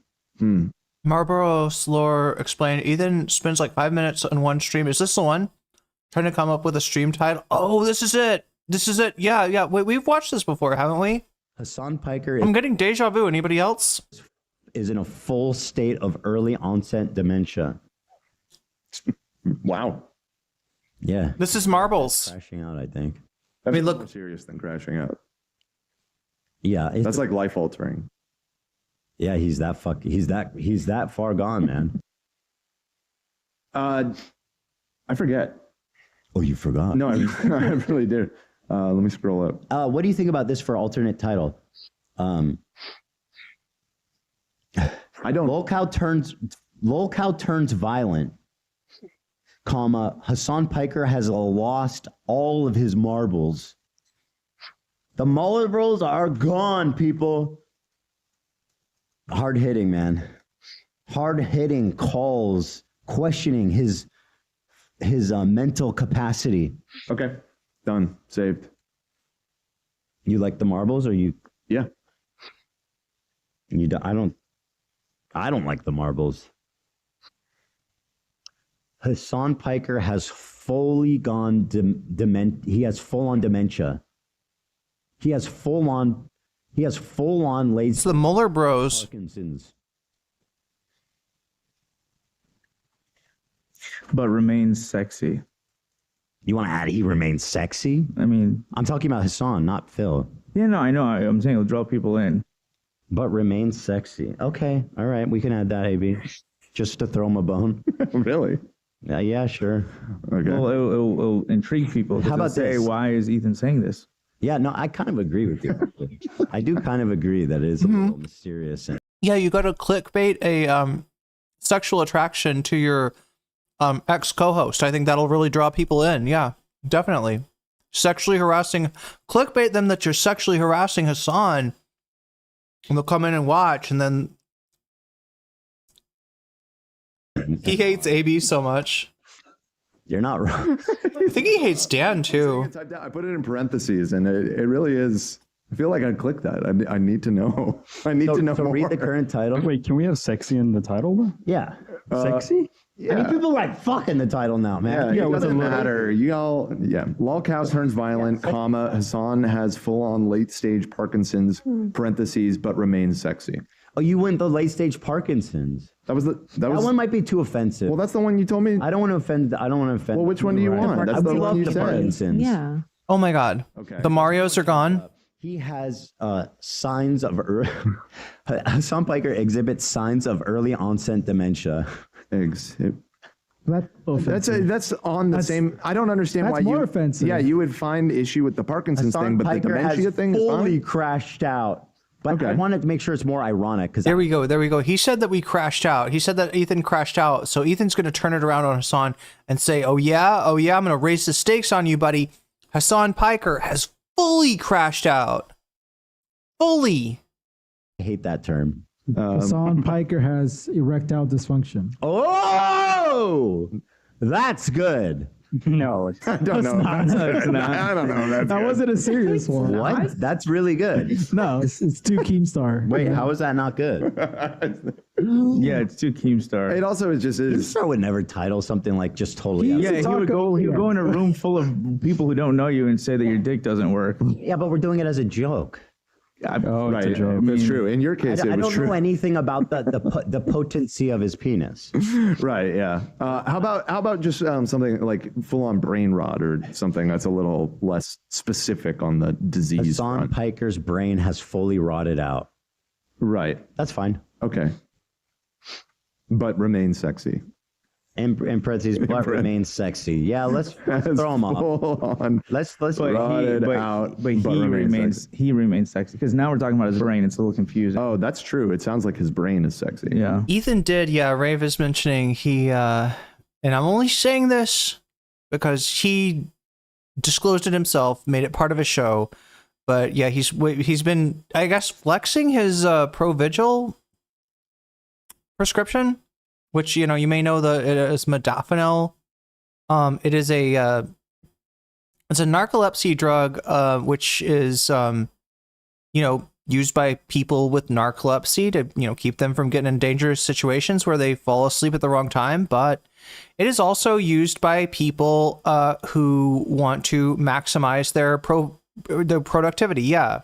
In fact, if I'm not mistaken, chat, correct me if I'm wrong, I think that modafinil is the drug that Limitless was based on, right?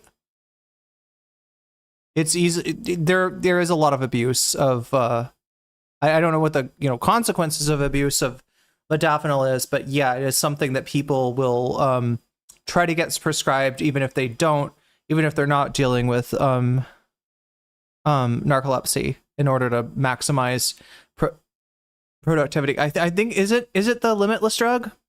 Which some people probably do think that way. Let's throw him off. Never know. Let him know your next step. That's so true. That's the thing. That's how I lead.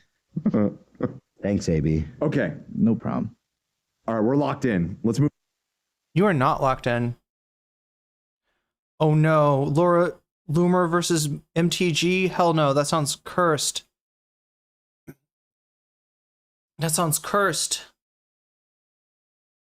All right, so we were trying to find.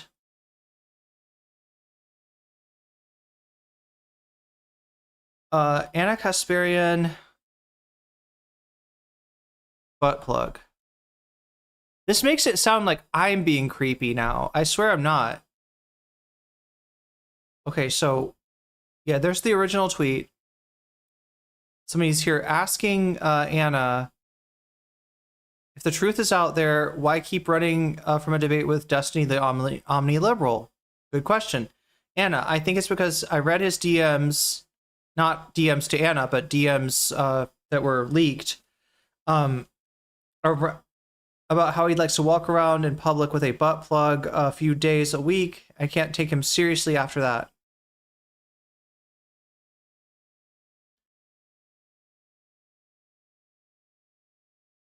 Oh, this is the one we didn't read yesterday. She's saying like she's fine for the guests to get rough and tumble with her. Wait, what's going on here? Out of interest, do you think I'm anti-Semitic? No, not at all. And in fact, I've routinely defended you, Piers, when I do media interviews, when I am on podcasts. I think one of the reasons that pro-Israel Jews stop going on your show is not because of, they're not able to defend the war. It's simply because you don't really treat them well. Natasha Hasdorf is a friend of mine, and let's call a spade a spade. I believe you acted pretty inappropriately towards her, and people aren't willing to engage in an environment whereby there's not a lot of good faith argument. Last time I was here, you allowed Anna Kasparian to call me. It's interesting. Wait, what did Anna Kasparian call him? You allowed Anna Kasparian to call me something for 5 minutes? It's interesting. What's interesting about Natasha? You allowed Anna Kasparian to call me. It's interesting. What's interesting about? There's not a lot of good faith argument. Last time I was here, you allowed Anna Kasparian to call me. It sounds like they redacted whatever he said. Anybody know what he said? What's interesting about Natasha? What's interesting about Natasha, because I was laboring under the massive misapprehension that she was indeed a senior international lawyer. Most international lawyers I've met are perfectly able to deal with the rough and tumble of a media interview, however contentious it may be, however much they get interrupted. It turned out that she was not able to deal with that, played the victim afterwards, and had a lot of people playing the victim on her behalf, which I thought was actually pretty pathetic. Okay, wait, so Pierce is saying this about Anna, that she can't take a punch, basically, rhetorically speaking. And Anna... out of interest, do you think I'm anti... Anna's responding by saying, feel free to rough me up or get aggressive with me during the debate on Israel. Yeah, I guess... Okay, so there's the butt plug comment.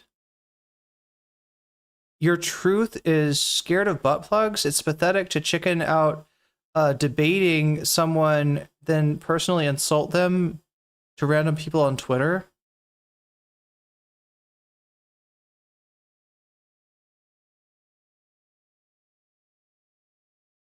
Okay, what are we missing here? There's something by Destiny, right?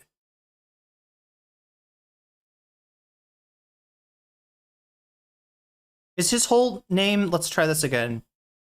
Anna Kasparian, the Omni Liberal.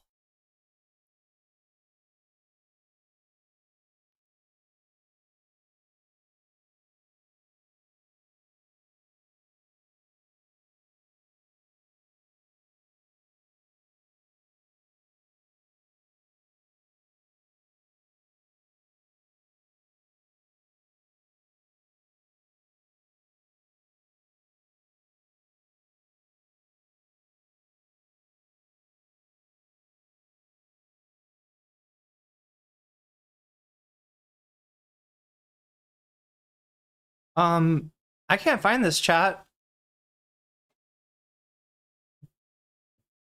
Somebody's saying that they got a notification that Destiny had tweeted. Yeah, I got one. I think you get notifications when you don't post on Twitter that much, and I've been trying not to because I mean, I did post recently, right? I posted this, but I've been trying not to because I know that everything that you post on Twitter gets eaten by Grok. I don't want to feed Grok. I don't want to give Grok any ideas. But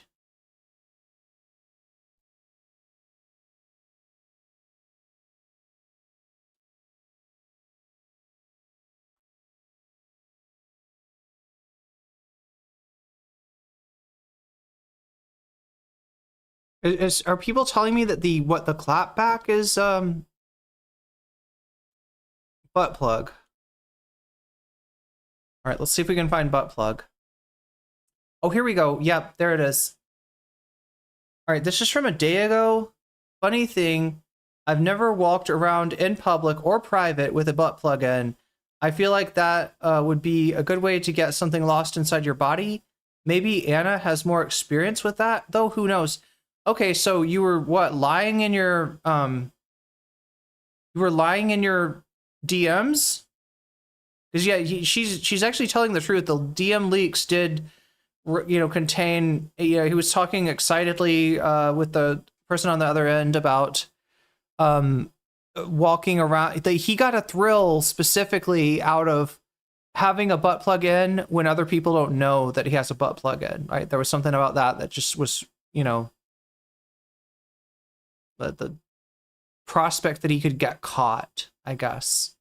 And aspiration. Oh yeah, okay. So is the revelation that Glenn Greenwald had consensual sex with other adults supposed to make me forget about the war crimes, atrocities, and slaughter Israel engaged with? Nah. So she's saying that even though Glenn Greenwald also got exposed, he's doing a weird passport bro thing for gay guys in Brazil, where he's got a company where he helps American gay guys that want to go to Brazil and, have a bunch of sex, get the, like, I don't know.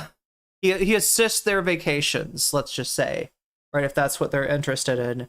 And then there was like a tape released of him with a sex worker doing, some humiliation fetish. I don't remember exactly what it was. It doesn't matter what it was. I agree with the Anna on May 31st, where she says it doesn't, if it's consensual sex between two adults, it doesn't matter, right? Okay, so that's it. Oh shit, somebody got him though. Chat, somebody got Destiny.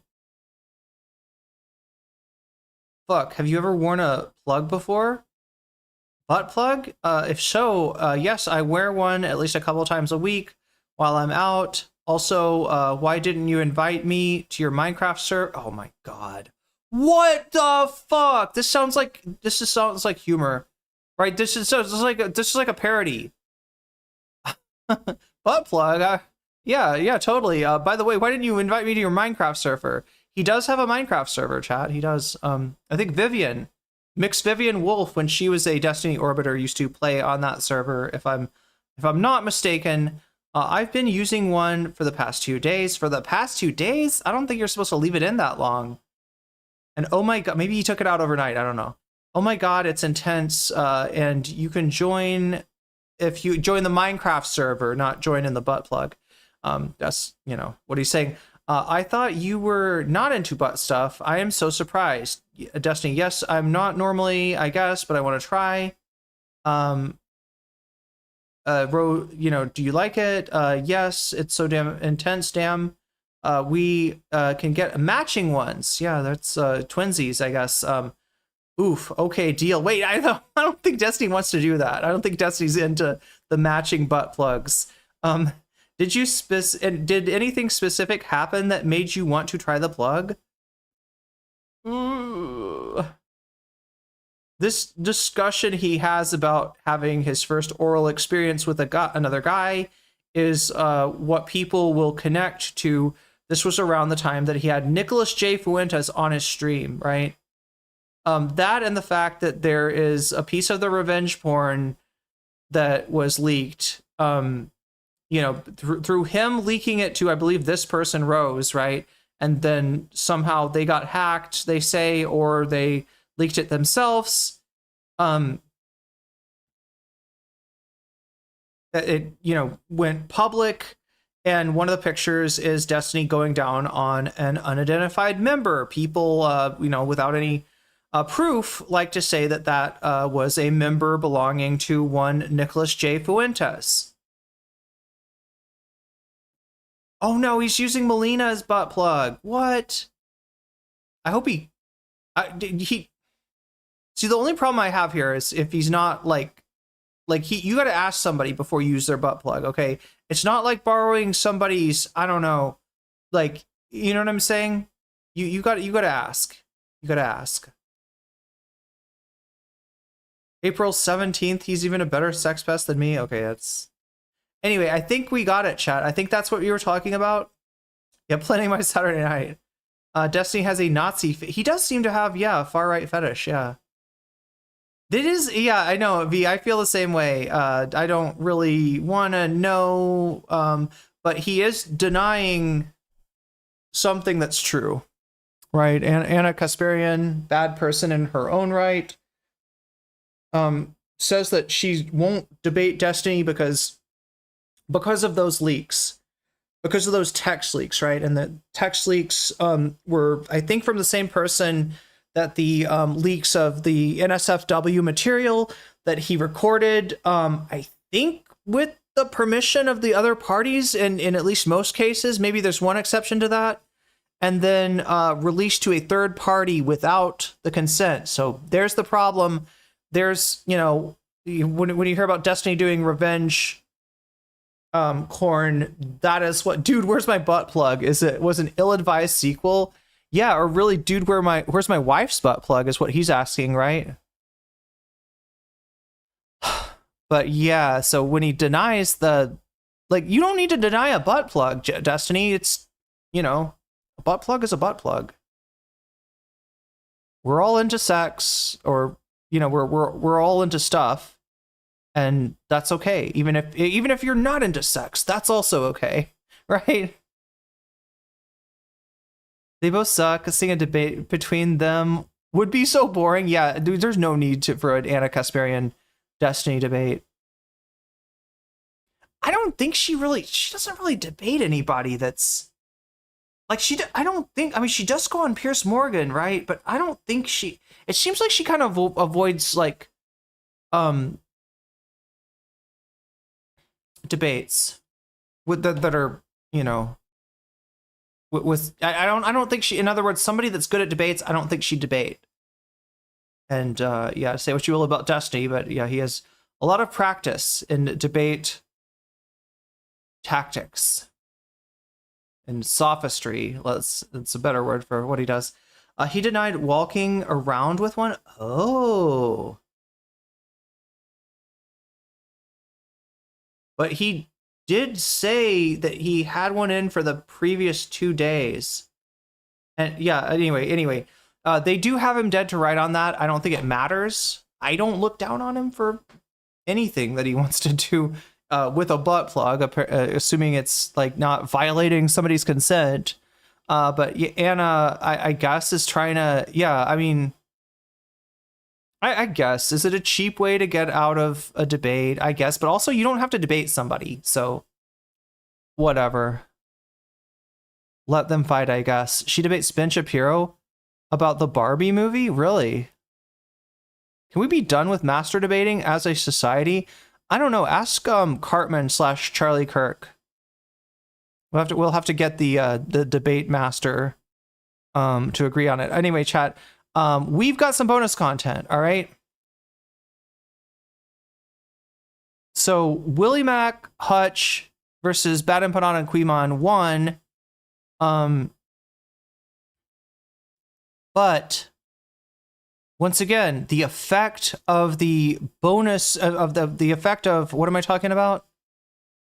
The effect of the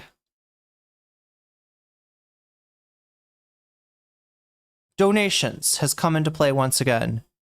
And as you can see, the Vanguard have a +30. So I will give people time.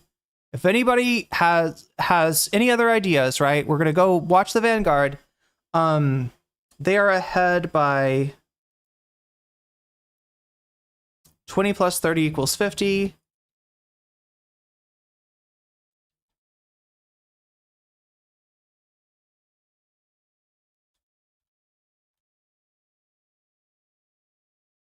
Willie Max at 35. They're ahead by 15.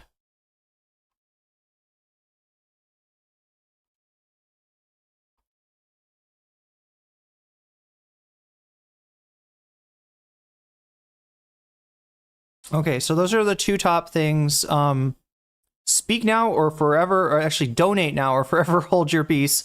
Or if you've already donated, feel free to let me know which of these topics you are backing, and I will put your money where your mouth is, see if that changes anything in the results.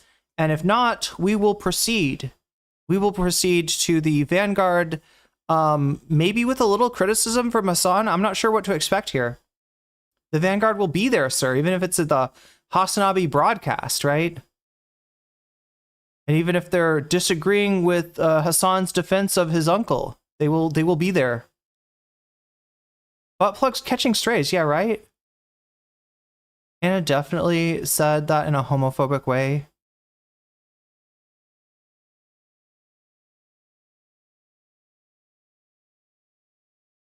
Maybe she's trying to launder her own reputation. Oh, she's vice signaling. Yeah, that's probably true, Directive. That's probably true. Right? Just like the other day when she drops in the word occupied, right? Talks about the government being occupied by Israelis, right?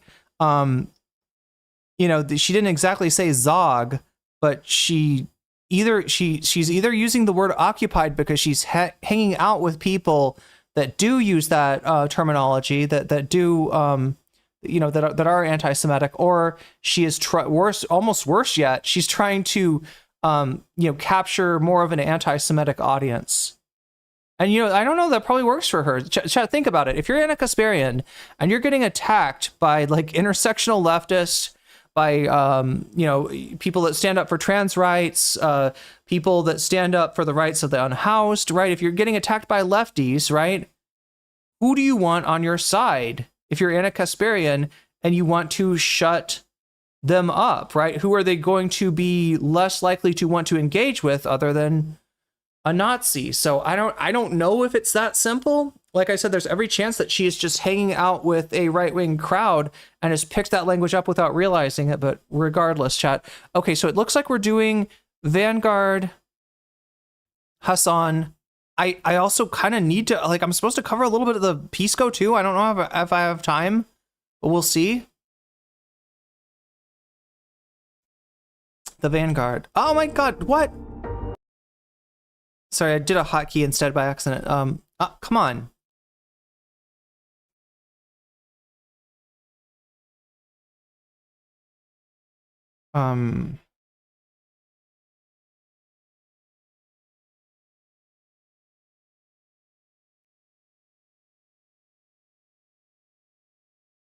God damn it, they're gonna have so many videos. They have so many videos involving Mehdi Hassan. But the one that I want involves the other Hassan, I think. And Mehdi Hassan.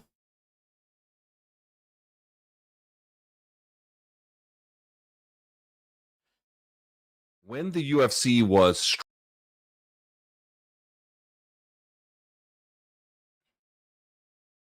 There we go. The next generation of progressive pundits is here. They're not on MSNBC. They're streaming on YouTube and Twitch. This is probably an article about the Vanguard, right, Calvin? Sadly not. This whoever wrote this, Michael Teeter, did not hit us up. Apparently, we're not part of the next generation of progressive pundits, which is interesting because, I mean, to be honest, most of the people this article talks about have literally been around for a decade now. Like, they've been in the space making content, talking about politics since 2016. I'm not even kidding you, since like 2 elections ago. So that is a small beef I have with this article, considering they're talking about, the new generation or the next generation. It's like, funny, the MSM has no idea what a ticking time bomb destiny is. Yeah, what is a Pisco? Good question.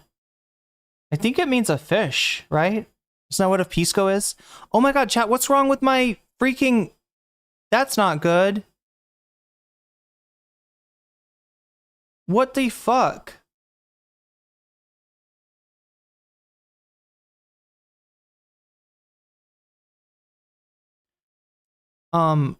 What?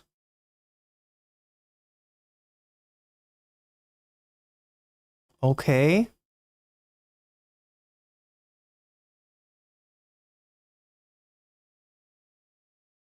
We're back. We're back. It's definitely, yeah, Mossad op right there. Like, got a lot of people from the previous generation, but either way, I still agree with most of what this article has to say. For the most part, it's a pretty good look at the space. I feel like this article is like a good introduction to the space that we talk a lot about, to people that have no idea. What's with people saying pundits? I mean, it is a little dated, right? Yeah, like pundits, like to me, it sounds like, cable news, or like Chuck Todd is a pundit. Pisco is a Peruvian alcohol, according to Google. Doesn't it literally mean fish, though? or something to do with swimming. I mean, pronouncing it pundits. Yeah, you're right. That is weird. Who's the Vanguard? This is Silly and Billy. Silly on the left, Billy on the right. They are the Vanguard. They press their Wonder Twin rings together to activate secret powers. Most of those powers just involve making Jink and Anna crash out, right? So that's kind of their secret. Those are their superhero powers, right? They activate the powers, and then Pisco is a piss company. What, like it sells bottled piss? Piscina is a pool. Pesk is the fish. Pescado is fish, and Pisces, Pes is fish, and wait, like in France, it's like à la piscine, à la piscine. You want to go to the pool? Voulez-vous? Idea who any of these people are. Like, say your mom has been only reading the New York Times and watching CNN for the last 10 years, and you're like, hey, this is what I'm up to.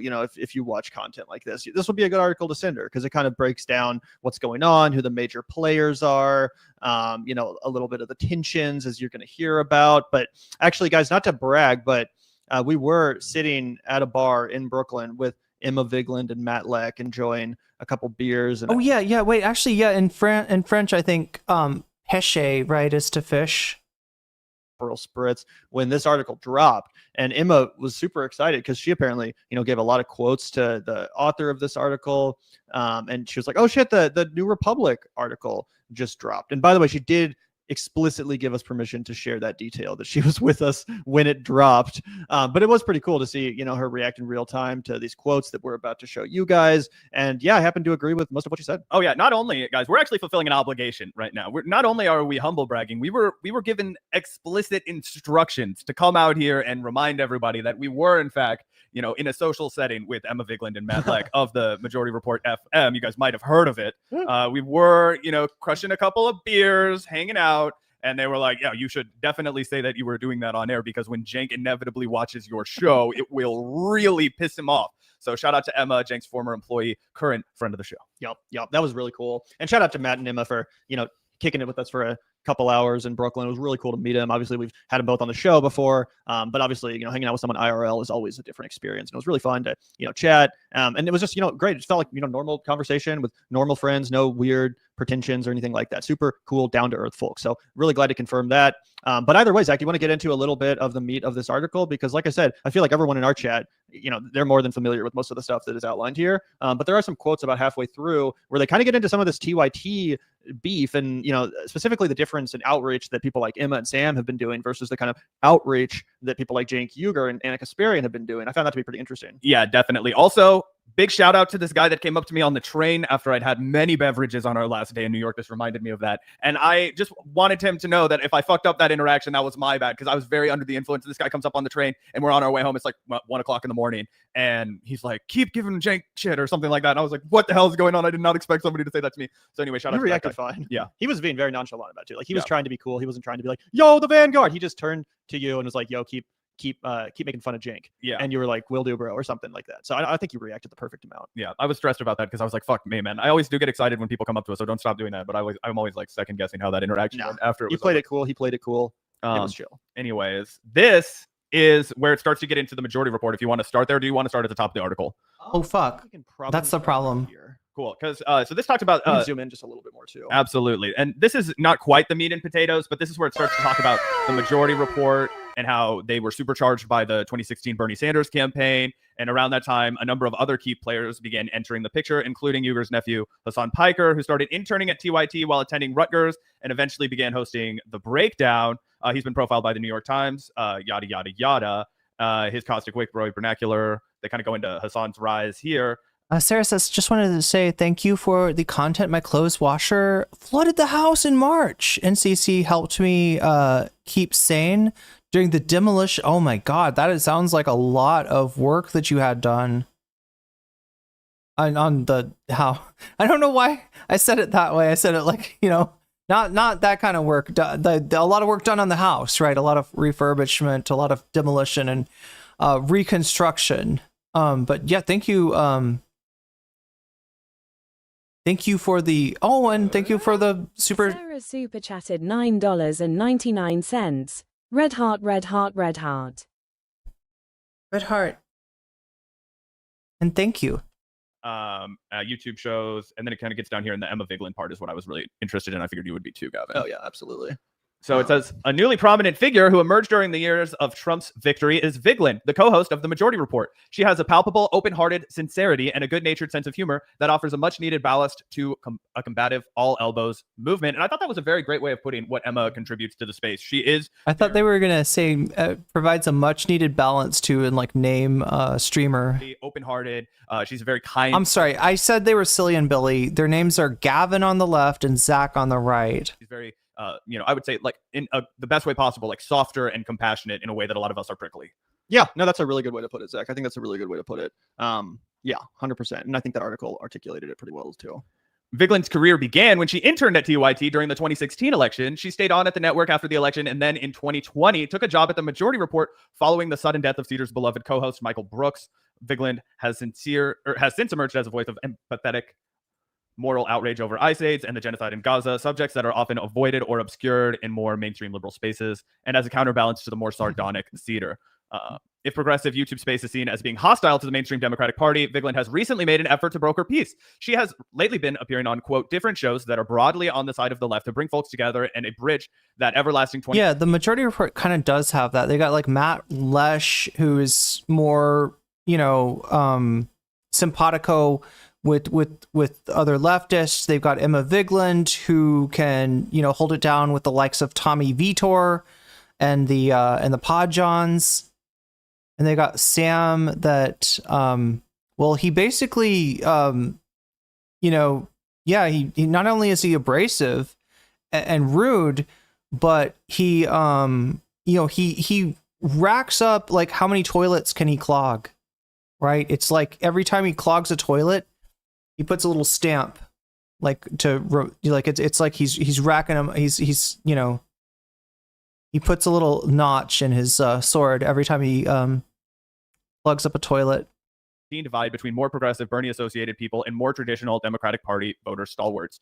Uyghur has been doing some outreach, although it's proved to be far more controversial. Last December, he appeared at the conservative group Turning Point USA's America Fest, that's crazy, it was that long ago, conference in Phoenix, where he talked with right-wing commentator Charlie Kirk, high-fiving him near the end. Quote, I got the crowd to boo Dick Cheney and Mitch McConnell. We disagreed in parts. We agreed in parts. We talked about how private equity is driving up home prices and how Wall Street should be banished from buying residential property. He told me, we still have massive disagreements with the right, but a shocking agreement we're breaking out. It's funny that he understands the problem of private equity and driving up home prices, but not the problem with private equity corrupting our media system. That's good old Cenk Uygur for you. Vigeland and other members of the left had a different take, arguing that the audience was, quote, just excited to have somebody who presents themselves as left-wing validating their ideas, end quote. To her, Uygur wasn't doing outreach. He was serving as a, quote, tool for the ends of conservative media, end quote. Yeah, like many other... Gene doesn't realize it, but when he goes to Turning Point USA, he plays the role of, like, I don't know, the moose head on the mantle. He is a hunting trophy. He is somebody that Charlie Kirk has embarrassed and gotten the better of enough to where he finally says, why not? If you can't beat him, why not join him? And that's what he did. That's what he did. I don't know if that makes him a grifter. Other leftists suspected a more sinister goal. Quote, it seems to me more like a business strategy than one that's actually interested in a durable movement, end quote. Ooh. Brutal. And echoes a lot of the points that we've been making for years now on the Vanguard. Guys, I want everybody to know this journey of the Vanguard, getting to the point where as many people are talking... Yeah, he gets a free skateboard from Tim Pool if he clogs up his toilet 10 times. Talking about TYT's corruption as they are began 4 years ago. Yeah. People think that, that Mike is the one that knows about sewer socialism. Sam is the premier sewer socialist. 3 years ago, we started talking about the Katzenberg money. We started talking about the shift in tone. We started talking about how they're a different network than they used to be. They got rid of the on-the-ground reporting element that they used to do. TYT Investigates. They've gotten rid of all their, compelling shows besides a handful of, real legacy shows and John Idarola's very successful Damage Report. We've talked about how all of these things have been, unfolding over time. Their change in tone when it came to homeless people and the unhoused, when it comes to crime, when it comes to always agreeing with the right wing and always... He's a heel? I'm not sure. I feel like he'd be better if he was. Like, for Charlie Kirk, you mean? Yeah, the whole point. They do argue about some things, right? And yeah, if you're saying that he's a jobber, there we go. He is a jabroni. The Jink is exactly what The Rock would call a jabroni. Is antagonizing the left wing. We have documented that entire pivot as well as the financial, ends that it was serving. Yep, 100%. I totally agree with Emma's analysis here. It's really refreshing to see, that she understands what was clearly going on. Obviously, I already knew that. She came on our show to articulate basically the exact same thing. But yeah, it's nice to see that. And if you go up real quick, I specifically, appreciate her basically calling him a useful idiot, a tool for the ends of conservative media. And that's exactly the role he acted in at the worst fucking time possible. Literally right before the election and right after the election. He was literally manufacturing consent for all these phony, populist, right-wing bullshit talking points. Yeah. That's a good point. It's not just after the election, although it did get more, severe after the election, but before the election. And they're not the only people on the left doing this, right? They took the cue for people that want to stand up and accuse the Majority Report for being rubber stamps for Joe Biden and Kamala Harris, right? They took the cue from Biden and Harris to surrender on immigration, right? And then they tried to pretend like it's kind of like, if you look at them now, they don't talk about that. Their rhetoric on immigration was like, basically pro-Trump. Their rhetoric on crime is, very Trumpian as well, right? So there's all these issues, right? The TYT,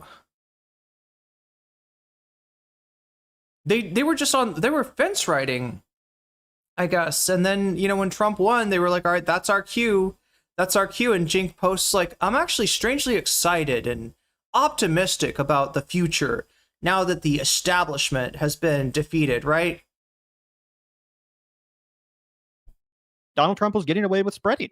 You know what I'm saying, Jink? Marco Rubio is Secretary of State. You think the establishment is defeated? Literally talking about how Donald Trump, although he is kind of establishment force, and he celebrated when said force defeated the establishment on election night. He said, "Woohoo!" You know what I'm saying? He was like, the establishment lost, the populace won. The other thing is there's an assumption in his whole bullshit populism, virtue signaling, that the establishment is the worst that we can do. No, chat, it's not. It's not the worst that we can do. Fuck, capitalism isn't even the worst that we could do. There are worse modes. There are modes of production that are that predate capitalism, right? And what Trump is starting to look like, more and more is, I don't know, Curtis Yarvin would say a monarch, in the startup CEO sense, and you could almost say like a despot. That's crazy. So, he said, I'd rather be in the populist woods than the establishment prison, which is ironic considering how many people... Which is a previous form of, previous mode of production. Are actually not only in literal prisons, thanks to Donald Trump, but oftentimes more than prisons. They're concentration camps. Look at Alligator Auschwitz, for example. So tell me more about the establishment prison, the populist woods.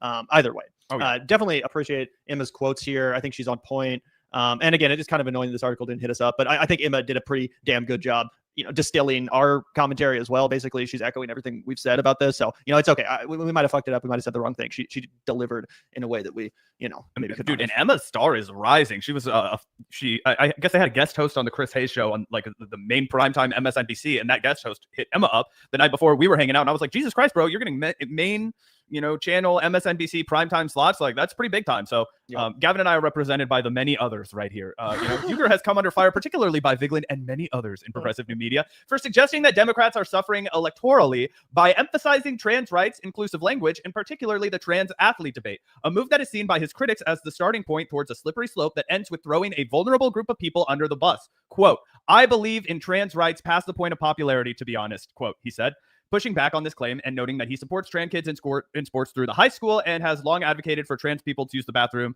of their choice. Wow, what a hero. He asked Kirk if trans people should have a constitutional protection against discrimination. For Uyghur, his actual differences with his critics are, quote, microscopic. I want to talk about a $15 minimum wage, paid family leave, and negotiating drug prices. Those are places that make giant difference in people's lives, end quote. He said, unless you're a trans person and you can't get health care and you fucking aren't protected by the government, right? Then that would start to matter a little bit to you. Yeah, and again, it's not so much the minute disagreement with Cenk I have over the policy and trans people. It's more the way he talks about the trans activist community and left-wingers in general who advocate for trans rights. Remember, like, whenever he's asked questions about this, he'll engage in these outrageous, ridiculous straw mans where he starts talking about, like, oh, like, what, you think Hulk Hogan should just be able to join the girls' swimming team? The gorgeous ladies of wrestling? Team or something, he'll just come up with some crazy example. And it's like, the thing is, if it's wrestling, it actually would, there's not much of an argument against that, chat. Wrestling is choreographed, and the results are choreographed, rehearsed. Yeah, Zoya the Destroyer or Colonel Nanuchka could take down Hulk Hogan. It's wrestling. It's theater. It's not a good faith engagement with the other side. You're basically just straw manning people. It's not a question of can you compete with the other wrestler. It's a question of can you perform with the other wrestler. And there's some really talented Kid Bandit who I had on a few years ago. Is a very, very talented wrestler. And it's really more the tone. Because again, like I've been on the record multiple times. I don't think fucking left-wing candidates should like run on campaigns around these issues either. Obviously, Cenk and I are in agreement there. But you're not going to find me throwing the entire fucking activist community under the bus and acting like they're all crazy people dragging the Democratic Party to some position of lunacy. I mean, doesn't the WWE literally do this? Doesn't the WWE literally have like conflicts between male and female? I don't know. It's so weird. Well, anyway, sorry. Let me. Sorry, I feel like I'm doing a bad job here. Cenk didn't say Hulk Hogan. Cenk said LeBron. I think it was LeBron. I think he was like saying, should LeBron James be able to play in the WNBA? They're like, no, and like, look, by any standard, including the trans inclusive standards, LeBron James would not be able to. If LeBron James, went essentially like transitioned and was on, HRT, which is, anti-androgen, and estrogens for the requisite period of time, then, you could talk there, but that's not even like relevant, right? He's trying to give you the idea that like if you allow trans women in sports, then you're just gonna have in the way that Cenk talks about trans people, I get the feeling that he at least does not understand what HRT does. I suspect he may not know that HRT exists, right? Which is the exact kind of ignorance that you need to keep away. This is the reason that you cannot let issues like this become politicized, right? It's a complicated issue. There are physiological questions, anatomical questions, endocrinological questions, questions about human development, and it's not the kind of thing that the average person is going to have a lot to say of substance, right? The other really bad thing about the trans sports debate is it's the way that they backdoored the popular bias that trans women are not women and trans men are not men, right? By with the sports issue, right? That allowed them to do that. It was essentially a Trojan horse. This was the nose of the camel going under the tent, right? And that's where all the other bad shit came from. And the truth of the matter is it never should have been a political debate to begin with, right? The right answer when somebody asks you about, trans participation in sports is to say, I don't know, man. I'm not an endocrinologist. Are you? No? Then shut the fuck up. I'm not a sports scientist, contracted by the International Olympic Committee. Are you? No? Then maybe we should listen to what they had to say. Because they solved this shit in the early 2000s, right? They asked those physiological questions and they answered those physiological questions. And it wasn't a complete, yes, anyone who identifies as female can participate in women's. It was not that simple, right? There was a requirement of, the requirements involving hormone levels and requiring time on those hormones and specifically time off of, time blocking testosterone, right? That's which is what he constantly does. And the other thing is the other issue that they've thrown under the bus is the rights of trans kids to stall their puberty to use the same drug that's prescribed to cis kids who are experiencing precocious puberty to, you know, to not undergo the puberty that they of the sex that they don't want to be, right? And if that was allowed, this wouldn't even be a question. This wouldn't be, the fairness would not be a question if trans people were able to opt out of the puberty of a sex that they don't identify with, right? And that's the other thing that they've blocked, right? So that's fucking convenient, huh? Anyway, yeah, pretty funny stuff, and yeah, obviously, it's crazy to say that your disagreements with Charlie Kirk are microscopic if you're on the left. Yep. 100%. Let's see. Do you want to keep reading any more of this? Let's see. I'm not. That was mostly the good part. Yeah. Unless there's another thing that I missed, but yeah, this is pretty much it. Wait, go one second. Okay. What about shitting on TYT? Oh, wait. I think he feels this is a Hassan. Yeah, my only criticism of Emma's, trans advocacy is I feel like sometimes she feels like she has to, bite a bullet like that she doesn't really have to bite. You don't have to have those arguments, and it's, and most people shouldn't. Well, most people don't, like I said, don't have a lot to say about endocrinology and physiology. Down. I think he feels wronged by a lot. But like I appreciate the spirit in which she fights on the progressive wing, some of whom initially directly came from TYT and now shit on TYT, Piker said. So this is Hassan. Progressive media is in danger of becoming too personality driven. And this is the author now just editorializing. That's probably why they didn't hit us up. Uyghur says something, his critics respond. Uyghur hits back forever and ever. When this happens, Piker said, that conversations become the only thing you're talking about. You're no longer a news network. You're a drama network. So LOL. So Hassan might be taking a shot at us there. That's pretty funny. Yeah. And I don't it's funny too. Think so. I don't think so.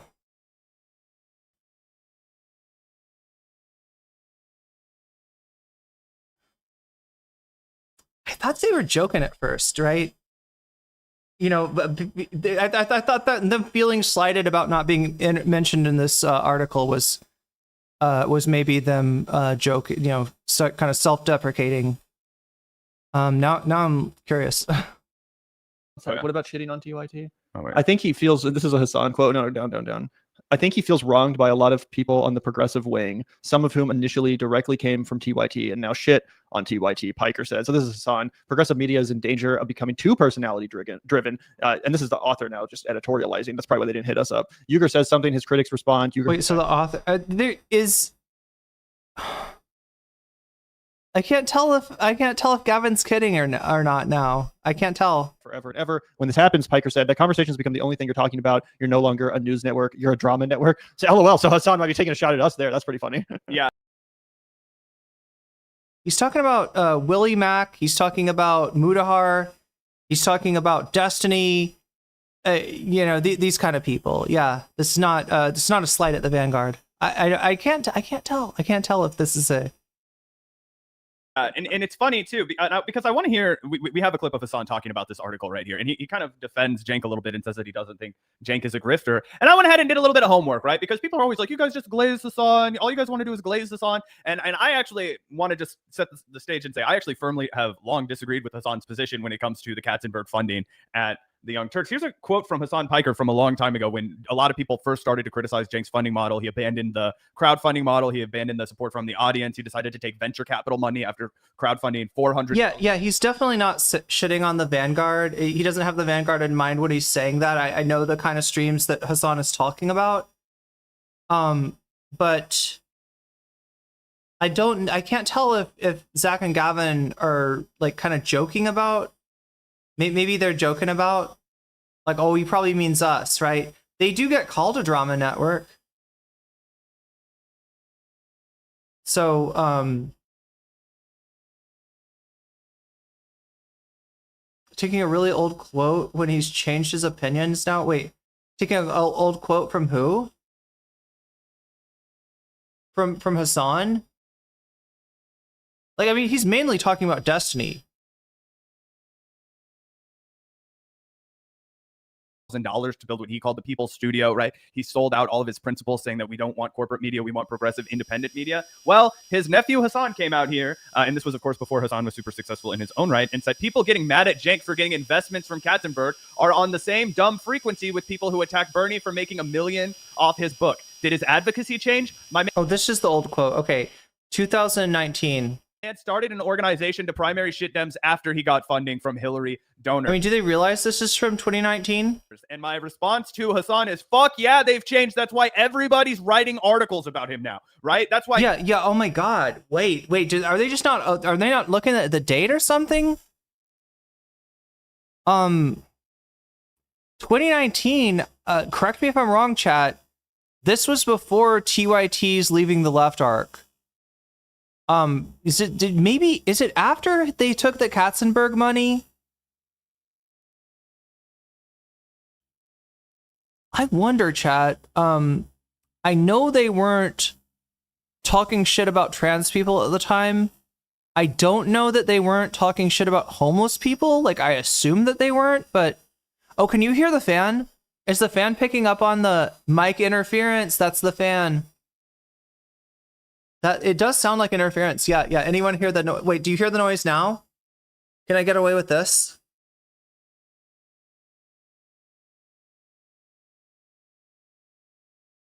It doesn't look like it's picking up, is it? Can you? Oh my God, this feels so good, chat.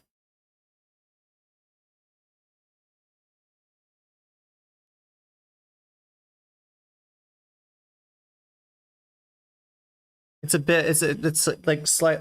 Okay, that's better. Is that better? Yeah, it was definitely the fan that you were hearing. You were not hallucinating. Unlike Ethan Klein, you were not hallucinating.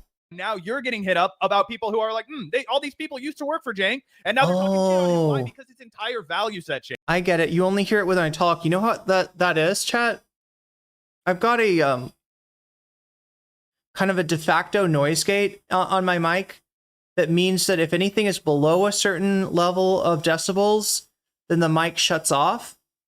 But then when my voice comes on that's above that level, the mic turns on, and so you're only hearing it when a muffled dot matrix. What's a dot matrix?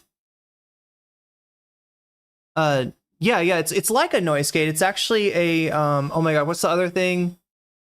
Here, I'm gonna have to actually look. Let's see, filters. It's an expander. I'm using an expander like one would use a noise gate. No, I'll turn it off in a second. Changed, right? Because he started taking money from Poly Market Studio, because he busted a freaking union as a progressive boss, right? And in case anybody thinks I'm lying about that, let's take a look at another. Wait, chat. New Republic. Is it as simple as that? Are they looking at a quote from 2019? Zoomer alert. Wait, what did I do? Are they looking at a quote from 2019 and not realizing it?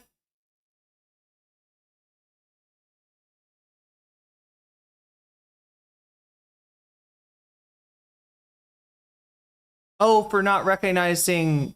Wait, what? Piece, right? And it's called The Myth of the Progressive Boss by Kim Kelly, a very respected labor reporter, right? Cenk Uygur talked a good game about the Young Turks being the premier progressive media outlet. Then his staff tried to unionize. Go read all about it if you don't trust any of the coverage the Vanguard's done. If you do trust the coverage the Vanguard's done, go ahead and see that we have documented this the whole freaking time. Okay, so they were aware that of how old the tweet was, right? Huh? Yeah, I would think that they'd. I was assuming that the Hassan quote that they're reacting to was something that came from... Well, so it doesn't make sense, though. If they realize, oh, damn, I can turn this thing up? This thing has multiple speeds? Oh, hell yeah. Oh my God, chat. It's fucking blasting me. Okay, there we go. For not recognizing dot... Oh, wait, dot matrix. That's a... I know dot matrix. That's a character on Reboot, right? Dot matrix? Yeah, wait, I know dot matrix. Why are we talking about Reboot? So that's all just to preface what Hassan is about to say here. And I would also preface by saying Hassan himself has come out on podcast and said that, yeah, I was exploited by Cenk Uygur. I did work that was unpaid for Cenk Uygur. Cenk Uygur took money that I... Here's what I don't get. If they recognize the tweet as being from 2019, then why would they take issue with him saying that Cenk isn't a grifter? Are they saying that there were signs that... Okay, wait, so the union stuff. When did the union stuff happen? A printer where the paper was fed through holes? Through holes? Like you roll it up and push it through a hole? Oh, holes on the side. Wait, on the side of the printer? And you tear it off afterward? Wait. So wait, is it do the like rolls go in like one side and come out the other, or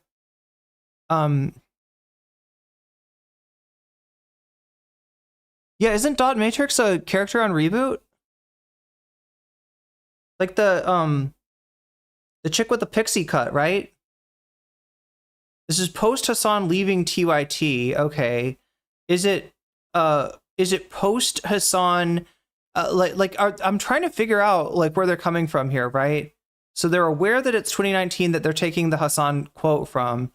Hassan saying that people that call Jink a grifter are doing so unfairly. Wait. Let me roll it back. I want to make sure I know what I'm talking about here. Because he is kind of defending the Katzenberg. Yeah, okay. He is defending the Katzenberg. Okay, yeah, I mean, look, this is I don't know if so what Hassan is trying to say here is you can take Katzenberg money and you can remain independent. If Katzenberg is stupid enough to give you money and expect expect you to change your rhetoric, and you don't change your rhetoric, then that's great because you're just taking money from a millionaire. Did his advocacy change? So here's the answer. I don't think so Katzenberg, as far as I can tell, the influence that Katzenberg had on TYT was about municipal issues, mainly the policies around the unhoused, policies around housing and the unhoused, right? That was Katzenberg's bugaboo. Is that the right name for it? So that his obsession, his main thing, right, is that he was, anti unhoused basically.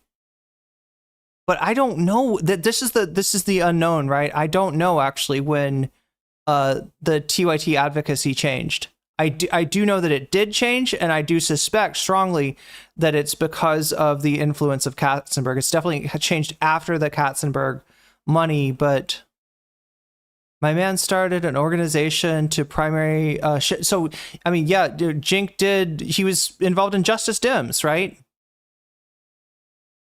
After he got funding from Hillary donors.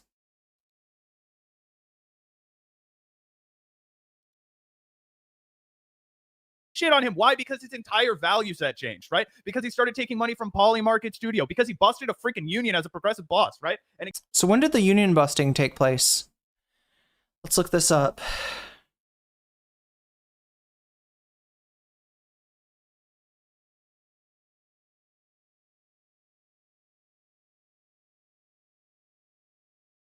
Oh my god, it's giving me Thai dates, chat. It's giving me this in Thai dates. 2563 is okay. Yeah. So this Politico article, Inside the Union Campaign That Roiled Left-Wing Network The Young Turks, was written on April 10th of 2020. So wait, I'm kind of inclined to agree with Hassan at the moment that he made this statement, at the moment that he made this tweet. I think this is actually true. I do think that he's being naive and thinking that the money's not going to change them. I do think that's naive of him, right? But to be fair, they had not changed yet. And I guess what he's trying to say is he took the money and run. Good on him. It's not usually how it works, though. in case anybody thinks I'm lying about that, let's take a look at another New Republic piece, right? And it's called The Myth of the Progressive Boss by Kim Kelly, a very respected labor reporter, right? Cenk Uygur talked a good game about the Young Turks being the premier progressive media outlet. Then his staff... Yeah, that tweet, you're right, Charlie. That tweet definitely did age like milk. Tried to unionize. Go read all about it if you don't trust any of the coverage the Vanguard's done. If you do trust the coverage the Vanguard's done, go ahead and see that we have documented this the whole freaking time. So that's all just to preface what Hassan is about to say here. And I would also preface by saying Hassan himself has come out on podcast and said that, yeah, I was exploited by Cenk Uygur. I did work. What was the second tweet on August of 21? Did they show that yet, Sarah? That was unpaid for Cenk Uygur. Cenk Uygur took money that I had earned and excused it because I was his nephew, right? So that's Hassan saying that he was personally victimized by Cenk's poor business practices. He knows other people have been victimized by Cenk's poor business practices. Friend of the show, Francesca Fiorentini, was prepared to move across the country from New York City to Los Angeles. Why? Because the Young Turks gave her a contract. She signed that contract, and then after she moved her shit to Los Angeles, they were like, oh yeah, we can't honor that contract anymore. Sorry, we need you to be a contract worker. That's horseshit. She could have sued them. She chose not to because she believed that they were doing good work, right? Because she's a real comrade and she did not want to disrupt the momentum of the Young Turks, right? That's Cenk's history, right? That's Cenk's history as a boss, really, in a nutshell. Yeah. Also, can you put the main article back on screen real quick? Yeah. Because like I didn't see this quote from Hassan. I'm a little bit saddened to see it. Not gonna lie. Yeah. Progressive media is in danger of becoming too personality driven. Uygur says something, his critics respond. Uygur hits back forever and ever. When this happens, the conversation becomes the only thing you're talking about. You're no longer a news network. You're a drama network. So who's he calling the drama network? TYT for responding to their critics, or channels like ours for talking?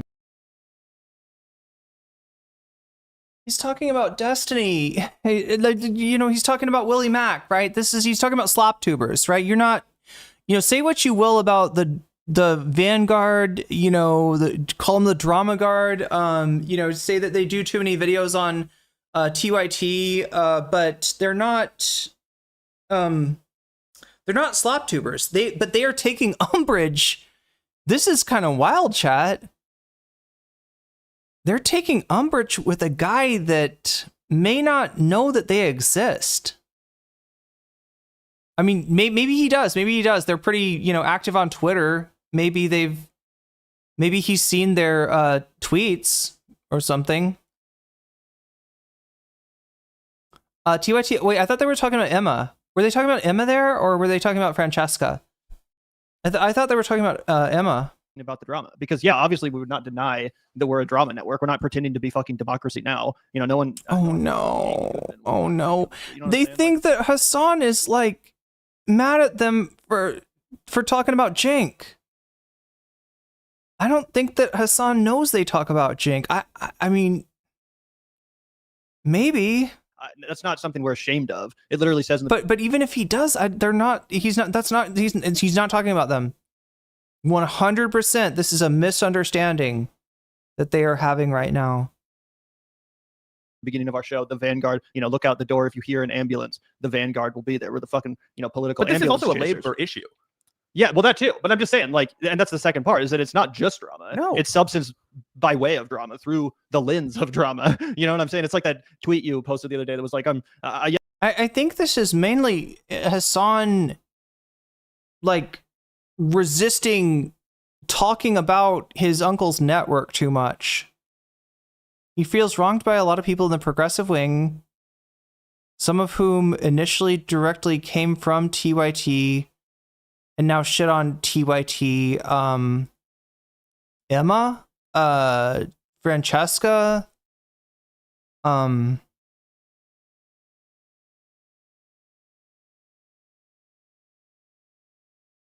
The quote does make it sound like he is he's sympathetic to Cenk's persecution complex, which I don't think is true. From his interactions with Zach gets really mad. Yeah, I think they're misunderstanding this. I think they're taking umbrage about something that's totally not about them. Hassan implied that he wasn't even getting paid by TYT because he's my nephew. I can pay him an exposure. Yeah. That he said that on not Hot Ones. What is it called? The show where they're in a diner. The podcast that's in a diner booth. Hassan knows who they are. Yeah. Well, he may know who they are. He may know that they cover TYT a lot. He's not talking about them. yes, I'm a hater, but I'm a hater with, critical analysis and intelligence or something like. It's like, yeah, there is a point to the hating. There's a point to the drama. It's not just literal TMZ shit. It's not like Cenk was spotted at a cafe in Los Angeles with a woman who's not his wife. Are they having an affair? Like, obviously that's not the kind of coverage we do. And also my other response to that, again, if Hassan is like taking a shot at us or something, you know how many fucking drama networks there are? He was still an employee of TYT in 29. Oh, you're right. Yeah, I can't remember what the name of that podcast was, but I do know whoever said that he was, he talks about being, basically mistreated because he's family, working at the family business. Zach and Gavin are right to critique Hassan for this. If you call yourself a leftist, you cannot ignore the influence of... No, that part's right, Charlie. I said that I thought that Hassan, the 2019 tweet is Hassan being naive, and it did not age well. Right? He's assuming that the Katzenberg money is not going to change TYT. It obviously did.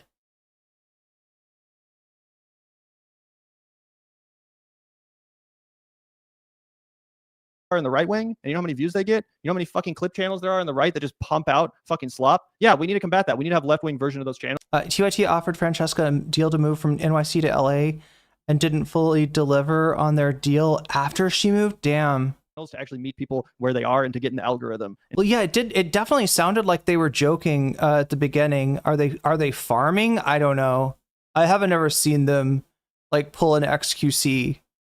I mean, they are silly and Billy, but they're not they're not the juicer, right? They're not farming like who else? Miskiff does that shit too.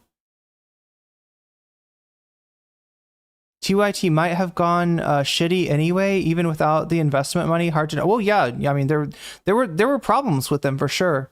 They weren't as apparent back then, but yeah, Hank describes the problem with Cenk as a cul-de-sac mentality. You know what a cul-de-sac is? Like in the suburbs, there's these little neighborhoods and stuff, and there's winding roads, right? And some of the roads end instead of connecting to another road, the road will end in a loop, right? So this is the place that you buy a house if you want to be the furthest away from you don't want to have a lot of people traveling through the road that you live on, right? You live in a cul-de-sac. The only people that are going to be there ostensibly are going to be people that live in that loop, right? So Cenk has developed a cul-de-sac mentality. He's gone from being a Republican to being somewhat progressive, but he stopped at some point and just refuses to go farther, right? It very much like that kind of suburban mentality, right? Of I got mine, I got to where I am. I don't want to think outside of my bubble. I don't want to think outside of my cul-de-sac, right? I thought it was a pretty good metaphor that Hank from Winners and Losers came up with there. I think Cenk is becoming older and more liberal rather than him presenting ideas he doesn't currently believe. You get a really big backyard if you live in the Horseshoe, almost no front yard. I don't know where he started going so gung-ho on letting politics by polling.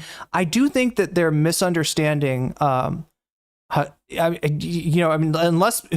they're farming, unless they're doing this, unless they got some kind of content strategy here that I'm not aware of, right? It does sound like they're taking umbrage at something that is totally not directed at them. And also, I got to point it out, all right? I didn't want to say this earlier. Them being left out of this article is totally normal and to be expected. Maybe at some point they will be, they will be someone that the authors like this, want to mention, want to talk about, right? I don't think that day is today. And so, that's another thing that's contributing towards them seeing, I think you're right, or else ellipsis. I think they're a misunderstanding. in the way that this platform works. But yeah, they're not being slighted by the author, and they're not being slighted by Hassan. I think that Hassan would understand their. So somebody told me that Hassan is now today reacted to a Vanguard, a Vanguard clip. I would assume that Hassan would be understanding of their critique of Cenk Uygur, if not in total agreement, right? He would definitely. I don't think he would look down on them, right? I don't think he would look at them and be like, "Oh, look at these drama slop, freaks," right? I don't think that's how. I think he knows there's a problem with TYT, and he's called it out. He's sometimes pretty. He can be pretty slow at recognizing these things, but he does, I think, realize what's gone wrong with TYT now. And chat, if you don't believe me, just wait until Jinxgiving this year. Yeah, he did that today. Okay, so that's going to be an interesting one. We'll see what Hassan thinks about the Vanguard. So I'm not ashamed of being a drama network. But this video, I think, I'm 90% sure this video, the Vanguard went. This clip is from before Hassan would have reacted to them. But it's kind of interesting that he, contextualizes it like that, given the history with Cenk and his own exploitation that we've talked about. Yeah, well, and I just completely disagree with the characterization that talking about his former employer and his uncle's labor mispractices is drama, right? That's super self-serving rhetoric, and it reminds me a lot of how he recently just took, clobbered his own chat a little bit for calling the Lolo shit drama. He's like, that's not drama. That's a serious issue, right? That's something that has to be addressed. We have to talk about that. This is something that's important. There are victims to this. It is not drama. Dude, why the fuck do you think Kim Kelly wrote an entire goddamn piece for the New Republic about how your uncle... He mentioned Cillian Billy to them, or he mentioned the Vanguard, right? Because I think he's gonna more likely know who the Vanguard are than... So, like, Hassan, my understanding of Hassan, his big bias, or his big... blind spot, I guess, is that he doesn't know a lot about the lore. He doesn't know a lot about the drama. He kind of looks at that as a virtue, right? He doesn't want to know about the drama. He doesn't want to know about the lore. And, sometimes that keeps him locked in on what he should be locked in on. And sometimes that becomes a problem. Like when he's still defending Lonerbox long after Lonerbox has, flipped to the pro-Zionist side, right? Hassan was absolutely, he was fighting his own chat when they're trying to say, no, this guy farms you constantly, and he's not farming you just because, like, fuck Hassan, let me get some, let me get some engagement from the fuck Hassan crowd. He's farming, he disagrees with Hassan on Israel-Palestine. Yeah, so he's definitely slow to pick up on a lot of stuff. That's why I assumed that he doesn't know a lot about the TYT Vanguard drama, but who knows? I might be wrong. Is a union buster. What about those employees? What about the people like Hank? I'm sorry it's bad for your brand when people criticize your uncle because you love him and you don't want to call him out like that, but that's not my fucking problem, dude. And it's not drama.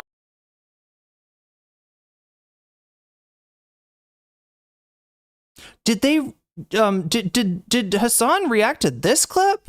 Because I really hope that's not gonna. I don't want to see like two people at two content creators at each other's throats because of a misunderstanding. Because if Hassan reacts to this, I don't know, it's not going to be good. Drama to talk about. Yeah, like no, Zach seems convinced that this is a call out for the Vanguard. I am like 99% sure that it's not.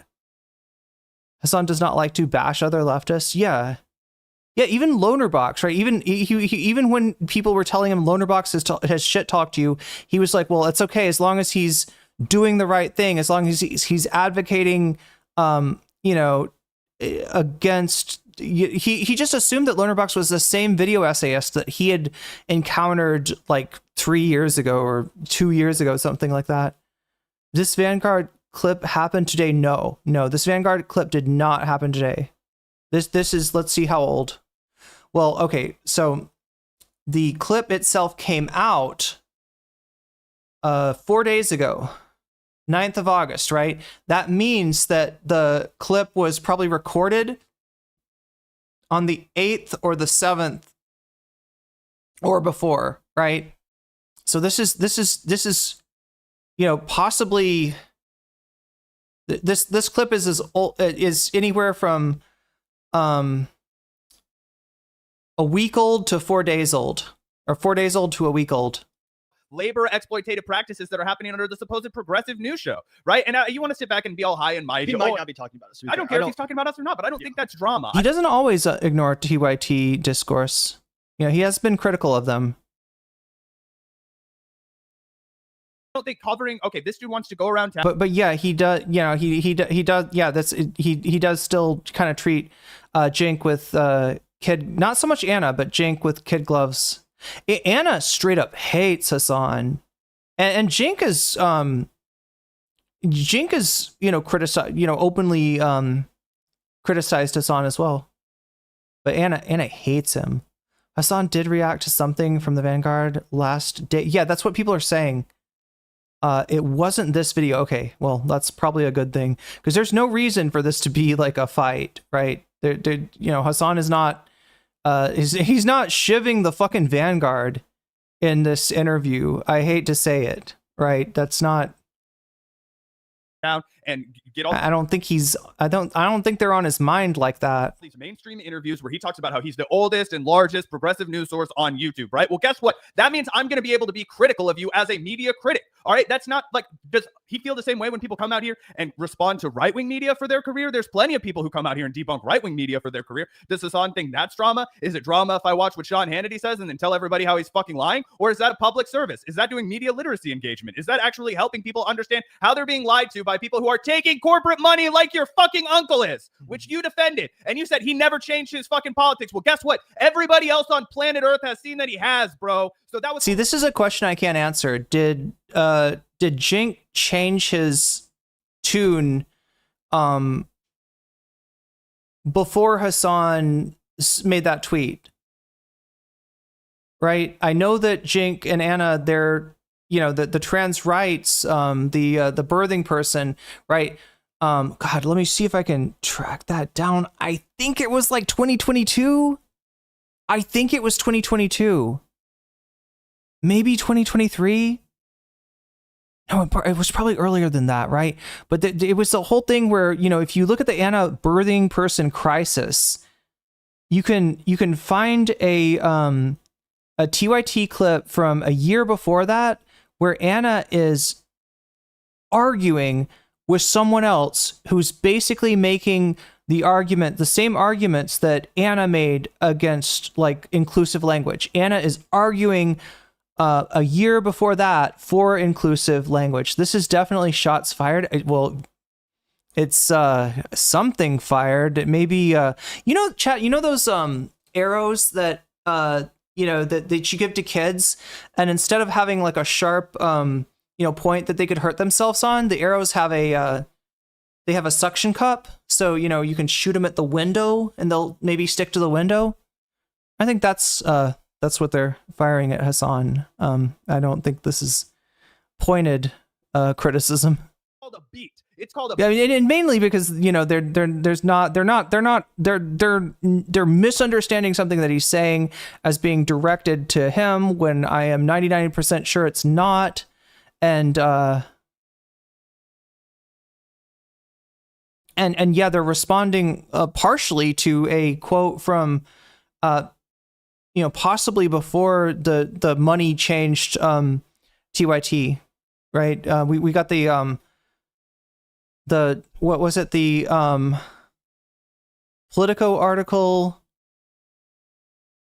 is in 2020, April of 2020. So that's when the union thing went down. A beat when you follow something that everybody else thinks is horrible. Yeah, I mean, look, this is this should not turn into like an actual beef, right?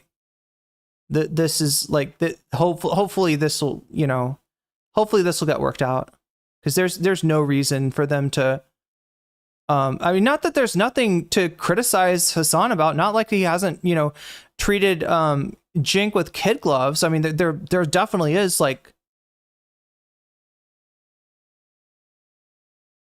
you know, that is a thing that goes on. Maybe not as much now as it did in the past, but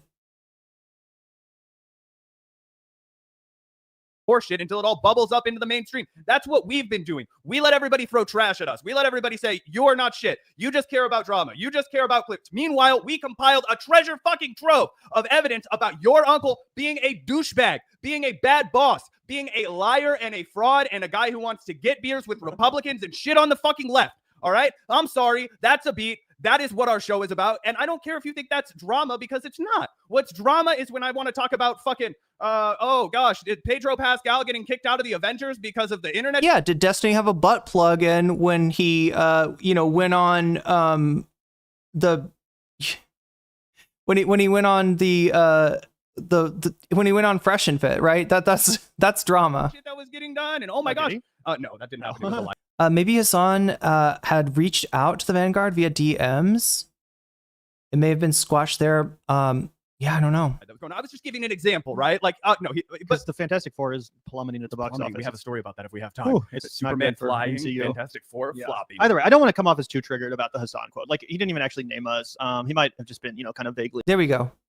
talking about his aversion to drama, because to be fair, he's been embroiled in a lot of it with Ethan, and he's probably sick of, like, he probably is, you know, feeling like after the whole Ethan Klein thing, he felt like it got so separated from the substance of the issue, right? And by the end of the day, they weren't even really talking about the actual genocide or about Palestine. It was like, look at iDubbbz' sword that had a Nazi swastika on it. iDubbbz got pegged by his wife. And look at Frogan's tweet and all these other stupid things. He continued to fucking lean into that. Yeah, I know. But I'm just saying, like, I could kind of see why at this point in his career, Hassan's like, you know what? I'm done with that shit. I'm here, like, actually. Wait a minute. So the Ethan stuff is drama, but the TYT stuff is not?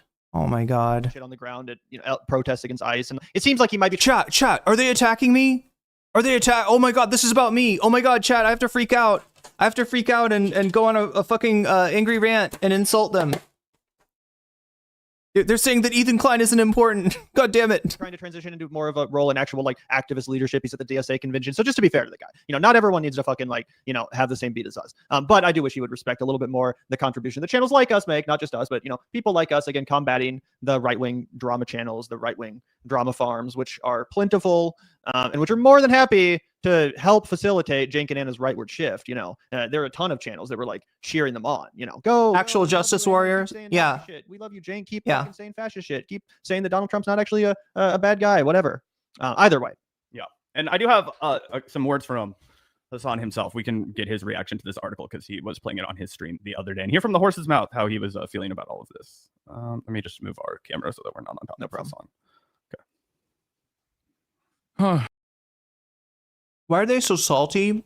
Because the criticisms that Hassan was making at the drama slop channels, the Willie Macs of the world, sounded to them, and since they were in the context of Cenk Uygur, I think Zach assumed that these were, you know, these were pointed at the Vanguard or pointed at Francesca or, you know, like pointed at critics of TYT like that. I don't think they were.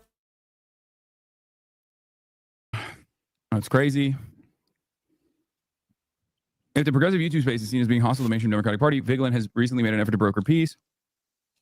He appeared in a conservative group, Turning Point USA's America Press conference in Phoenix, where he talked with right-wing commentator Charlie Kirk. This is Cenk. High-fiving him near the end.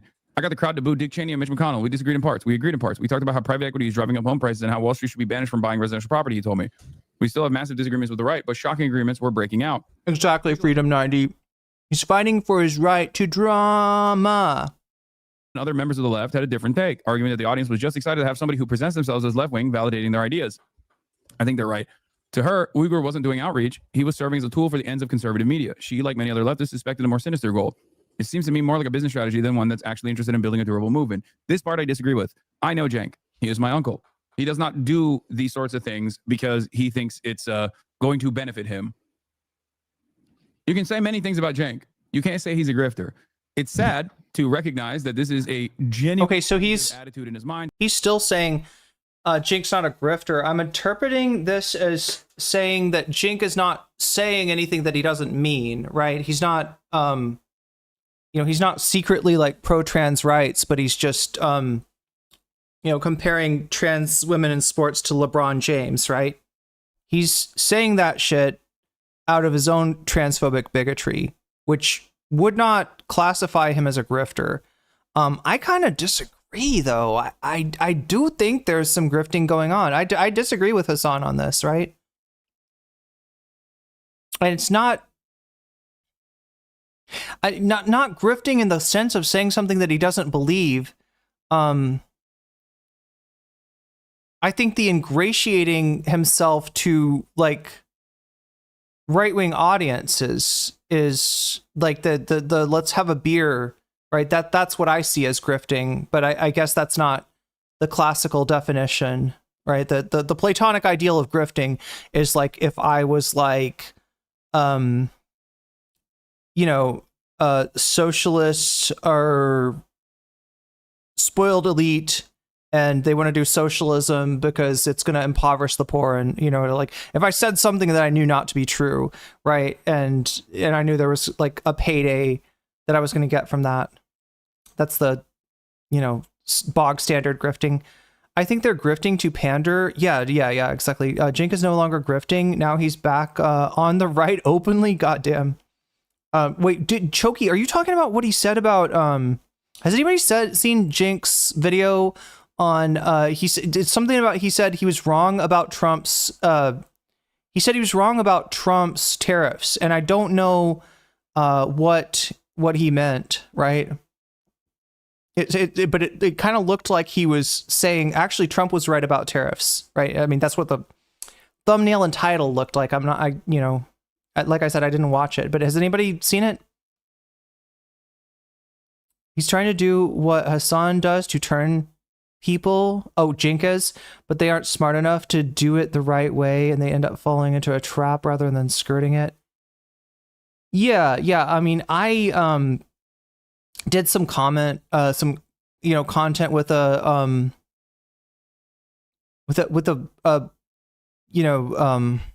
like an author / streamer a few years ago, and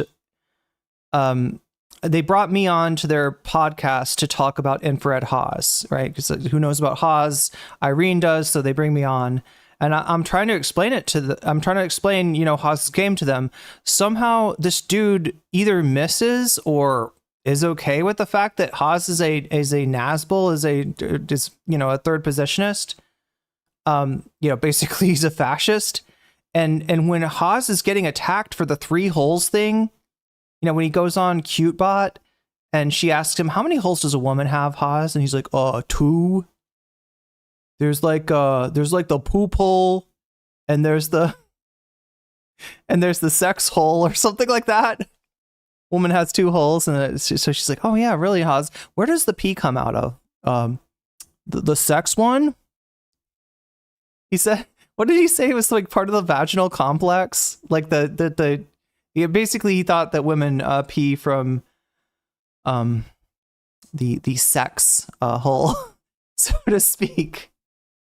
And so he's getting roasted mercilessly, and this guy goes on his stream, goes and has a talk with him, and tries to be like, here, have a seat, like tries to mentor the guy, right?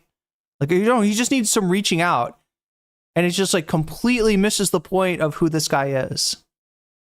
Infrared Haas going down is not a leftist getting picked on for saying the wrong thing. That is a Nazi getting ridiculed, which if you're fucking on the left at all, you should love. You should absolutely love. Grifting is where you take whatever position you think will make you money or fame or both. Yeah, so like, I mean, I don't know that Jink is saying anything that he doesn't believe. I think he's maybe ingratiating himself to people that he should know better than to ingratiate himself to. That. So that's, he's perceiving like weakness on the left. He's perceiving strength on the right. And so he's doing everything that he can to sort of reorient himself to make himself more acceptable to the right. But I don't think that includes like, making up like I think that, he's legitimately like on that tough on crime shit. Like I think he like believes that, right? I don't think he's just like acting like it. I don't think he's pretending to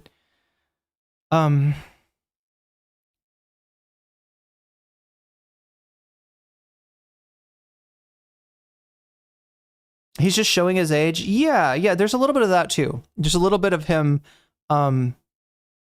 just not understanding the environment that he's currently in. That he just cannot comprehend. No, it's not, dude. You're fucking dumb. I'm sorry, but you're missing Classically dumb. Like a hembo dumb. Let's see. Let me rewind that a little bit so I understand what they're saying. He is my uncle. He does not do these sorts of things because he thinks it's going to benefit him. You can say many things about Cenk. You can't say he's a grifter. It's sad to recognize that this. So he's saying he's got legitimately bad takes, but he's got legitimately bad takes because he believes those. I do think, I don't know. Here's my thing, chat.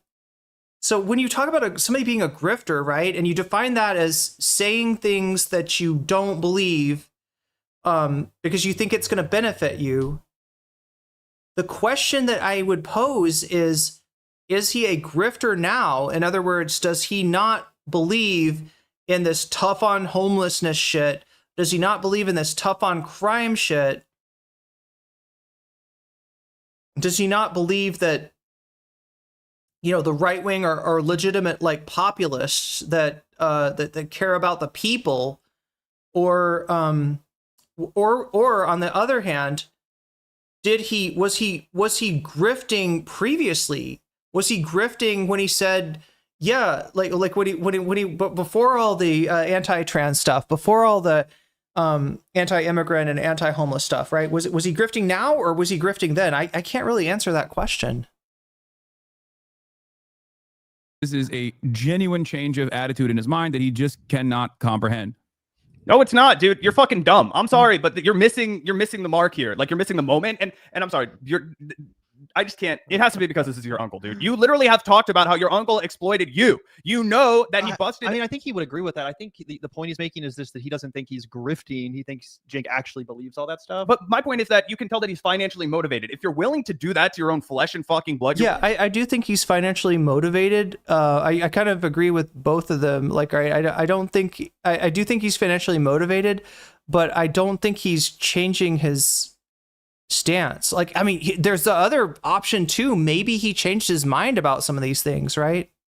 Like when Anna says that she changed her mind, it's kind of hard to buy. There's a lot of inconsistencies that the Vanguard have pointed out with Anna's story about how she was quote unquote mugged by reality, right? When you start to look at her story in the detail, say what you will about like the drama guard, right? But they looked at they looked at different iterations of Anna's story at different times and identified that she was not being consistent.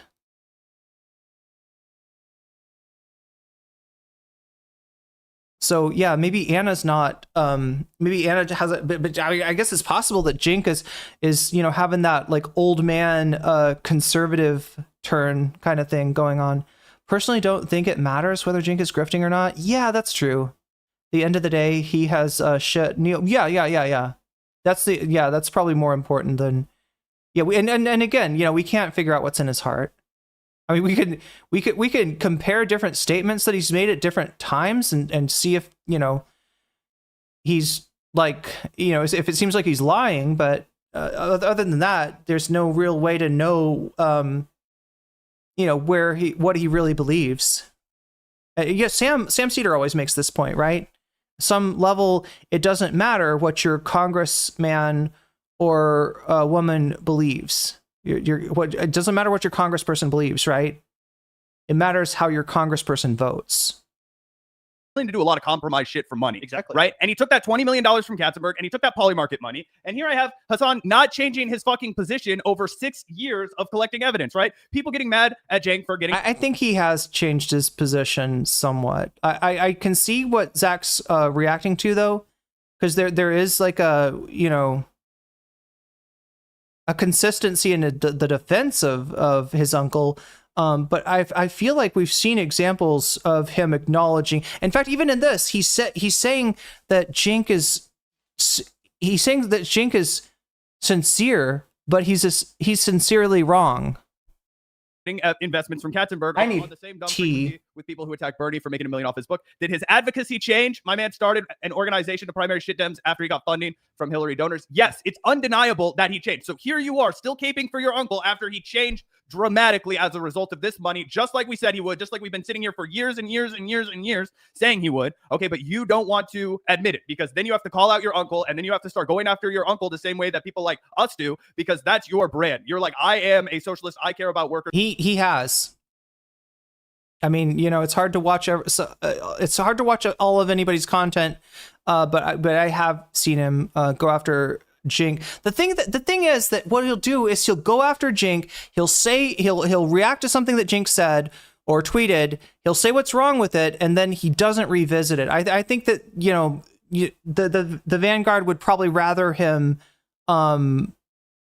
criticize it with some consistency, or they're just not aware, right? Because they haven't seen like those particular clips. Because that's what his Hassan's like pattern is, that he'll you know, if Jink says something that crosses a line, he'll react to it. He doesn't love reacting to it, but he will react to it. He will criticize it, but he won't dwell on it at all, right? And the Vanguard are, you know, sort of pushing day in and day out against TYT. So it's kind of like, you know, he can't fess up to the reality because then it would obligate him to say things about his uncle Jank that he doesn't want to say anymore. That's how I feel. I mean, there's going to be some, like I said, I do think that there is some, you know, kid gloves with which Jink gets treated by Hassan just by virtue of, yeah, it is his literal uncle. It's the guy that comes over for Thanksgiving every year. The vibes of Jinksgiving last year, yeah, we're so different, and they're going to be even worse this year. It's gonna be, and it's gonna be bad on both sides, chat, because Jink has got a real incentive to make some spicy clips. You know, have some clips where he's like losing his shit against Hassan.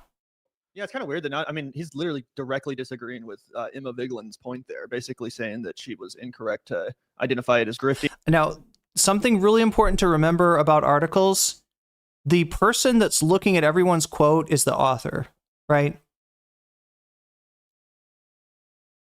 The people that are giving those quotes may get an advanced copy of the article, like, you know, anything you want to add or something like that. Do you feel like we've mischaracterized you? Do you feel like you were misquoted or something like that, right?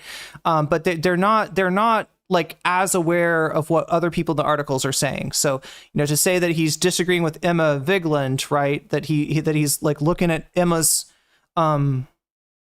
wait, no, I'm sorry. Gavin, I think Gavin's talking about his reaction stream, right? Gavin is talking about his reaction stream. So he is, you know, there is a possibility of him disagreeing with Emma in that case. But yeah, in terms of just like in the article, you do have to remember that the people that are being interviewed don't necessarily know the contents, the substance of others' interviews. But I think Gavin's talking about in Hassan's reaction.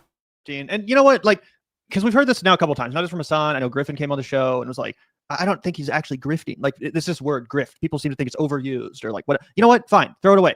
Changing your politics for money does mean grifting. No, I'm aware. No, I was talking to that guy. I'm just saying that, like, use whatever other word you want. If you don't think grifter is an accurate word, or if you think it's unfair or whatever, what word do you think? How did the chat react to this? I wonder. Someone who throws under the bus for Zach and Gavin, former colleagues, all of their former allies, only to pander to the other side, which they've been publicly shitting on for years, which they've been inspiring other channels to take that tone towards for fucking years.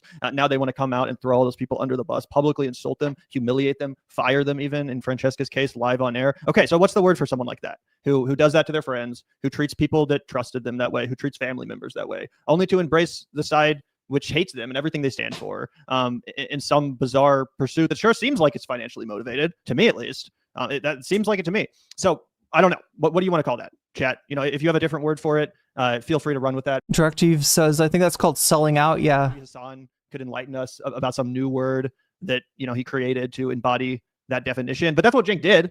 You can't argue with that. You want to say, oh, well, he really did it because he believes it. He believes in throwing his friends under the bus and pandering to fascists and Nazis. Okay. If you really think he believes that, I'm not sure that's much better. I'm not sure that's much better. I would rather be a grifter. Yeah, deadass. And also, we've seen him pivot his politics multiple times in his adult life. So I'm just saying, right? Like, how obvious do you need it to be? Oh, when I was in college, I was a conservative, and then I was an Obama Democrat, and then I realized Obama wasn't the right thing, and then I became a Bernie Sanders Democrat, and then I realized that I hated Bernie Sanders, and Donald Trump wasn't a fascist, and I became an Elon Musk independent, and then I realized Elon Musk was a Nazi, so then I became just an enlightened centrist that thinks we need to, broker peace between the left and the right with a real serious anti-establishment message. It's like, yeah, I mean, I don't know if the amount of ideological drift that Jink's what, 50, 60 years old, right? So there's been a lot of times to drift. I don't think that ideological drift is like out of normal range for a person, but I do think that he was either lying then, or he's to at least some degree, or he's lying now. I do think that grifting is going on or has gone on with Jink. I don't know which one is his real point of view. But yeah, I do agree that he has not been 100% on upfront with his opinion at all times. Jink is 100 years old. Okay. Dude, you flip-flop around so much. That is textbook grifter. That's textbook. I don't have a sincere belief system to anchor me to any position, dude. So you're just floating around at sea. Yep. Specifically because it's not like Jink was He's slightly younger than Sam, about 57. Guy about using that word and charging people that he disagreed with as grifters and right-wing sellouts and useful idiots. He not only went after Jimmy Dore viciously and accurately for doing exactly that, but also Dave Rubin. He also did this huge explosive rant where he called people like Brianna Joy Gray fake leftists who were grifting and just trying to pander to the right wing. And it's like, I'm not even saying I totally disagreed with all of his criticisms of Brianna. I don't remember everything he said. I think she came on and fucking destroyed him at the time in a debate. But still, Jink was more than happy to call her a grifter and to say, oh, look at all these people that are just trying to get right-wing clicks to get more views. And to be fair, I did kind of agree with that with Brianna. She kept publishing these, headlines on the Hill being like, Tucker Carlson is right. Marjorie Taylor Greene is right. Jimmy Dore is right. Like, she kept doing that. And I was like, okay, I see where you're coming from, kind of, even though she then came on and destroyed him. The point is, Jink never had a problem with identifying people as grifters or pointing out where there may be a financial motivation or an attention motivation. Because it's not just financial. It's also attention. It's also clicks. Like, yeah, obviously not all these people. It's not like we're talking about a bunch of poor people. Like, most of these people have enough money. They don't need enough money to like pay rent. It's not like Jink's like, oh, I need to fucking, shit on the Democrats enough so that I can pay rent this month. Obviously not. But what they do crave is attention. And when he wants to be on in airports. Yeah, he wants to be on airports. And when Jink stopped getting as much attention from the left, yeah, he did want to go out. Didn't he also have like a crash out in an airport? TPUSA stage to get adulation from all these fucking right-wing idiots by telling them what they wanted to hear, which is that, yeah, the establishment's been defeated, guys. We all hate Dick Cheney. We all hate, who was the other one he said? George Bush? Or Mitch McConnell. Mitch McConnell. Yeah, all these people that like everyone fucking hates, that like 99% of the country hates. Oh yeah, yay, the revolution is here and the establishment has been quashed by the populist forces. They're referring to the Charlie Kirk appearance here. Woohoo. Yeah. Yeah. Let's see if Hassan has anything else interesting to say before we move on. That's what it is. Like, he's not like farming. He's not trying to like actively farm the right-wing audience. He has become more, in my opinion, right-wing as time has gone along. But as our chat pointed out, he identified as a Republican until he was 30 years old. He identified as a Republican until he's 30 years old. Then he gets his mind changed because, business opportunity makes it so Barack Obama is the hot fucking thing on the internet, right? What? Until he was 30 years old? I'm trying to do a timeline here. When was Cenk Uygur born? Let's figure this out. God damn, I didn't expect there to be this much research in the bonus content, but I'm here for it. Let's see, Cenk Uygur.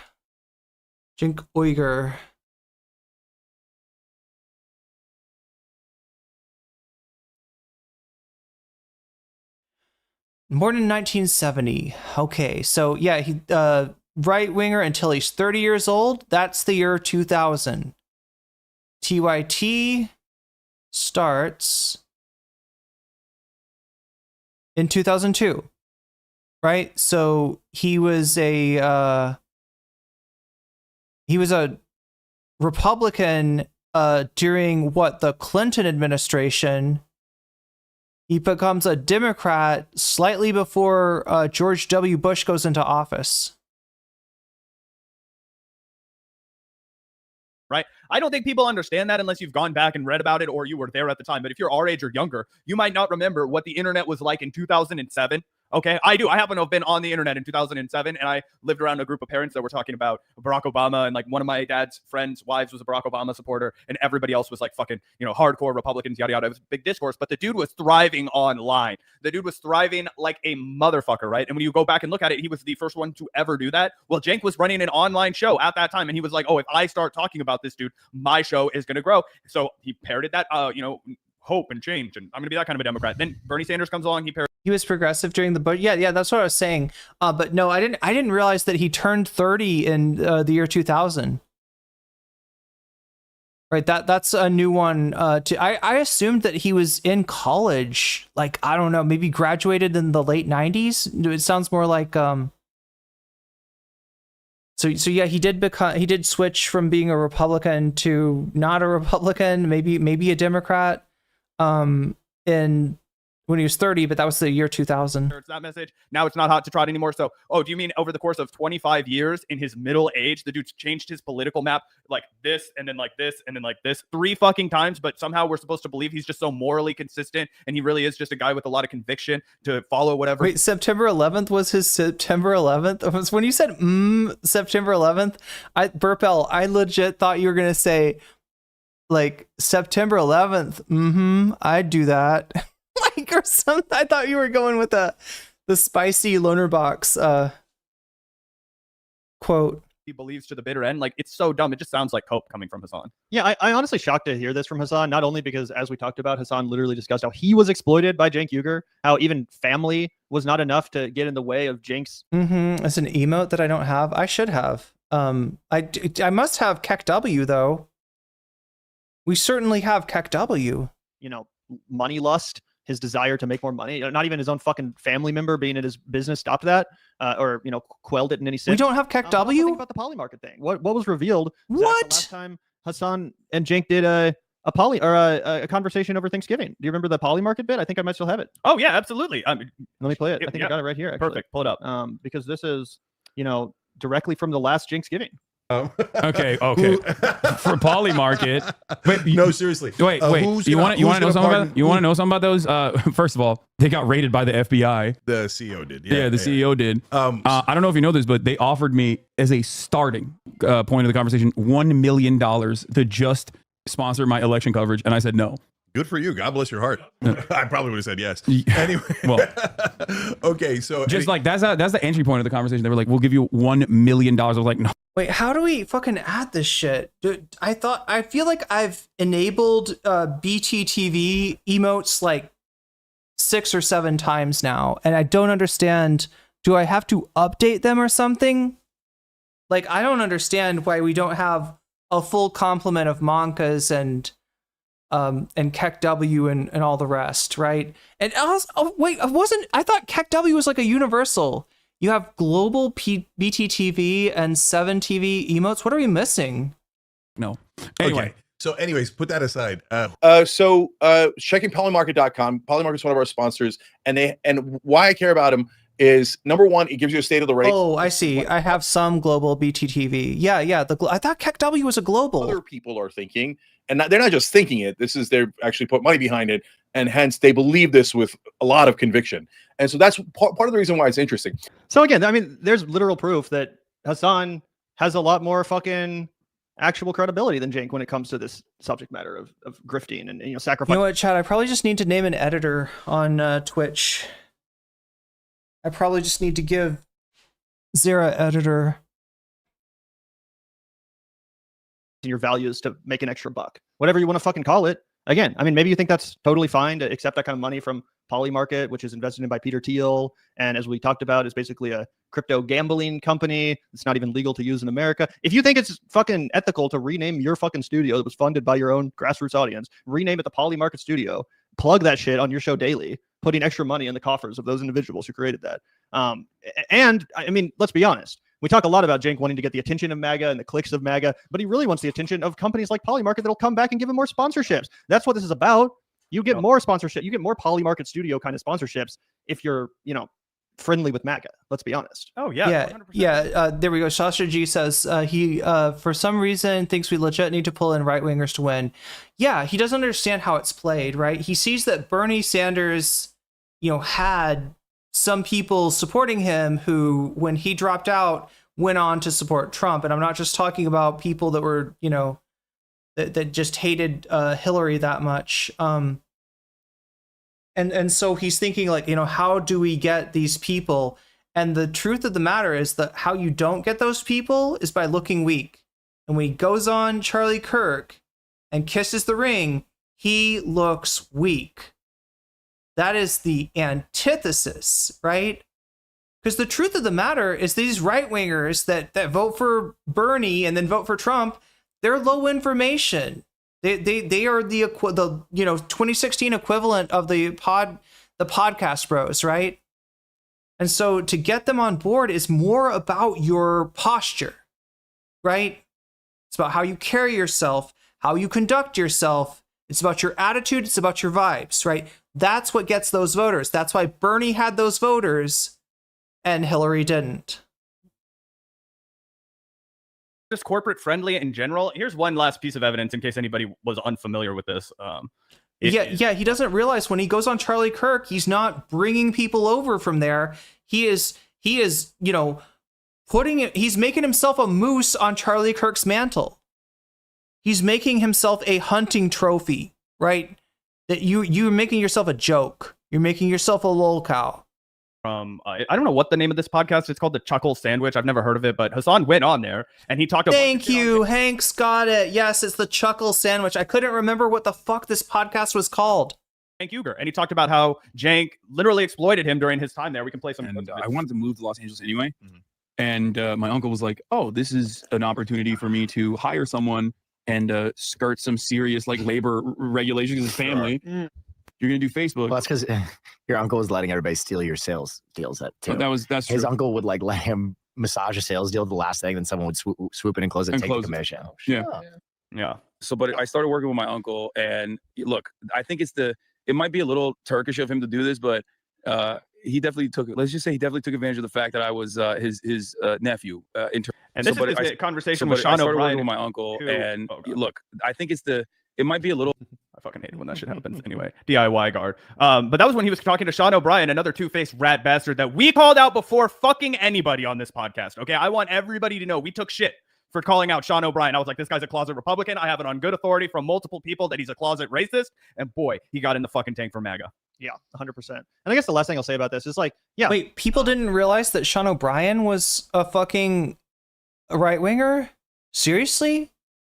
I'm more than happy to give Cenk and Anna credit where credit's due when they do a good job. I'm not saying that just because they tried to pull off this grift, failed fucking miserably. It's not to say that they can never say a thing I agree with again, or that I'll never give them credit again. No, I gave them credit not that long ago. I give Anna credit not that long ago for, her Piers Morgan thing, whatever. But don't fucking gaslight us. Don't fucking gaslight us about what they absolutely 100% tried to pull off, and the amount of times that they've had to fucking backtrack and correct themselves over stupid shit that they said and disagreements they had with longtime contributors and people like Francesca Fiorentini, who they embarrassed themselves.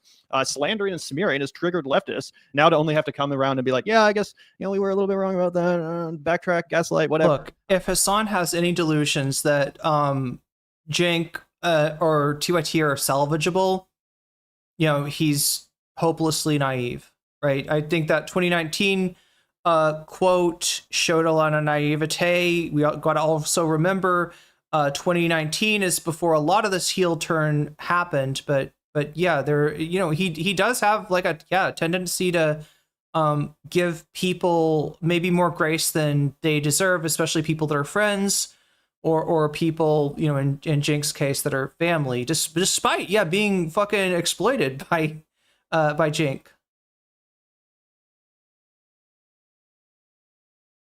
American liberals will always rather be reactionary than actually do anything to achieve systemic change they want. I feel like Cenk will thrive for as long as that keeps happening. Yeah, Hassan has a giant issue. True, Mikus. I agree with you. giant issue with trying to see the best and be hopeful for everything. Yeah, because there's just no, with TYT, there is no coming back, right? And if they did come back, I would not trust them. If they said that they, had some revelation, they said that the ghost of Christmas past, present, and future had visited them, and that they were ready to go down and buy a turkey for all the hungry, unhoused people, and make amends for I wouldn't trust them. I would not trust them at this point. All of Hassan's merch is union made by Teamsters? Really? I did not know that. Yeah, I know who Sean O'Brien is. Yeah.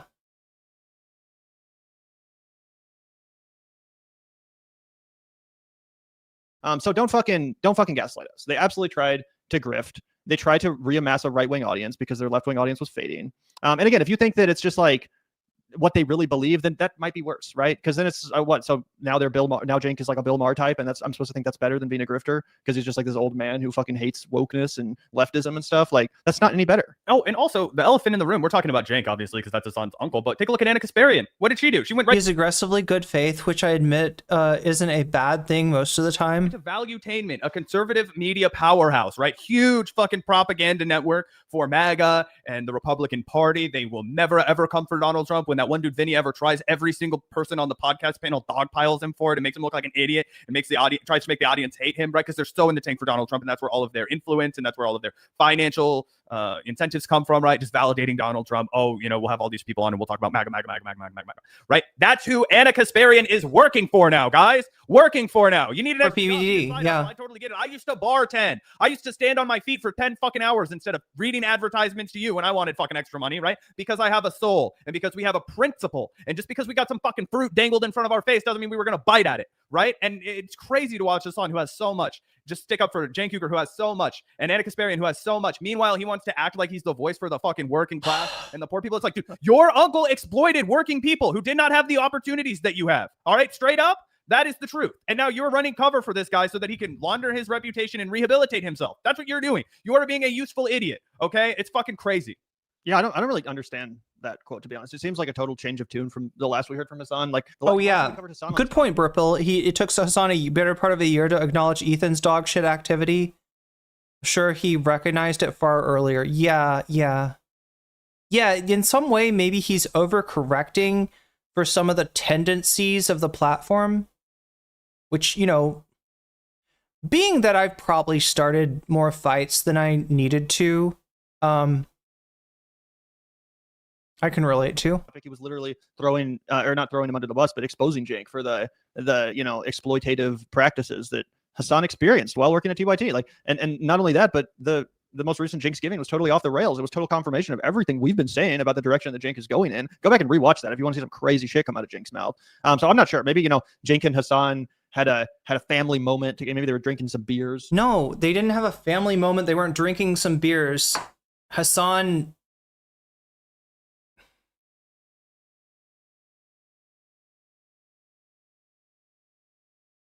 sees Cenk as weak.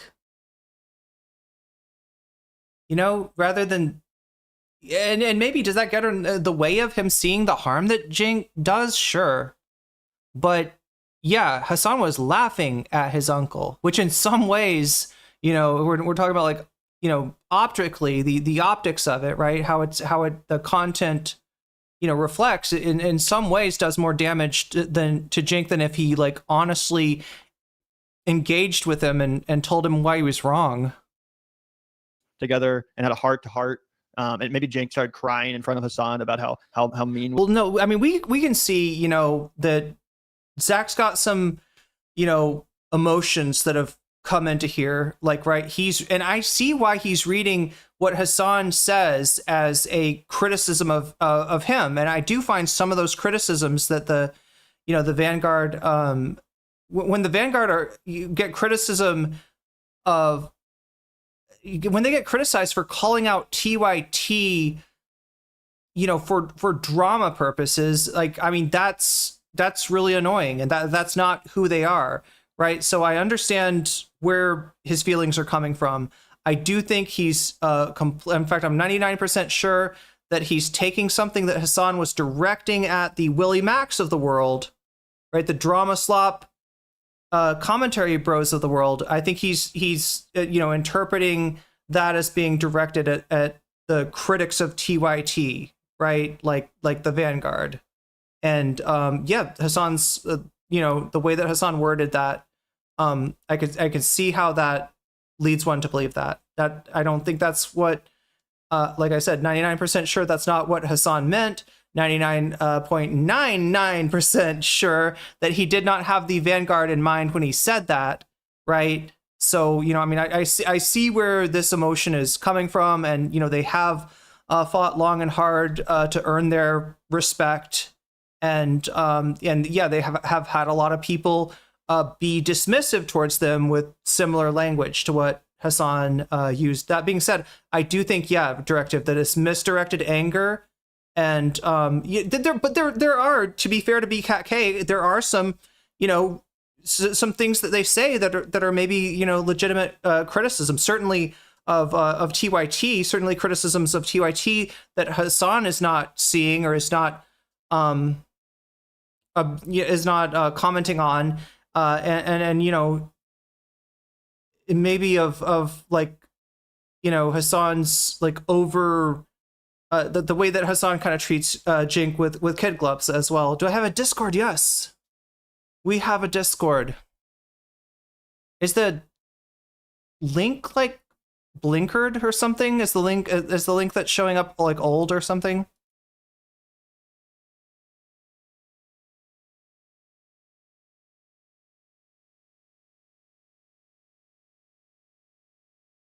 But that being said, I feel like any conflict that starts, any conflict between the Vanguard and Hassan, or really, let's be real on the Vanguard's part, any umbrage that, and I shouldn't say the Vanguard, any umbrage that Zach is taking, I think is misdirected, right? They're definitely not being called out by Hassan here. Let me supply you with a link to said Discord. Boom. Hassan's weak point is Jink when the evidence is overwhelming. Agree with Vanguard. Want to see more criticism from Hassan about TYT. I've seen a decent amount of criticism from Hassan about TYT. And I do think that he's been naive about them at various times, and maybe in some ways still is.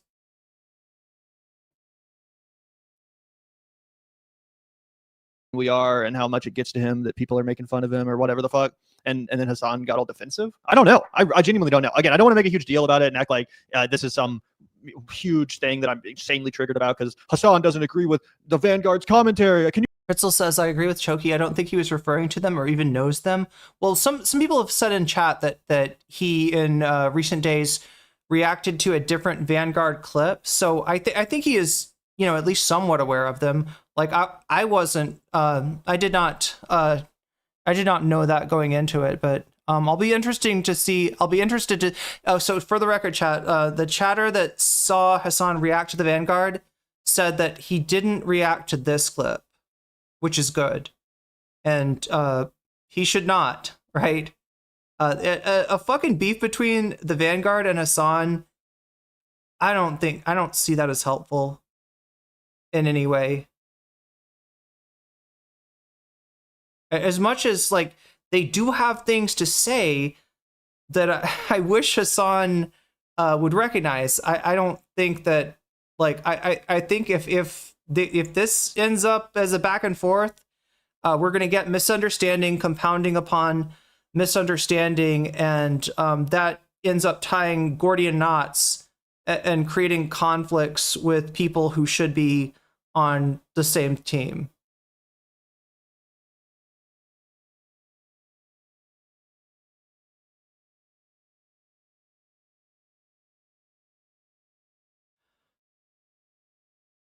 Is Hassan too too charitable with Anna? Anna definitely is not charitable with Hassan. And he does, I think he knows, like, right, she hates his guts. Yeah, I think he tries to just kind of swerve that. Am I right?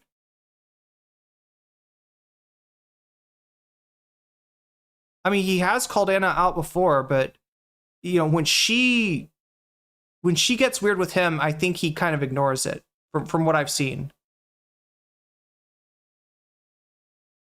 I don't see the need from some leftists to get people to denounce their denounce their friends and family. I think it's okay to be neutral or not to actively defend a friend who does harm in public. Yeah, where I would draw the line, like say somebody, you know, like say I saw somebody that I knew that was like, they were like, oh yeah, that Vape Nation bit was really fun, right? They're remembering classic H3H3 and they're talking about Ethan, and it becomes obvious that they don't know what, you know, Ethan is up to. Am I going to get mad at that person for saying that Vape Nation was funny? No.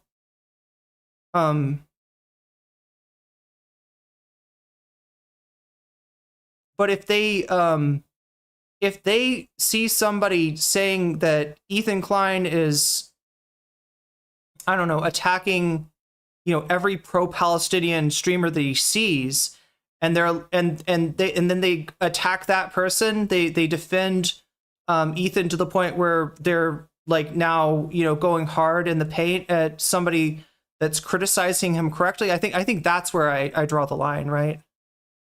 Because like a lot of people are, you know, there is a lot of lack of information. And there's even stuff that, you know, like I said, I didn't realize that Hassan had reacted to a Vanguard clip in the recent days.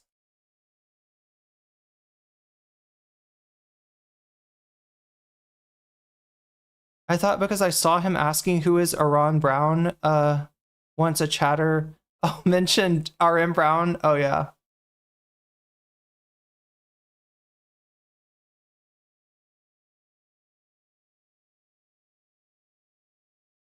Already a weird dynamic between TYT and Hassan. If you think of how they never seemed to once show support from the start, but yeah. Oh yeah, yeah. And look, there's Anna shows the jealousy. I am sure that the jealousy of Hassan does not begin and end with Anna. Hassan is too charitable with Anna because he ignores her at most opportunities. He shits on Miku's headphones disagrees. No, he shits on Anna all the time. Choki says Anna is so jealous.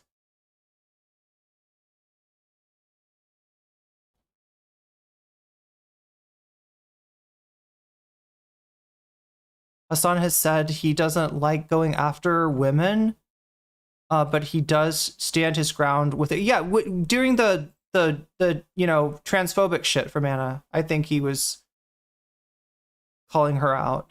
But what, yeah, Anna's jealous of Hassan. He hasn't reacted to her like petty, like jealousy, like her attempts to start fights with Hassan. He has not reacted to, which is probably for the best. Before he started directly attacking the left, Jink was a beloved figure in Hassan's community. Yeah, and even after, to a certain degree, right? Even up to until like, you know, like the shaky Gurga thing, right? I mean, that's, you know, as much as we make fun of him for it, you know, Hassan's community, like, you know, made that emote like half affectionately. And yeah, you know, things have changed.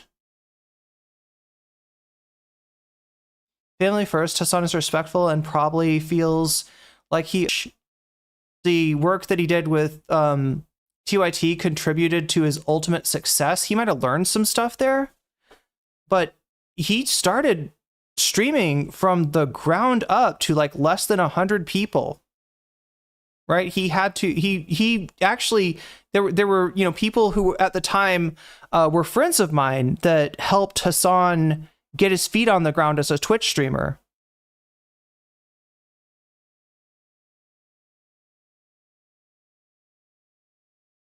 think he's too close to them, and it would probably be best to avoid the topic. Oh, Hassan's too close to TYT altogether, but that's not easy when he streams so much. Oh yeah. They're fighting to stay in the discourse, right? Especially on Twitter, and Piers Morgan, I guess. In the end, I think these guys are expecting too much from a nephew to go on an online campaign against his uncle.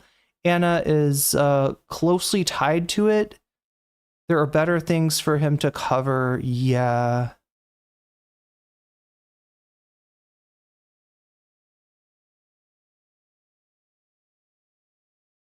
Do you want to chat? What do you want to cover tomorrow? Do you want me to cover the Hassan derangement syndrome is crazy? I don't know if that's what we're seeing as much. To me, it looked like Zach took something that Hassan was saying about like the Willie Max and the Nicholas Diorios of the world, and you know, thinking that it applied to him. And you know, is that a little bit embarrassing? Sure, but I don't think it's I don't think it's like a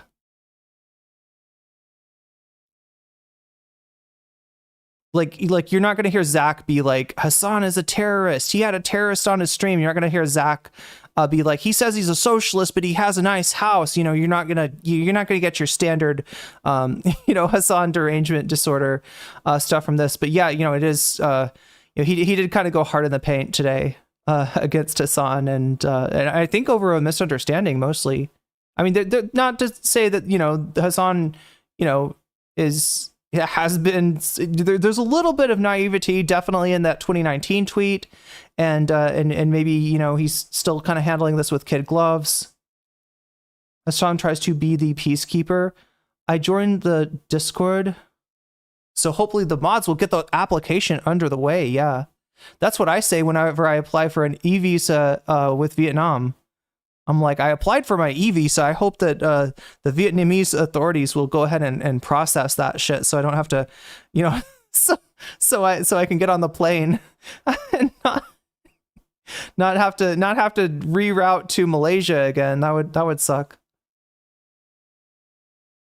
Can you believe, like, I don't really care, but I'm just surprised. It seems inconsistent with a lot of what Hassan has said about his uncle in the past, and a lot of the honesty that he seemed willing to put forth on this front. Oh yeah, I think it's bullshit, man. Personally, I think it's bullshit. For a guy that wants to stake his credibility with standing with labor, standing with workers. I don't think Hassan disagrees with anything these guys have to say about TYT.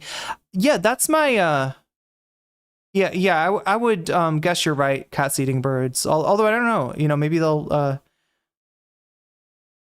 NCC Discord run by the Viet government confirmed. Yeah, that's the, you know, tanky invasion. Right, you got to pick the other side besides your fucking uncle. I'm sorry. You have to pick the other side besides your uncle. You have to pick the Hanks of the world. You have to pick the people who got fucked by your uncle. You have to think about all those people, Hassan. I want you to think about every single mom or uncle or young person that on a Women of Prayer spent $5 or $10 to build that People studio, right? To have an actual progressive, independent, people-powered news network, right? They raised $400,000 fucking dollars, all right? And then your uncle turns around and says, I want more. Let me go to a venture capital firm and do a Series A fundraising round? Are you fucking kidding me? Yeah. Then bust his union? You don't have fuck all to say about that? There we go. The Vanguard will be there, sir.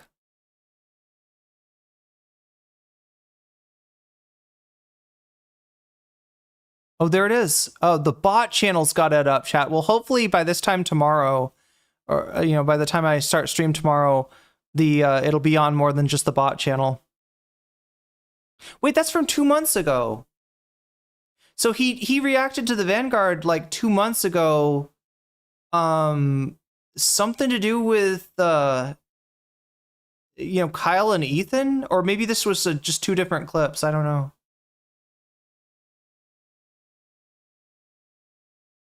Yeah, because when I type in Hassan the Vanguard, I see a gazillion videos that the Vanguard made on Hassan. And to be fair, most of these are, you know, positive. They are positively disposed towards the Vanguard. Or sorry, positively disposed towards Hassan. So yeah, it's not like they're not on the like fuck Hassan train. They're not, they're not like, farming the Hassan hate or anything like that. Like this is the first, I think the first time I've seen them criticize him, to be honest. What do you think, chat? Should we go for the, wait, has Hassan said nothing about Jink? No, I think he said a lot.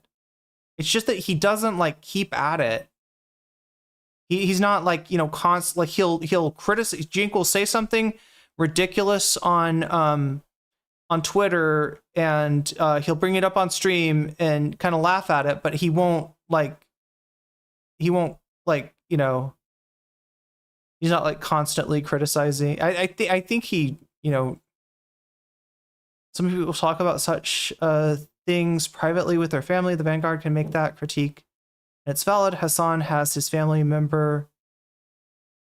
As his family member does not need to echo. All right, let me. Yeah, I still can't find that clip. I mean, people are saying it happened today or yesterday. What was the other thing I was supposed to cover today? Pisco sour. Wait, is that a real thing? Oh no, oh shit, chat. He is named after the drink. Look at that. That's a Pisco sour, and we got Pisco's hour. Oh, that's really cute. That's an adorable. I didn't even know that was the reason he called himself Pisco's hour. Wow. Okay, I mean that's some branding right there. What do we? Oh no, chat. Wait, maybe. Oh god, maybe it's for the stream 3 hours ago. Yes. Wait, no. No. This was a video.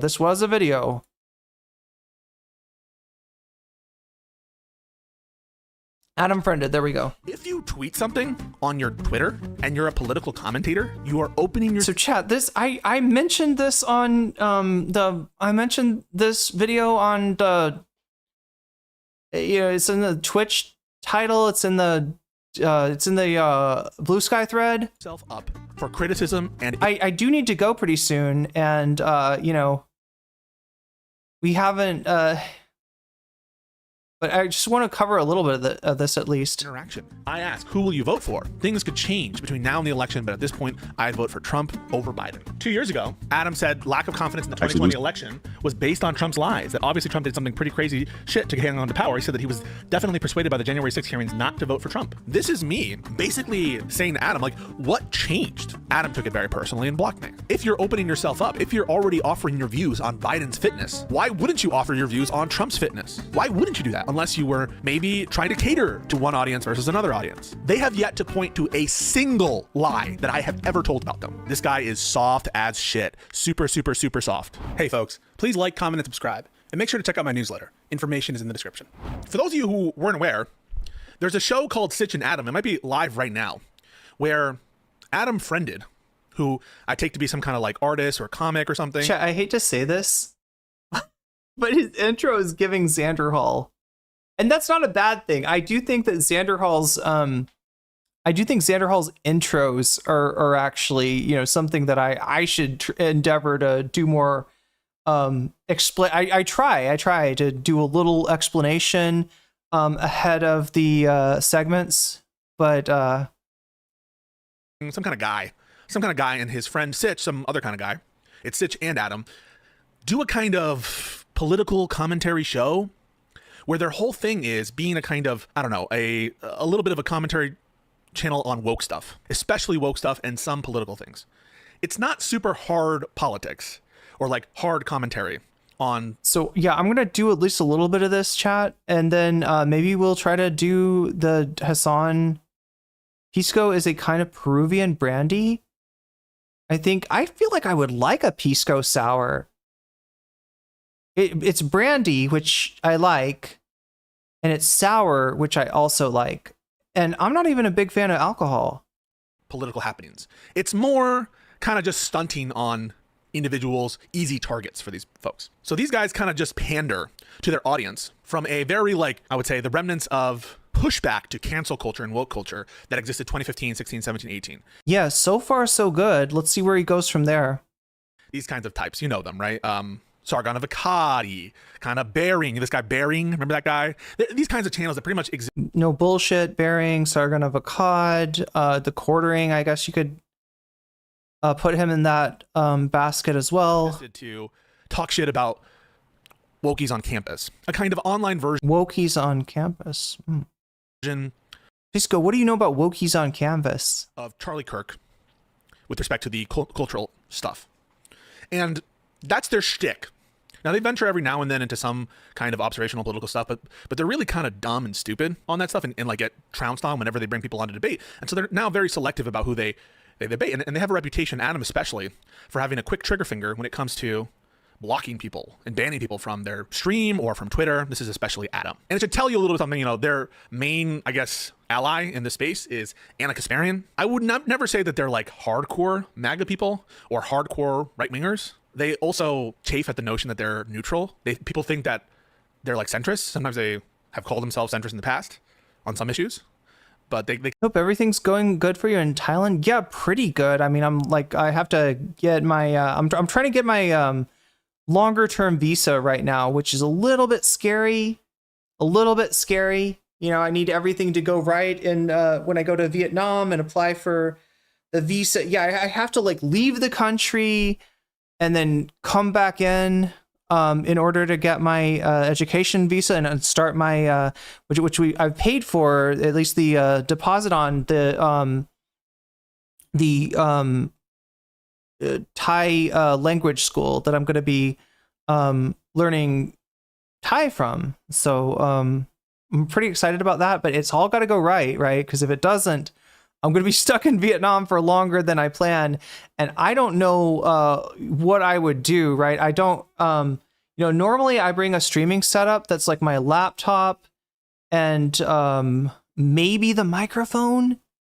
But when I start thinking about like bringing on a, you know, maybe the camera, but you know, what I really need to do the stream is my actual desktop, right? And so leaving my desktop here in Thailand when I don't know exactly when I'll be able to get back. I mean, like knock on wood, right? That everything will go okay. And they'll be like, there you go, Miss Geller. There's your educational visa, you know, come back into Thailand and learn our language and eat our delicious fruits and vegetables for another year, right?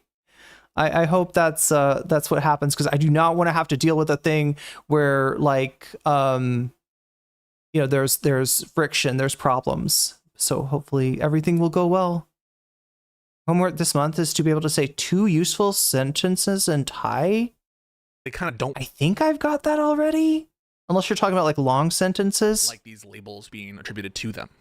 Neutral, centrist. They're independent thinkers, of course. But they are kind of out of touch with the current meta, in my opinion, in terms of their commentary. In other words, they're trying to retrofit this anti-woke, you know, movement, which is geared towards cultural Marxism, geared towards intersectionality, critical race theory. They have that kind of lens, and they're trying to apply it to current day. And but don't you remember, like that era of online discourse? It was pretty centered around free speech as one of like the core concepts. Like one of the reasons why everyone was like upset at these wokies wasn't just because of their beliefs. And take it from me, like I did speak out against a lot of the wokeism gone too far on campus when I did. I lost friends as a result. Was the wokeism on your campus gone too far, Pisco?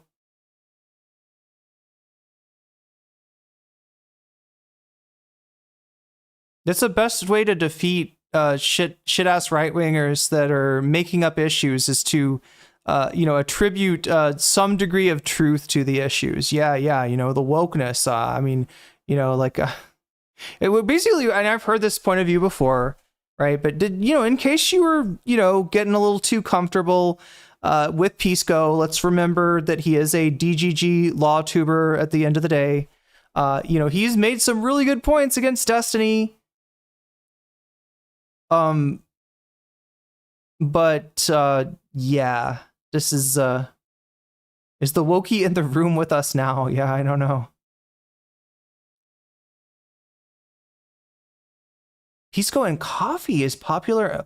Wait, the Pisco, because the brandy, Pisco and coffee is popular enough. I'm gonna piss coffee. They call it or would it be peace coffee? Of it at its height. So there were definitely some like beliefs that people that were wrong, and like, you know, people are right to call out. And I even called out. Yeah, you got to call out those wokies, or else they'll run right over you, right? You know, they'll do cancel culture. So it sounds like he's the guy that, you know, the people were like, hey, we got to stop. Like Milo Yiannopoulos is coming to the campus. He's going to bring Proud Boys. They're going to beat up like, queer students and international students, and it's going to be really bad. We got to do something to stop this. And Peace goes, hey, why are you afraid? Why don't we just take on Milo on the field of logic and reason? Certainly we can debate him. Like he doesn't, this is like cost of doing business, Chad. Anybody remember that video? Anybody remember that Innuendo Studios? This is exactly, and if you need a refresher, it's on my channel. I believe it's even the video that runs, depending on whether you're subbed or not, right? But yeah, look up cost of doing business on my channel if you want to rehash on the campus free speech wars. I feel like Pisco's giving way too much credit to the right there, but like so I'm not misrepresenting his overall point, right? His overall point is the wokies are annoying, but the anti-wokes are more annoying, and they're fighting like yesterday's battle, right? That's what he's trying to say. The big things in that sort of cancel culture discourse was the importance of free speech, the importance of protecting the free marketplace of ideas. That was very much a big central focus. How about protecting your classmates, Pisco? You ever think about that? Or do you just assume because you're not getting the shit kicked out of you that you know nobody else is? That you can host a Milo Yiannopoulos, that you can host a Charlie Kirk, and not have fucking brown shirts show up, which is what happened in you know around that time. Or core part of that movement, that these wokies. Yeah, I want to put, oh God, Freedom 90, please, people should be forced to expand that. Woke can mean anything. Like, do you despise black folks do you think that black people are making too big of a deal about racism? I don't think that's what Pisco's saying with this. I don't know. I think it seems like he's pushing back against some kind of straw man version of intersectionality is what I would say. That's what it sounds like to me.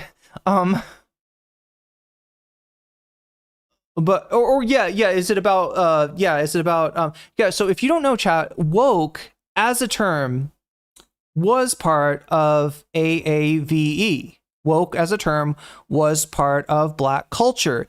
It can trace its roots back to like 1950s era blues music. I think that's, you know, the people that look historically back, where did the term woke come from? They will trace it all the way back to, like, you know, bluesmen. And the meaning of woke is, do you recognize that racism in the United States goes on even when it's not ensconced formally in the law, right? That's what stay woke, you know. When somebody would say stay woke, you mean you know, stay radical, stay aware, right? And it was AAVE. It was a term that the black people used, right? And then it got appropriated not by some SJW blue-haired, nose-ringing, fucking stereotype that doesn't actually exist in nature, but it gets appropriated by the right wing as a description of everything, of everything that they don't like about the modern age, right? Trans rights, intersectionality, caring about caring about the effects of systemic racism, ableism, et cetera, right? And this is not what woke meant. It's not the word of college. And in fact, I will say, I don't think it's a word that many, leftist college kids were self-identifying as, right? I mean, I can't say zero because you know what I mean.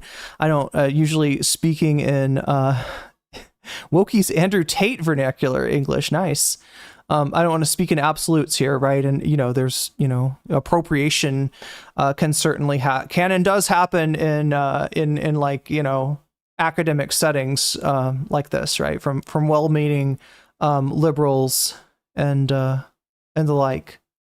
But yeah, no, this isn't a term. Nobody was like, hey, let's be woke.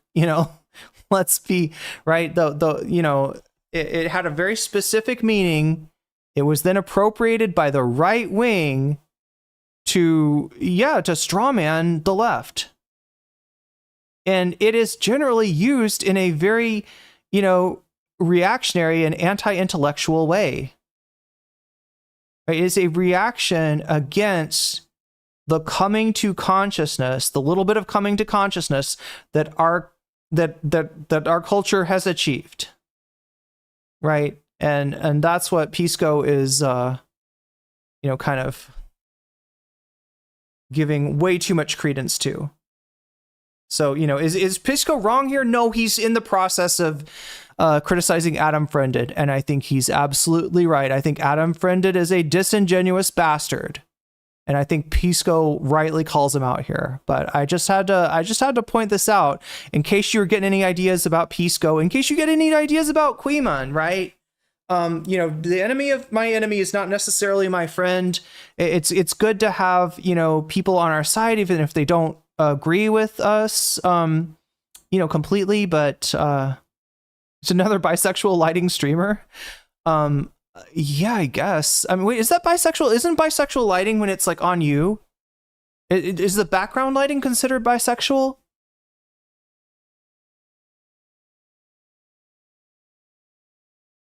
But yeah, I don't know how deep I want to go into this because, like I said, I don't have a lot of time today. Woke scolds are stopping people. Woke scolds? That's a Ben Shapiro word, Pisco. Pisco, I can't understand what you're saying with Ben Shapiro's dick crammed down your throat. I can't quite make it out. I can't quite make it out. Do you realize what you do when you like... I mean, like that's giving in to the right. That's what that is, right? Place of ideas. That was very much and Vosh does it, and unfortunately, even you'll hear that kind of shit from Hassan from time to time as well, right? Yeah, the woke scolds. I'm working on a supercut of Ben Shapiro saying woke scolds, just to remind everybody where the word came from. And whose whose meme they are, whose meme that they've got in their throats, and just a question: if you would like to maybe remove that meme out from your throat, despite the schlupping sound that it will invariably make. Big central focus or core part of that movement, that these wokies, these woke scolds, are stopping people from speaking out on campus because of their point of view. And it was true to some extent, right? They canceled with this woman, Christine Lagarde, the head of either the World Bank or the IMF. That's a lot of more controversy. What's funny? The head of the World Bank. Wait, so wait. On his campus, they canceled like what? That sounds like some kind of neoliberal that was going to give a talk, right? That was. Wait, am I right about that, chat? This doesn't sound like a right winger. That sounds like a neoliberal. That he's saying that people like on the left in his campus did not want on their campus. Now, I don't think there's as much of a danger with somebody like that, bringing Proud Boys onto your campus. I don't think that's going to be the danger. But yeah, I mean, that's kind of, especially if you're using your program, chat, do you know what program funds are? Like generally a college will have funding for a program, and they'll have like maybe a program council that will decide, they'll try to bring like musicians in, they'll try to bring in speakers and the like, right?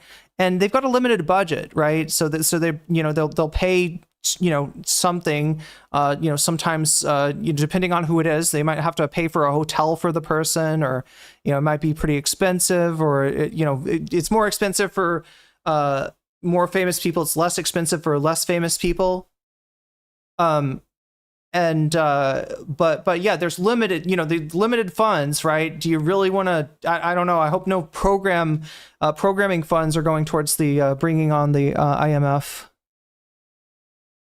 the IMF, or the World Bank, speaker that you got, coming in. So that's his pushback. The irony of this though, chat, is I think it sounds like the kind of person that right-wingers would also hate. So is this really wokies? I mean, I guess that, he's the people that he's talking about that didn't want her there are wokies, but yeah, that might be kind of, the disdain towards, that set of people might be a little bit more universal than Pisco realizes. I don't know. Controversial figures like Milo Yiannopoulos and others had certain talks canceled. It intersected a little bit with Me Too movement, Black Lives Matter. Now, this all happened in the context of school policies or cultural policies from, or I should say cultural attitudes from individuals and from industries like Hollywood, etc. This cancel culture stuff. It wasn't, strictly speaking, government regulation of speech.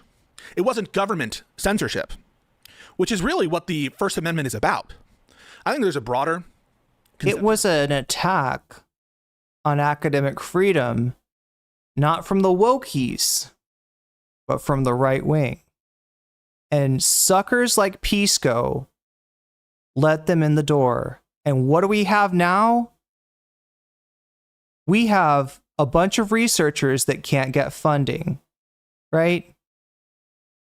We have a ascendant Trump administration that has been successful in decimating our academic system, especially in higher education, to the point where, and making it inaccessible for, international students, shutting off the academic exchange that's so important. It's so important, chat, for you to go to school with people from other countries, from other cultures, and to learn from them. It's so important, for the soft power of the United States, even if you are a fucking neoliberal that supports the, global hegemon, for the soft power of the United States to have those international students go to the United States, develop a positive disposition towards it, and then go back to their home country and be like, yeah, no, Americans are actually pretty cool, right? Even for somebody like Pisco, like, this should be obvious, right?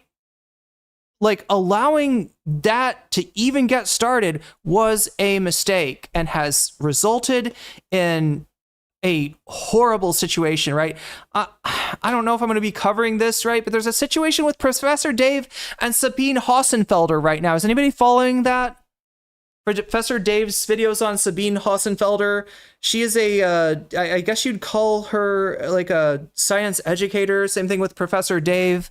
And she is now in the thrall of Eric Weinstein and Peter Thiel. Eric Weinstein, who's literally trying to supplant actual academics with his fucking batshit, right?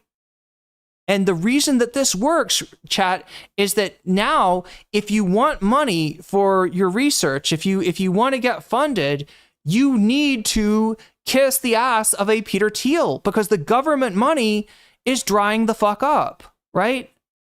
And that's the result of dudes of useful idiots like Pisco here, taking the sides of free speech, which ultimately shut down the academic exchange of ideas that I think that he fucking values. Like, dude's a lawyer, right? I'm assuming like he sees some value in that. So anyway, goddamn, chat. With that, chat. Like I said, I wanted to cover this at least a little bit. I wish I could cover it a lot. I wish I could cover a lot of things that I don't get time to cover. I have streamed for 7 hours now.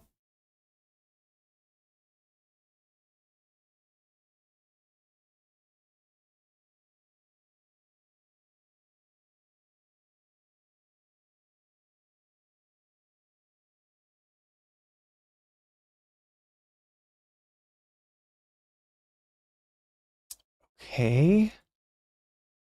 I wanted to find something cool for the Twitch viewers to do.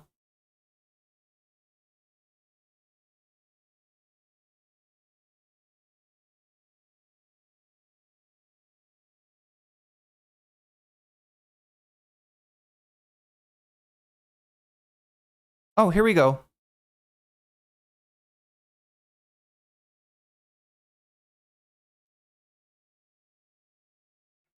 I don't know the streamer, and I don't know the game that she is playing.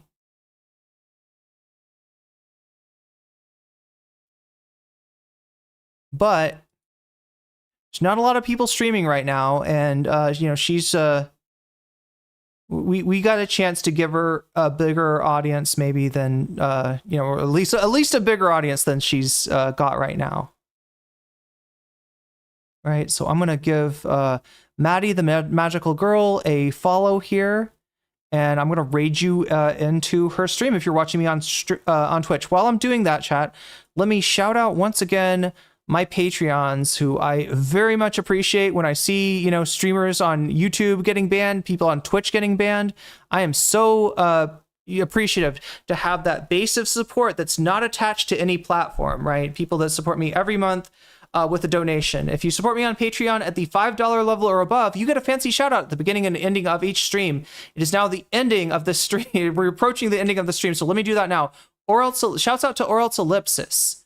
Shouts out to Temporal Insanity. Shouts out to Steven Sayers. Shouts out to Funky Monkey. Shouts out to Sarah. Shouts out to Nadia Yvette. Shouts out to Moe Noip. Shouts out to Jules K. Shouts out to Izzy Mandius. Shouts out to Infallible Fowl. Shouts out to Good for Gabby. Shouts out to Emily French. Shouts out to Direful. Shouts out to Buffy Geek. Shouts out to Big Al. Shouts out to Animus. And a fancy shout out to Zara Zerix, to Rachel K, to Crystal Saphira, and to Omega Star. Yeah, give Maddie the Magical Girl all the support in the world. Oh, you've already gone over there. If you haven't liked the stream yet, make sure to do that. Thank you, Thumb Gang. Thank you, everybody who's liking my stuff and helping it get out to a bigger audience. And thank you, mods, for keeping us safe. Massive appreciation for that. Everybody take care of yourself and each other. I will be back maybe tomorrow. I'm thinking maybe, you know, we talked about the you know, Hassan reacting to the Vanguard. I'll try to find that. I'll try to look that up, see if it's something worth looking at. If not, I'm sure we can find something to talk about. There's a lot going on right now, and we haven't even touched on the freaking events of the world, which I need to do that too. Anyway, much love. Moe Moe Kyun. And I will see you tomorrow.